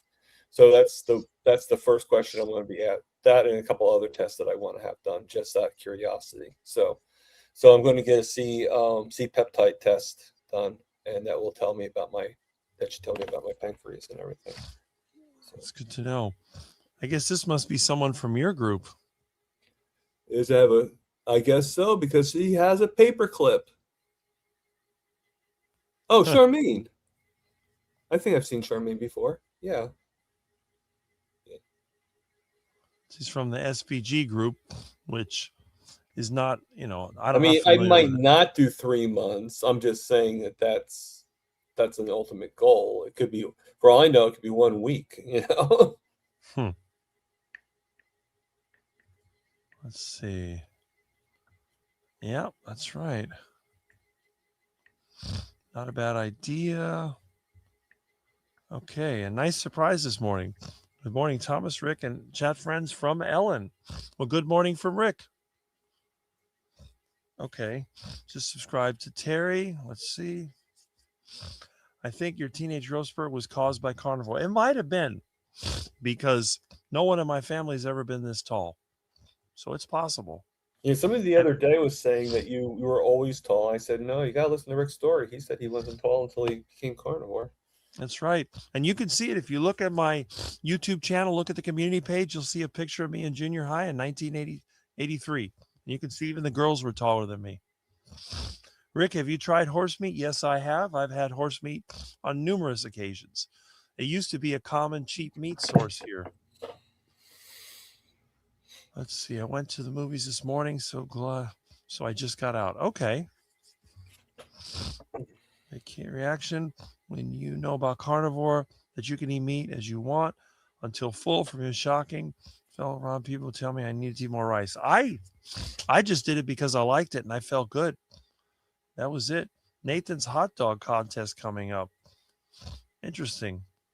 Eating contest. You always say you are skinny, but I think you great. You are what people used to look like. This when I was like, yeah, everyone's just so big now. Yeah, Ellen's right. I look like somebody from the 50s or early 60s. Oh yeah, you have that look. Well, you kind of remind me of what's his name? Herman Munster without the Fred Gwynn, Herman Munster. Fred Gwynn, that's his name, Fred Gwynn. Yeah, he was tall and he was thin too. So yeah, that's about right. And Carnivore Wayne was born in 83. Okay. Well, there you go. He's just a baby, 83. Right? 42 years. Happy 4th of July from Karen Field. Lived age 15 years and enjoyed the day off. Hey, a day off is always good. What did you see? Angela, I guess at the movie. I plan to do some fasting next week. Not going to plan for how long. Last month did 4 days. Okay. And again, a lot of people do the fasting. I think you look great. I can't type on the phone. My computer keyboard is broken. Yeah, I know the feeling. My keyboard's got issues too. But anyway, now Thomas says he's going to be live at 2. Right. And Jerry, I believe, is live at 1 if you're still here.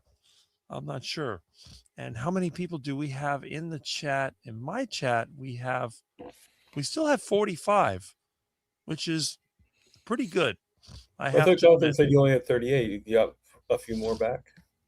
I don't know. It's showing on. I'm looking at YouTube now. I have 46. Okay, so you probably either got some back or it doesn't really. Sometimes I guess it updates a little weird. Okay, let's see. We got a question from Jonathan. All right. If I can find it. There we go. Question.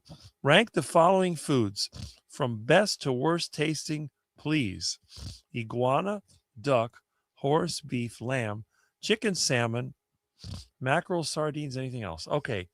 Best, when we're talking about duck, we're talking about Muscovy duck. So I would go number 1, Muscovy duck. That is my favorite meat. But again, that's Muscovy duck that I fattened up myself.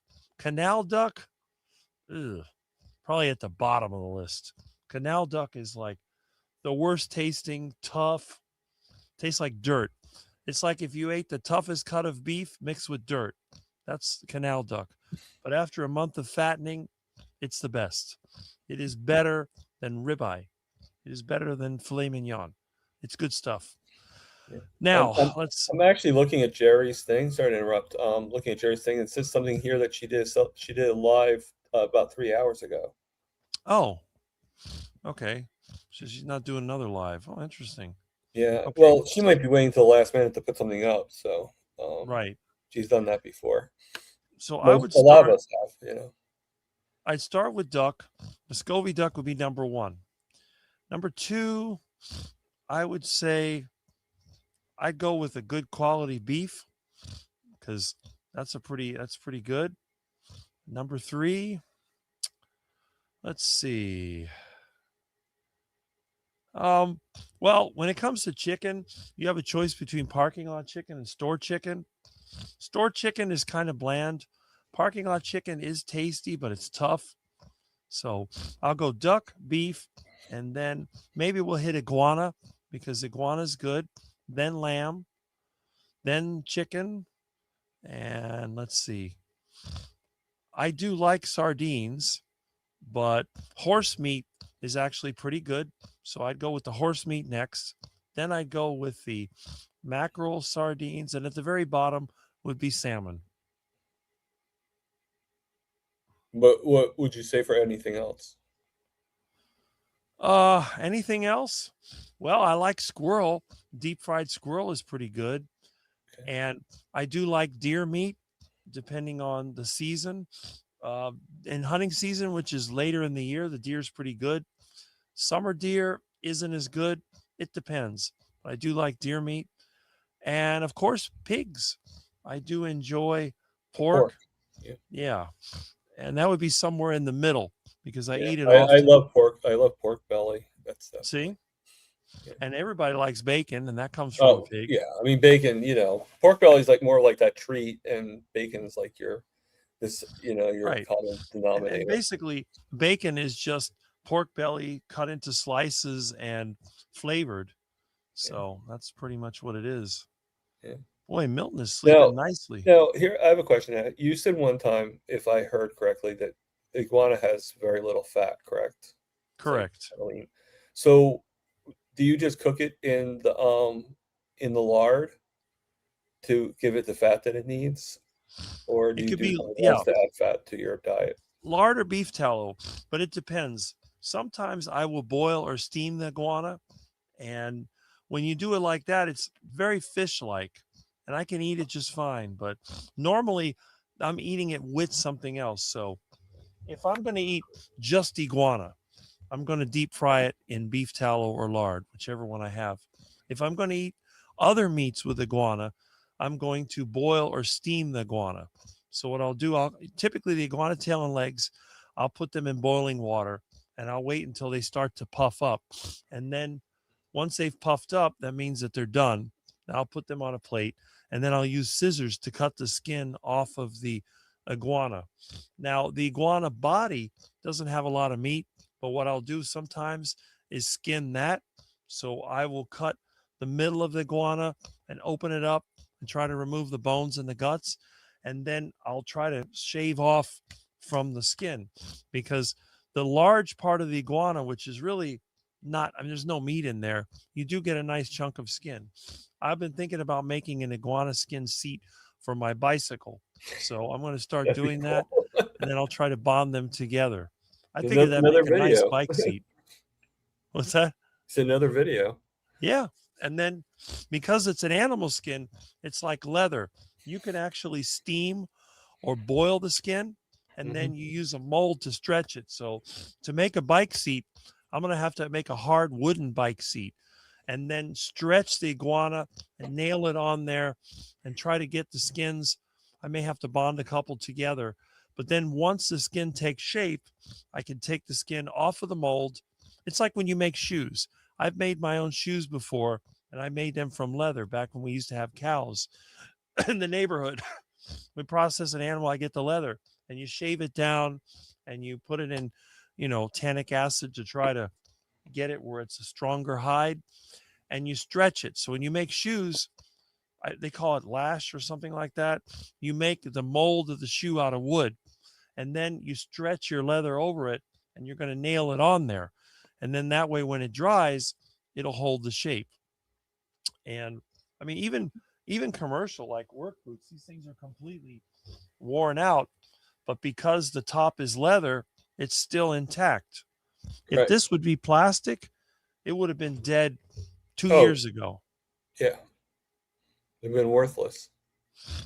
I mean, it only makes sense that as humans, we should be using natural materials for clothes and footwear rather than synthetic. But people like synthetic, I guess, because of the way it looks. It doesn't hold up. Okay. So Jerry just confirmed she is doing a live at 1 o'clock our time.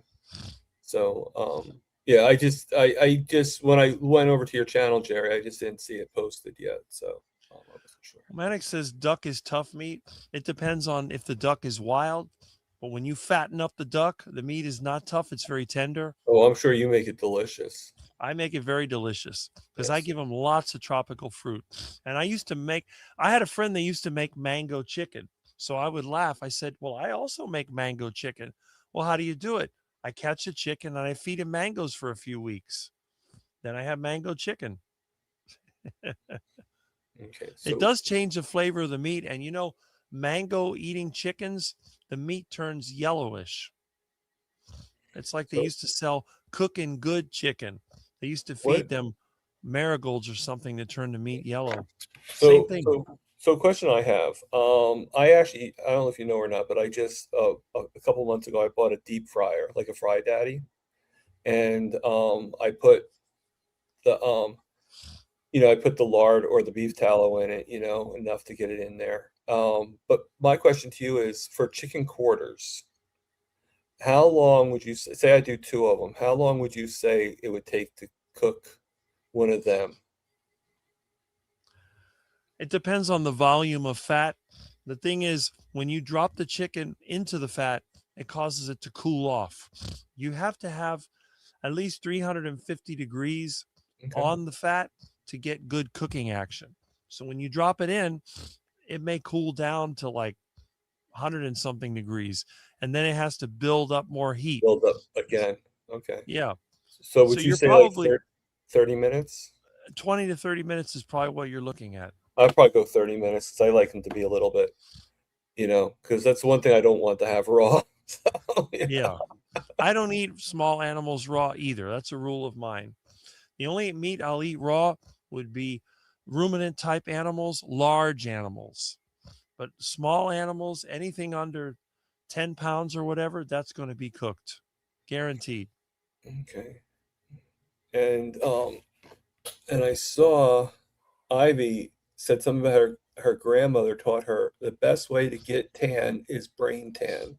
So what the heck is a brain tan? I'm not sure. Like, Let do you me like open up your head and tan your brain? Like, how do see. you- You win the lottery, you can feed your ducks organic corn. Well, there you go. If I win the lottery, I'll just have my own farm. Just raise them right there. And see, Wendy says she never had tough duck. Bacon, the duck tape for food. Let me see where this is. Pork belly is so good. Roast duck is not tough either. That's right. I always found duck to be tender. Smell of goat meat is bad for me. Smells earthy. Yeah. Goat meat is like ice cream with the fat on. Yeah. I like goat meat myself. It's melting. Hello, Karen. How you doing? Yeah, obviously with me being on here, my riblets, my night butt's coming on. Right. So I yeah. graduated from high school in 83. Okay. Yeah, you're 3 years older than me. I graduated in 86. Okay. Oh, gotta go If anybody battery sees to die. buy me a coffee for my channel, just you could buy it for Rick's channel instead. Well, that's fine. That's It's right. Zebra, it's a ostrich, show. Posin, guinea fowl, antelope, pheasant, pigeon also. Zebra I've was had my favorite. ostrich. I had Oh, ostrich. yeah? Yeah, I've had ostrich burgers. I've had guineas because they used to run around the neighborhood, Yeah, but I haven't had any of the others. yeah. Oh, I've had pigeon. Yeah, pigeon's a good survival food, especially squab, the baby pigeon. Oh, I mean, if you've had rats, basically pigeons are just rats like with wings, right? More or less. Yeah, all the small animals need to be thoroughly cooked. The best way to get tan is brain tad. There must be some typo or something.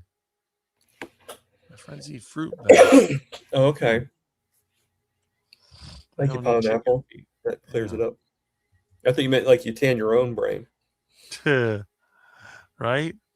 My grandma taught me. Okay. Let's see. Like, how do you tan your brain? Like that? Northern antelope is our fastest land animal and a fun hunt. Okay. I guess the age also makes me. Yeah, it does. Although we used to eat old dairy cows. The meat wasn't that tough. But yeah, it does make it tougher.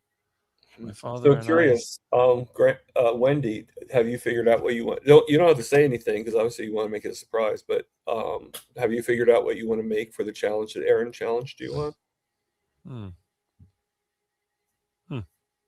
Hot dog eating contest is on YouTube free. I want a hot dog for breakfast. Let's see. Oh, Karen Harrington. Hello, Thomas and Rick. Well, there you go. Had some butcher store chicken. Crispy skin was good, but the chicken itself was tasteless. That's true. Cheers. When you fry it in beef tallow or lard, it does make the skin taste better. Our ducks Oh, I here love are it. Like when it's like soaked in. Mm-hmm. Yeah, I used to when I used to put it in the oven, I used to take like almost like a half a stick of butter for each quarter and let it melt in there. It makes the skin nice and crispy. That's what I like. That sounds really good. It really does. How do you make it soft? You rub the animal's own brains on the fresh hide to tan it. Yeah, right. That's for preparing leather. I've heard about that. So, excuse me. we used to use oak leaves over here. You get a bunch of oak leaves soaked in water and throw the hide in there along with some salt. Huh. And tanning from an Indian heritage. The size of the brain is always the exact amount needed to tan the hide from said animal. Heat brains with spring water to almost tea, then smash and stir. Oh. Okay. I didn't know that. Duck is great. Born and raised in Louisiana, we had duck so many ways. Duck is delicious. What about snakes? Yes, I've eaten rattlesnake. That's the only snake I've eaten, but yes, I've eaten rattlesnake. Often you want it. Okay, into a slurry to dress the hide within. I like to finish by smoking the felt hide to enhance color and durability. Oh, that works too. If you fry anything in lard, it will taste good. Yes, I agree. Lard is life. Use meat the wrong way. Yep. Not to overcook. Okay. We'll get one someday.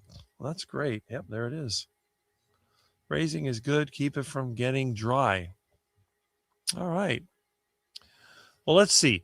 How many people do we have in the chat? We have 41. So we're down, which is fine.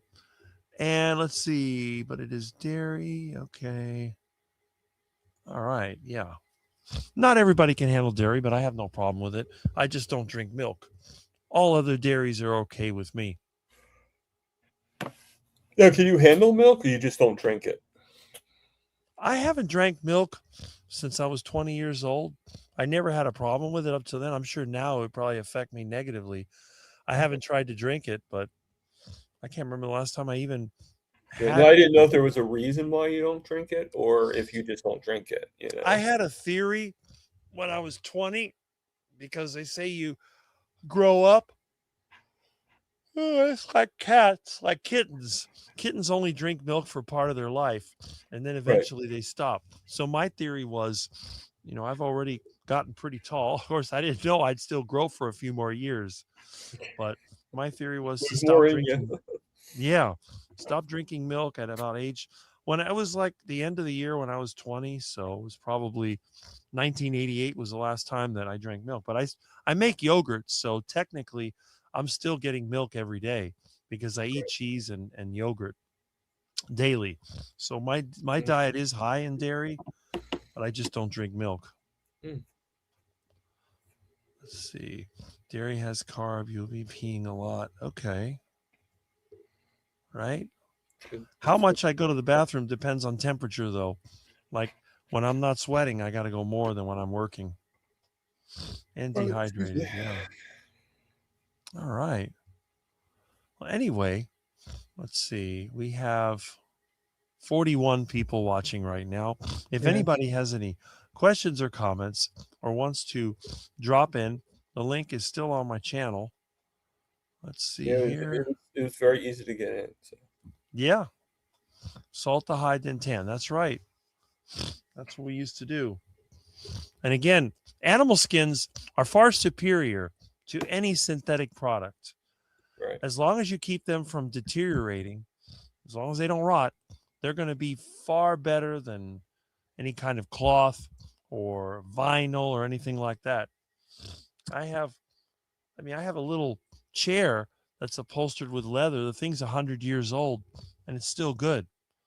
As long as the leather doesn't dry out, if you keep putting oils on it, it holds up fine. So it's pretty impressive. Okay, so anyway. All right. Now, it's 12:15. I see that Jerry is here, and you're going to be having a live at 1. So we do need to wrap this up in the near future. What's She's that? having a live at 1. I'm having a live at 2. She's having a live at 1. Well, yours is at 2. That's right. Right. Yeah. But hers is at 1. And I don't want to be here hogging up everybody's time slot. We've had a very good attendance. We had over 80 people at one point. We're down to 39 right now, 39, 40, somewhere around there. Yeah, you're doing fabulous, It is the 4th of July, so I think a lot of people are going to want to go out there and maybe later on today light up their fireworks. Or if they're crazy like me, they probably have a bag of fertilizer, they have sulfur, and they have some charcoal, and they're waiting to create their own fireworks, which even though I don't celebrate 4th of July, when I was a kid, it was always a great time to do chemistry experiments. So I always look forward to the 4th of July, and I had a bunch of ingredients ready to go. And as soon as the people started lighting up the fireworks, usually towards the nighttime, I'd start lighting up mine. And I always wondered if I'd have all 10 fingers by the next day, but I never had an accident. Although I did blow a couple of large holes in the yard. I blew a 2 feet deep crater one time trying to make a rocket. It's a long story behind that, but I overdid it. I made the rocket way too heavy for its size. And instead of going up into the sky, it basically tipped over and then exploded and blew a giant hole in the ground. I had another one tip over and go straight down the street and go right into the side of somebody's house before it exploded. So I was a dangerous kid. Let's put it that way. Fireworks were sort of illegal in this county, but that's it. Let's see. Question for Fero Grandma. What time is your recipe going to be dropping on YouTube today, Wendy? I'm sure Wendy will answer that. Let's see. I just got back from parade. Nice.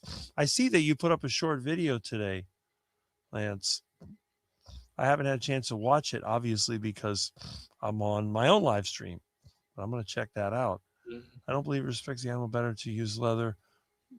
I don't believe it respects the animal to use leather. Well, I don't know. Maybe it was worded differently, but yeah, I like to use all the animal products so that nothing is wasted. Pig brain and tongue taste cardboard for me. Yeah, it's not really that flavorful. That's true. All right. So anyway, let's see. Let me sit up upright here. I'm not used to sitting this long. That's why I have to keep changing position. Oh, we have a question here for Tom. Let's see. There we go. Wendy's been on my channel, Jerry. She wants to come back. We could do a second. We could do a return. But, you know, I've done it for several of my friends. I think I did a second interview with you, right, Rick? Oh yeah. Yeah. I remember seeing her on your channel. That's why I was Yeah. surprised when I saw the question. Well, she wasn't. In Jerry's defense, she was never advertised because Wendy wanted to be a mystery guest. Right. So it didn't go out. But yeah, Wendy was a mysterious guest that came onto my channel, Mm-hmm. which ended up being pretty cool. It was pretty good. But no, Wendy can come on, definitely. Okay. Yeah. Don't walk out as soon as the credits start. There is another section part way through the credits. I stayed to see my friend's name. Well, there you go. Yeah, that's when we use Jonathan's stream. It does that. And although I had somebody who was upset that I didn't have my intro, but I tell them that's always easy to get, because all you have to do is just click over here and click over here, and you can upload it anytime. Now, where'd that go? Now it disappeared again. Okay, here it is. Okay. Huh. All right. Why is it not working? You know, StreamYard is not my specialty. Come on. Huh. Oh, no wonder. Click the wrong one. Yeah, this one. Everybody knows this one.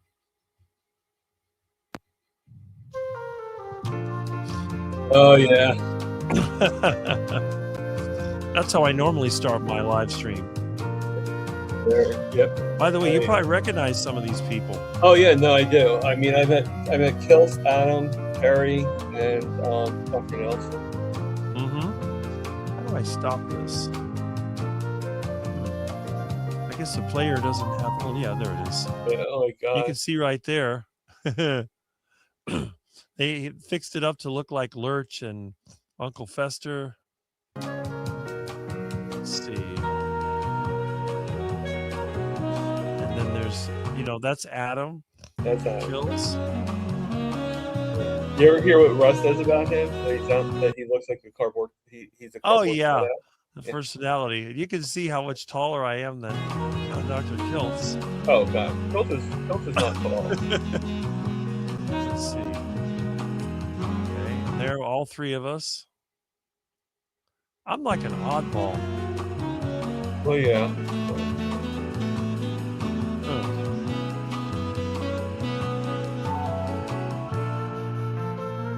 Yep, there I am. Mitch is in short. Mitch is pretty tall.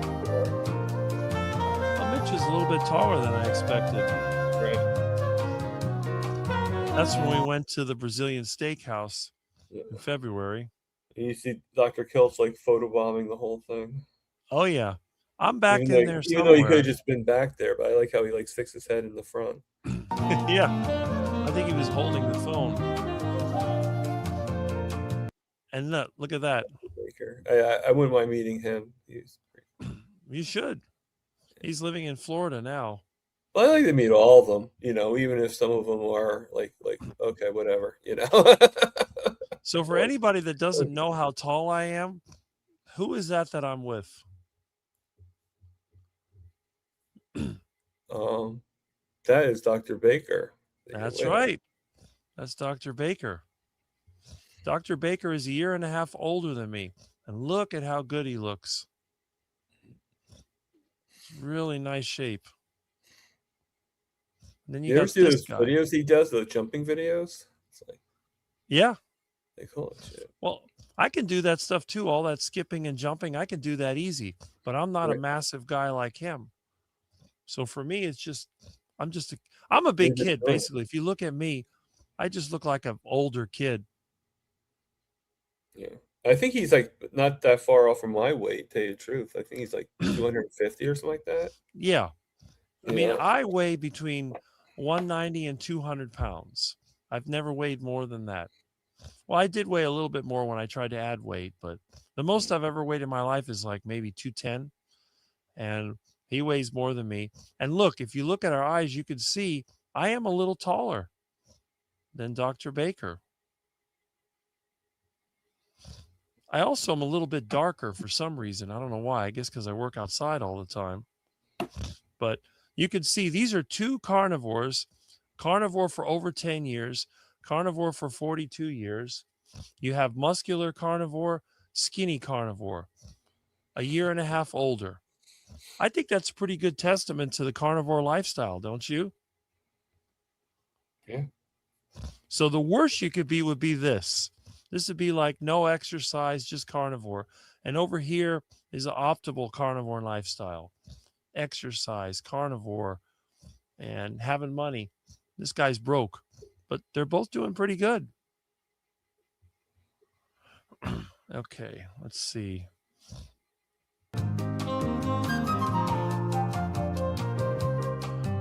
All right, who else next? There's an AI generated picture. Yeah, I wonder who gave you that. That was, I think, Barry Simon. Look, Rick Iguana, Hunter for Hire. Another one I Milton. gave you. Yep. Uh-huh. That Easy was for probably Barry Simon. Yeah. This Yeah, one is Barry really Simon funny. again. The Quack Your Health Convention. Well, you gave the idea. You know? Fatty meat is best. You got the ducks. That is funny. The Quack Your Health Convention. Let's see what else. There's Heart Attack Chicken. This picture is actually, I think, 10 years ago. This is something I had from a long time ago. Yeah, I'm sure it still tastes pretty good. And you can see I don't have the little scar on my eye that I got from the car accident. But I don't look much different. That's also from 10 years ago. So that's usually what it starts with. And let's see, let me go back to the multiple display. Okay. And let's see, catch up with these comments. So anyone that misses the intro, you've got it with the commentary. All right. How far back do I have to go? I don't Oh, know. okay. You ended it, Jerry. I will start There a it is. live after. Okay. So I don't Excellent, think you're Wendy. that far behind. No, not really. I mean, we only got 30, 39, 40 people. Wendy's a very interesting lady. Yes. Okay, I'm going on live in 45 minutes. It's almost like 35 minutes now. Thomas Yeah. is going live after me. I think it's only going to be for 60 minutes. Okay. And again, I'm going to cut this off so you have enough time to prepare. I don't want to have everybody at the last minute. I actually already have the buttons. All I have to do is just push them and go live. I miss Dr. Nelson. I don't know what is the story with Dr. Nelson. I know he had gotten sick, Yeah. but did Something he? I think he had to get his gallbladder, something with his gallbladder, Okay. if I'm not mistaken. I don't know if he had it removed or not, but he had to get something done with his he had where he was hospitalized.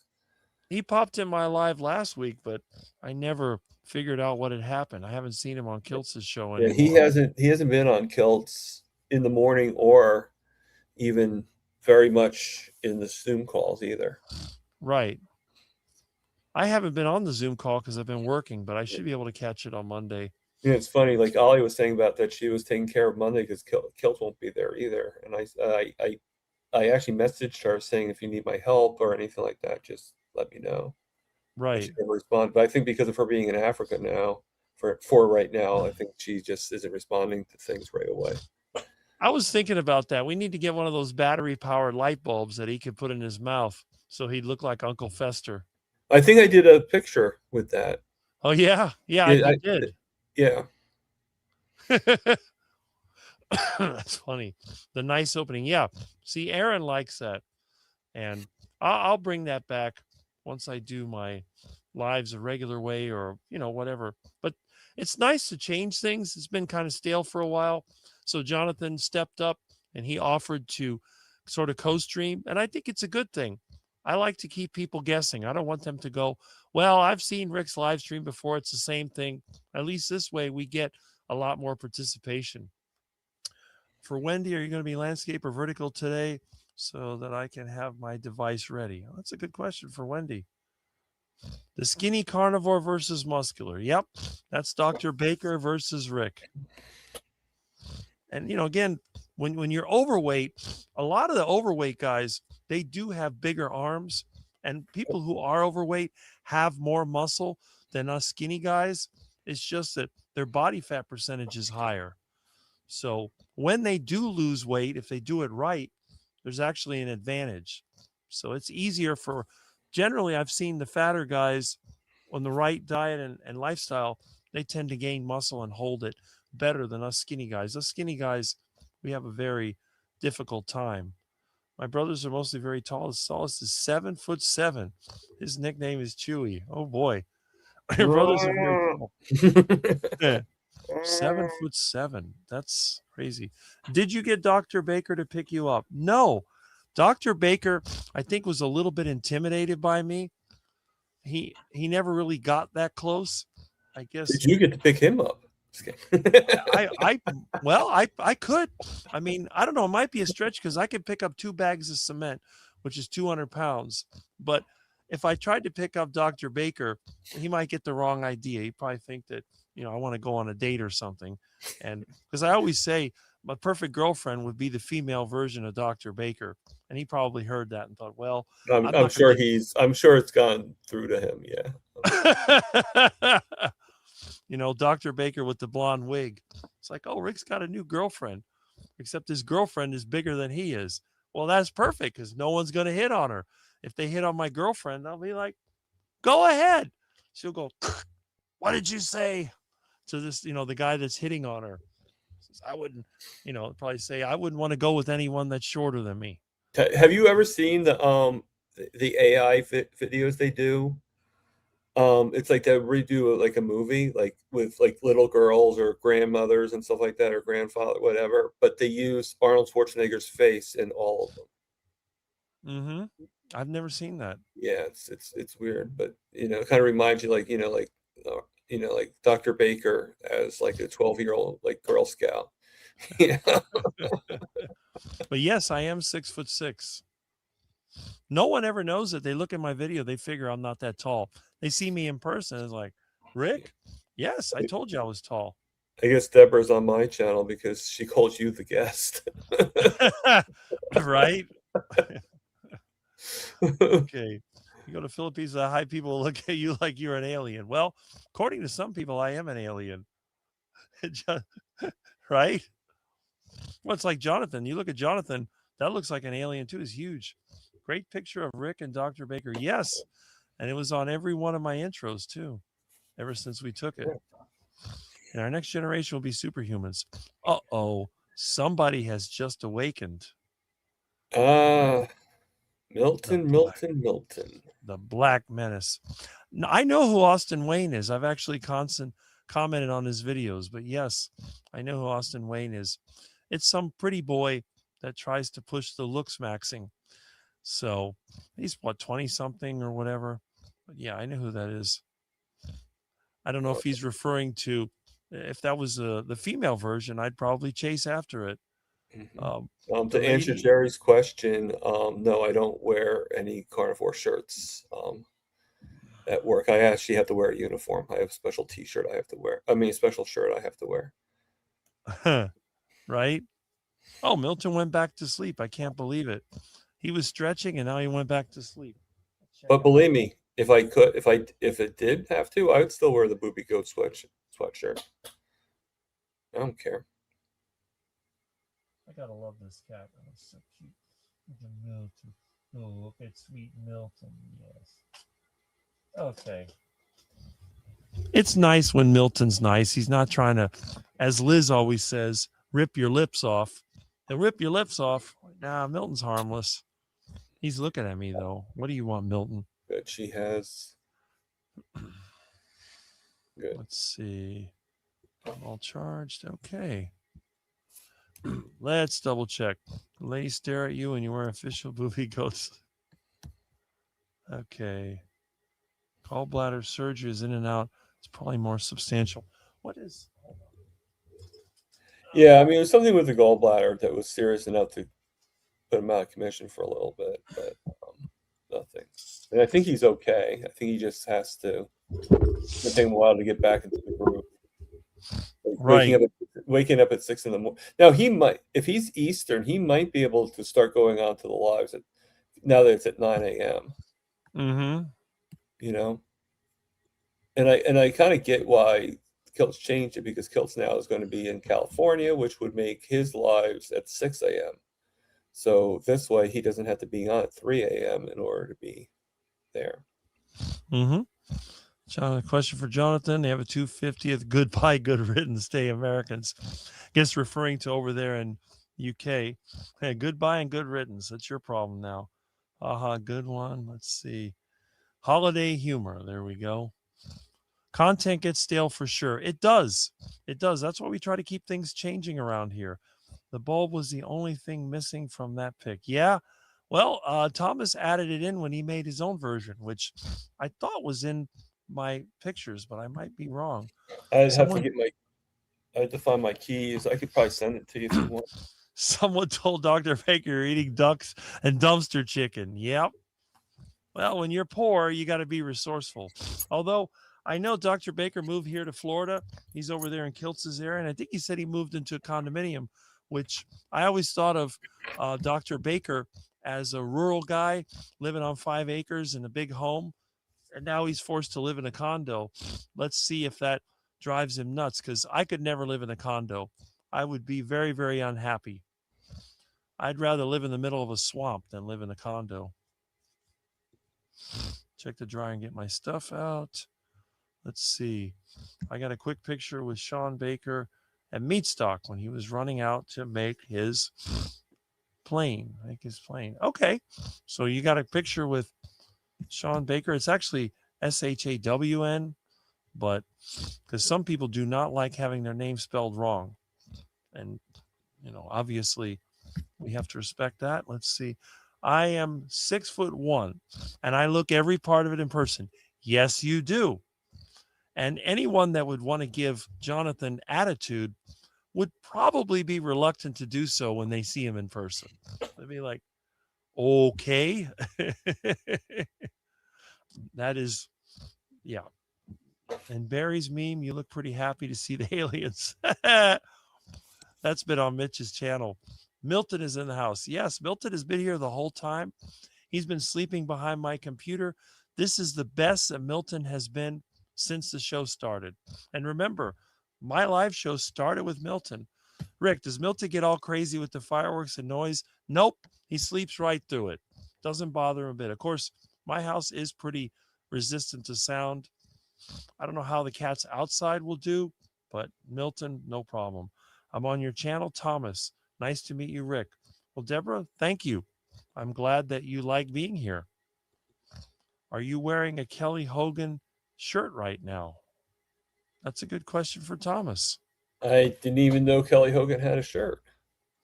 Oh, okay. The only Hogan I know of is Hogan's Heroes. Well, I know Kelly Hogan. I know she's a carnivore. She was like the 15-year carnivore that Ken Berry interviewed and all that stuff. So I know who she is, but no, this is just a Captain America shirt. Okay. I mean, it's the only shirt I have besides my hat that's of the American motif. So I cannot imagine living in a city with no trees. I'd be stressed. Yeah, I agree with that. I mean, I live in the suburbs of Miami, and I've heavily forested my yard, so I don't have to look at the emptiness. Is Thomas the truck driver? No. not that I know of. Do you have a car? Me, no. Yeah, that's what I figured. Thomas doesn't even have a car. I mean, I have a car, but it's rusted out, and I have a broken down truck, and I have a van that barely works. I mean, I'd like to someday have a car again. But I either gotta do one or two things. Either figure out how to get my shoe not to fall off when I'm driving, because that kind of causes the problem, because you're driving and all of a sudden the shoe gets stuck underneath the pedal. Mm-hmm. Or change it to where the gears are up top. Yeah. which I'm guessing would be pretty expensive. So, That's right. Yeah, custom made. yeah. But yeah, I don't know. Yeah. Depends on the model. I mean, I guess I could always just take my shoes off and go barefoot, but I don't know. Right.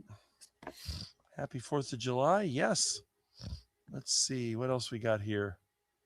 I look out at the mountains every day. Okay. Well, depends on your location. That's good. What are your thoughts on aliens? Well, I don't know. We got a lot of them here. We got illegal aliens from other countries, but I don't Yeah, think there's you look like you got along with them in that meme. So yeah. I don't know. I guess people that believe in the Bible, they believe in aliens because you have God, his son, and the angels. Those would all be aliens. So I guess it depends on what you believe. But in terms of other planets or solar systems, I think we're pretty much it as far as we know. But who knows? Let's see. you're funny, Jerry. You're funny. Wear the Kelly Hogan shirts a lot. Okay. Is that the lady that says no carb life or something? Well, yeah, it's either no carb life or zero carb life. I know Dave is one of them, and then she's the other one. Right. Yeah, it might be my zero carb life or something like zero, that. I might yeah. have seen her. Who's the lady that's really anorexic and sickly looking? Is that There's a Maria? couple of them. Maria something or? Oh, Maria Emmerich. That's the one. Yeah. I mean, she makes me look like a bodybuilder. She's so skinny. Oh yeah. I mean, she's talking about some kind of fast. I'm thinking, man, if I look like that, the only fast I would be doing is sprinting to the store. The last thing I'd be thinking about is doing a fast. Exactly. Yeah, I tried getting her on my channel, but her and her husband are busy right now, so They haven't. fine. You know, somebody asked me the other day, like, why do I have certain people on my channel? Well, because it's the channel. It's just what I do, the interviews. So, I mean, Weren't you going to get Belly May or whatever, Bella or Bella? whatever? On Yeah, your she's channel? still coming. She just had to postpone. Okay. So she's coming in I'm September. looking forward to her getting out from her walled garden and associating with us poor people because I want to see her more in the community. She's kind of isolated herself, I think, into some kind of a group, but I think she would do a lot better being out and about. I know Kiltz and her seem to be friends. Oh yeah, Kiltz gets along with her, and she gets along with everybody else, I think. But she's going to be on. I forget what one of I think it's like the 24th or something like that of September. And for some reason I ended up having to get a double interview that day. So it's going to be kind of weird. And we both know it's not going to be a 2-hour interview, you know. Right. So it's actually going to be her and Coach Raymond at the same time. Oh, okay. Yeah, which I would have done 2 different days for both of them, but you know, I guess Raymond or her needs somebody to come on with. So, you know, I guess I make them nervous. Okay. Well, those celebrity carnivore types, they generally don't spend much time on the real channels. They like to go where the influence is, you know. Maybe they'll go to Carrie Mann's channel or maybe they'll go to Dr. Kiltz's channel or something like that. But to his credit, Dr. Kiltz brings everybody. Robert Kiltz is not afraid of anyone. I've never seen him shy away from anybody. Yeah. Dr. Kiltz is very supportive of practically everybody out there. Definitely. I think this is an example of a long-term carnivore success story. And I didn't realize that he was sick before that because every time I've seen him, he always seemed healthy and lean and happy. And then he mentions that he only started carnivore at age 55, which is kind of shocking to me. And he had problems. He said he had arthritis and all these other things. But when you meet him in person, you look at the guy, it's like, there's no way this guy could have been sick. Have you ever seen the energy of that little man? It's insane. Yeah. Oh God. I always say he reminds me of the father of the bride of an Italian mob wedding. Like just has to like say hello to everybody, you know. And the thing about him, he doesn't let people kind of like just fade away. If he sees somebody that he just come with me. You know, they got some kind of event. When I was at Hack Your Health, He saw me. Oh, I want you to see this, and he brought me in.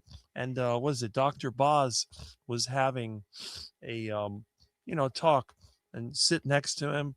He'll bring you in. So he's not going to just go with the in crowd. He pulls everybody into the in crowd. That's the thing I like about him. Well, that's good to know, Sharon.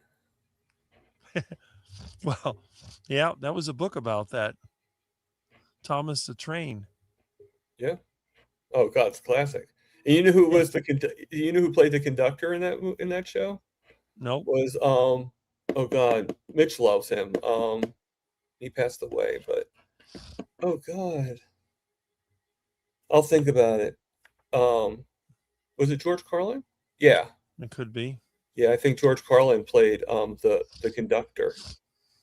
Oh, I didn't know that. Yeah, like, well, there's been very few variations, but he did at one time. And I also think that Ringo Starr also played him too, if I'm not mistaken. Oh, it's against the law driving barefoot in Florida. Huh. I've had to do it in my car when the water's pouring in and I don't want to get my shoes wet. And actually, if you go down a little bit, Sharon actually mentions that it's actually legal in all 50 states. Okay. So, Working hard to get. Oh, so she admitted she had a problem. I guess she's working hard to get back to healthy. yeah, no, she did. I saw something where she was like, yeah. So what happened? She had an eating disorder? Something happened. I'm not sure exactly what. But Belly May just sticks so well.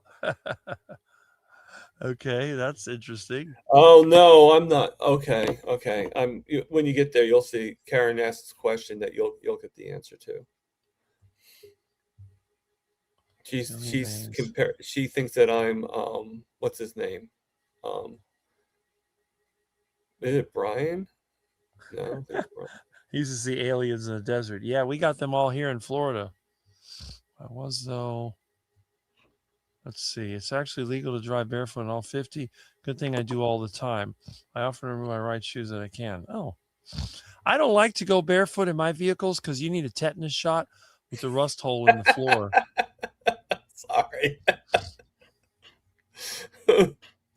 Most of my I don't vehicles have no a car. floor. I don't have a car, but I probably would drive better if I was barefoot, Even though I don't have a regular foot. My foot is like this.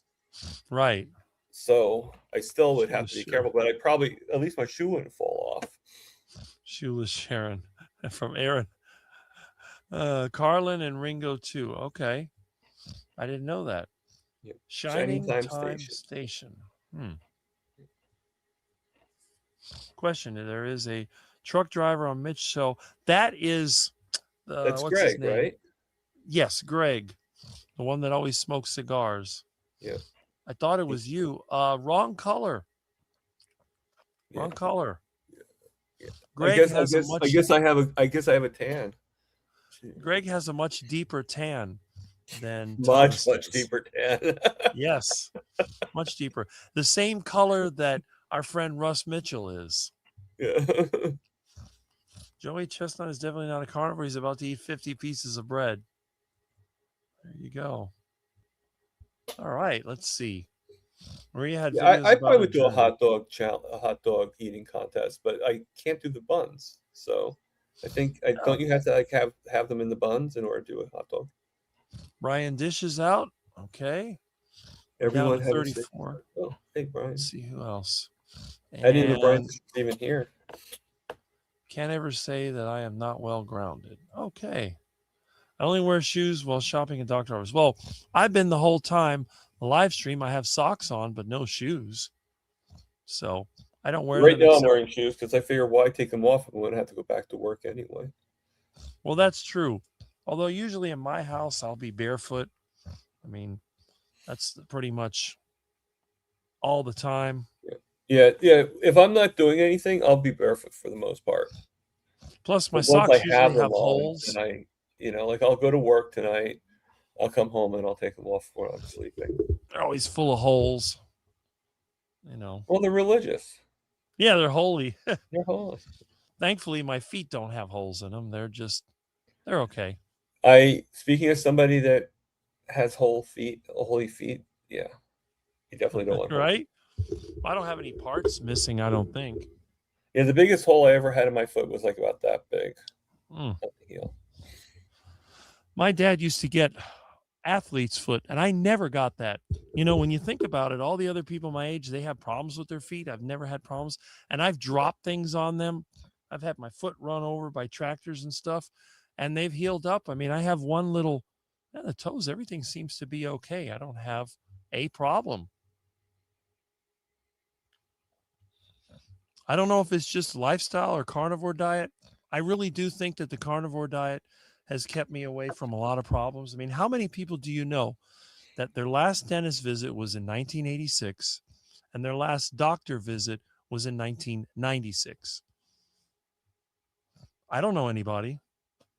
Everybody I know is struggling with health insurance and co-payments. I don't have that problem. Maybe I'm sick and I don't know it. But I'll tell you one thing, I feel good. And every time I do get sick, I'm better in 3 days to a week. So maybe it's not so bad. All right, let's see. Okay, let's get these comments wrapped up. Jerry will be starting in about very soon. 12 minutes. Yep. Okay, okay, so we have the link for Thomas's Buy Me a Coffee. And let's see, Ryan, enjoy the weekend. And we have also from Thomas's channel, the repeating Nightbot. I have an automatic Nightbot that comes on. So. Have a great live. Glad I could catch some of it. Well, Deborah, you caught quite a bit of it. And I'm glad you enjoyed it. Yeah, she was pretty much same, Ivy. And I got to remember to email Ivy. I've been trying to get in contact with her. Thanks for reminding me. We're doing a cheeseburger contest. Yeah, cheeseburger contest with no bread. I'll let you know. So basically, heart attack burger without the bacon. Store-bought hot dogs aren't good in large quantities. Okay, nitrates, yep. I don't eat hot dogs. And that must be from your channel. And I never thought my dogs were afraid of fireworks. Now I have 235 dogs sitting on me. So they're already turning out fireworks there. I haven't heard any here, but usually they come on around nighttime. That's when people do the fireworks.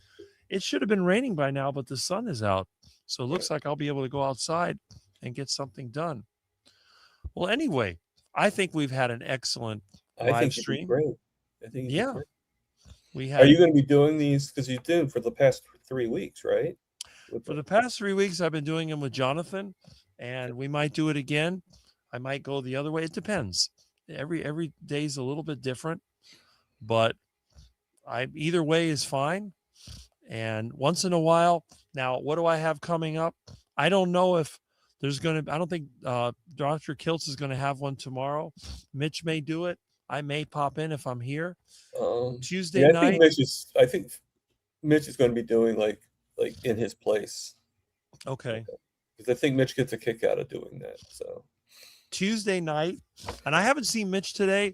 So either Mitch is out celebrating 4th of July, or he's making videos, or both. Maybe I put him to sleep. I don't know. But he might be celebrating 4th of July with the new videos. Well, there you go. If Mitch was here, great. If not, I'll be seeing him soon. And what is it? Tuesday night. What happens at 8:30 on Tuesday night? Russell. That's right. Keto Cookout with Russ Mitchell. So if you didn't have the courage to join in today because of us intimidating people, obviously you have me as a quack. You have Jonathan, which would intimidate anybody. I really don't think. Yeah. Jonathan is. Not that I'm trying to look like, not that I'm saying I'm Jonathan. I'm nowhere near that. Although I do have another friend who's built like Jonathan. It's my friend that lives in Minnesota. I haven't seen him in years. He was never intimidating to me, but I think to most people, bodybuilders are intimidating. And us tall guys can be intimidating to some people, but I think it's more of a fear thing because they think that I'm crazy, which I kind of am. Well, now you made me want to see you guys all three on a panel with you in the middle between Jonathan and your friend. Yeah. If I could only convince my friend's been carnivore since 1999, and he's actually quite successful. The problem is he's in a lot of businesses and he maintains his privacy. So he hasn't wanted to bring his story out there.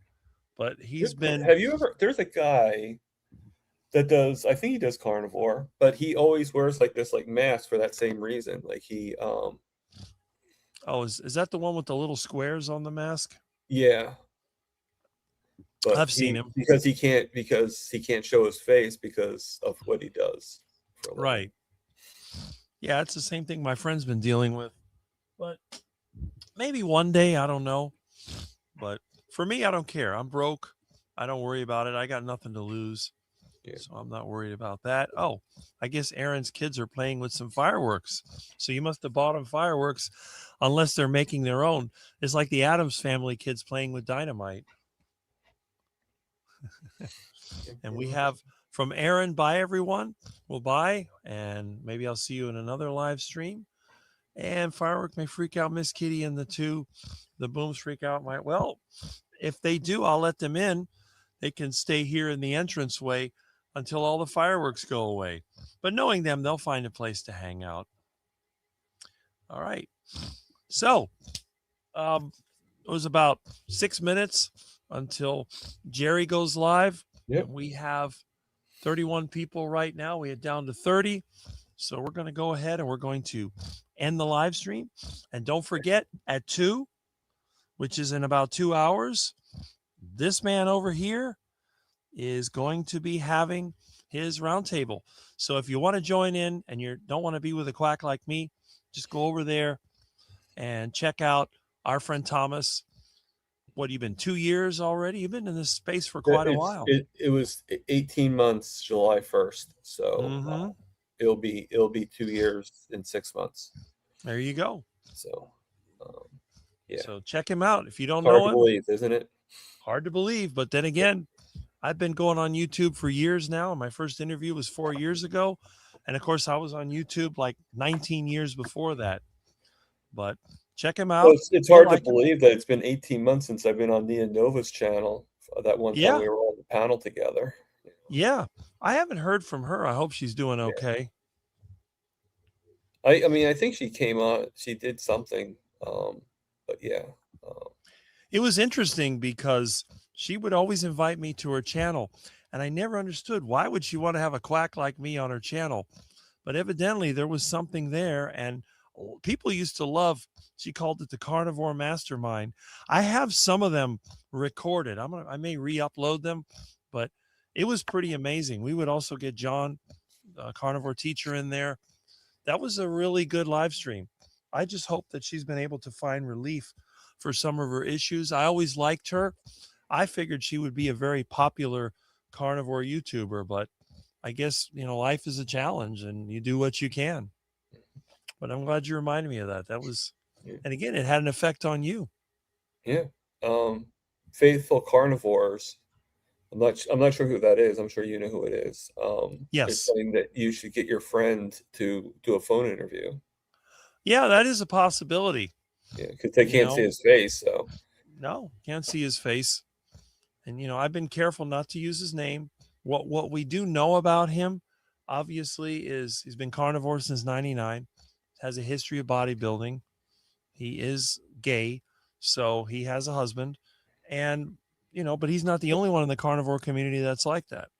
Right. But he's a long-term. It's kind of sad too.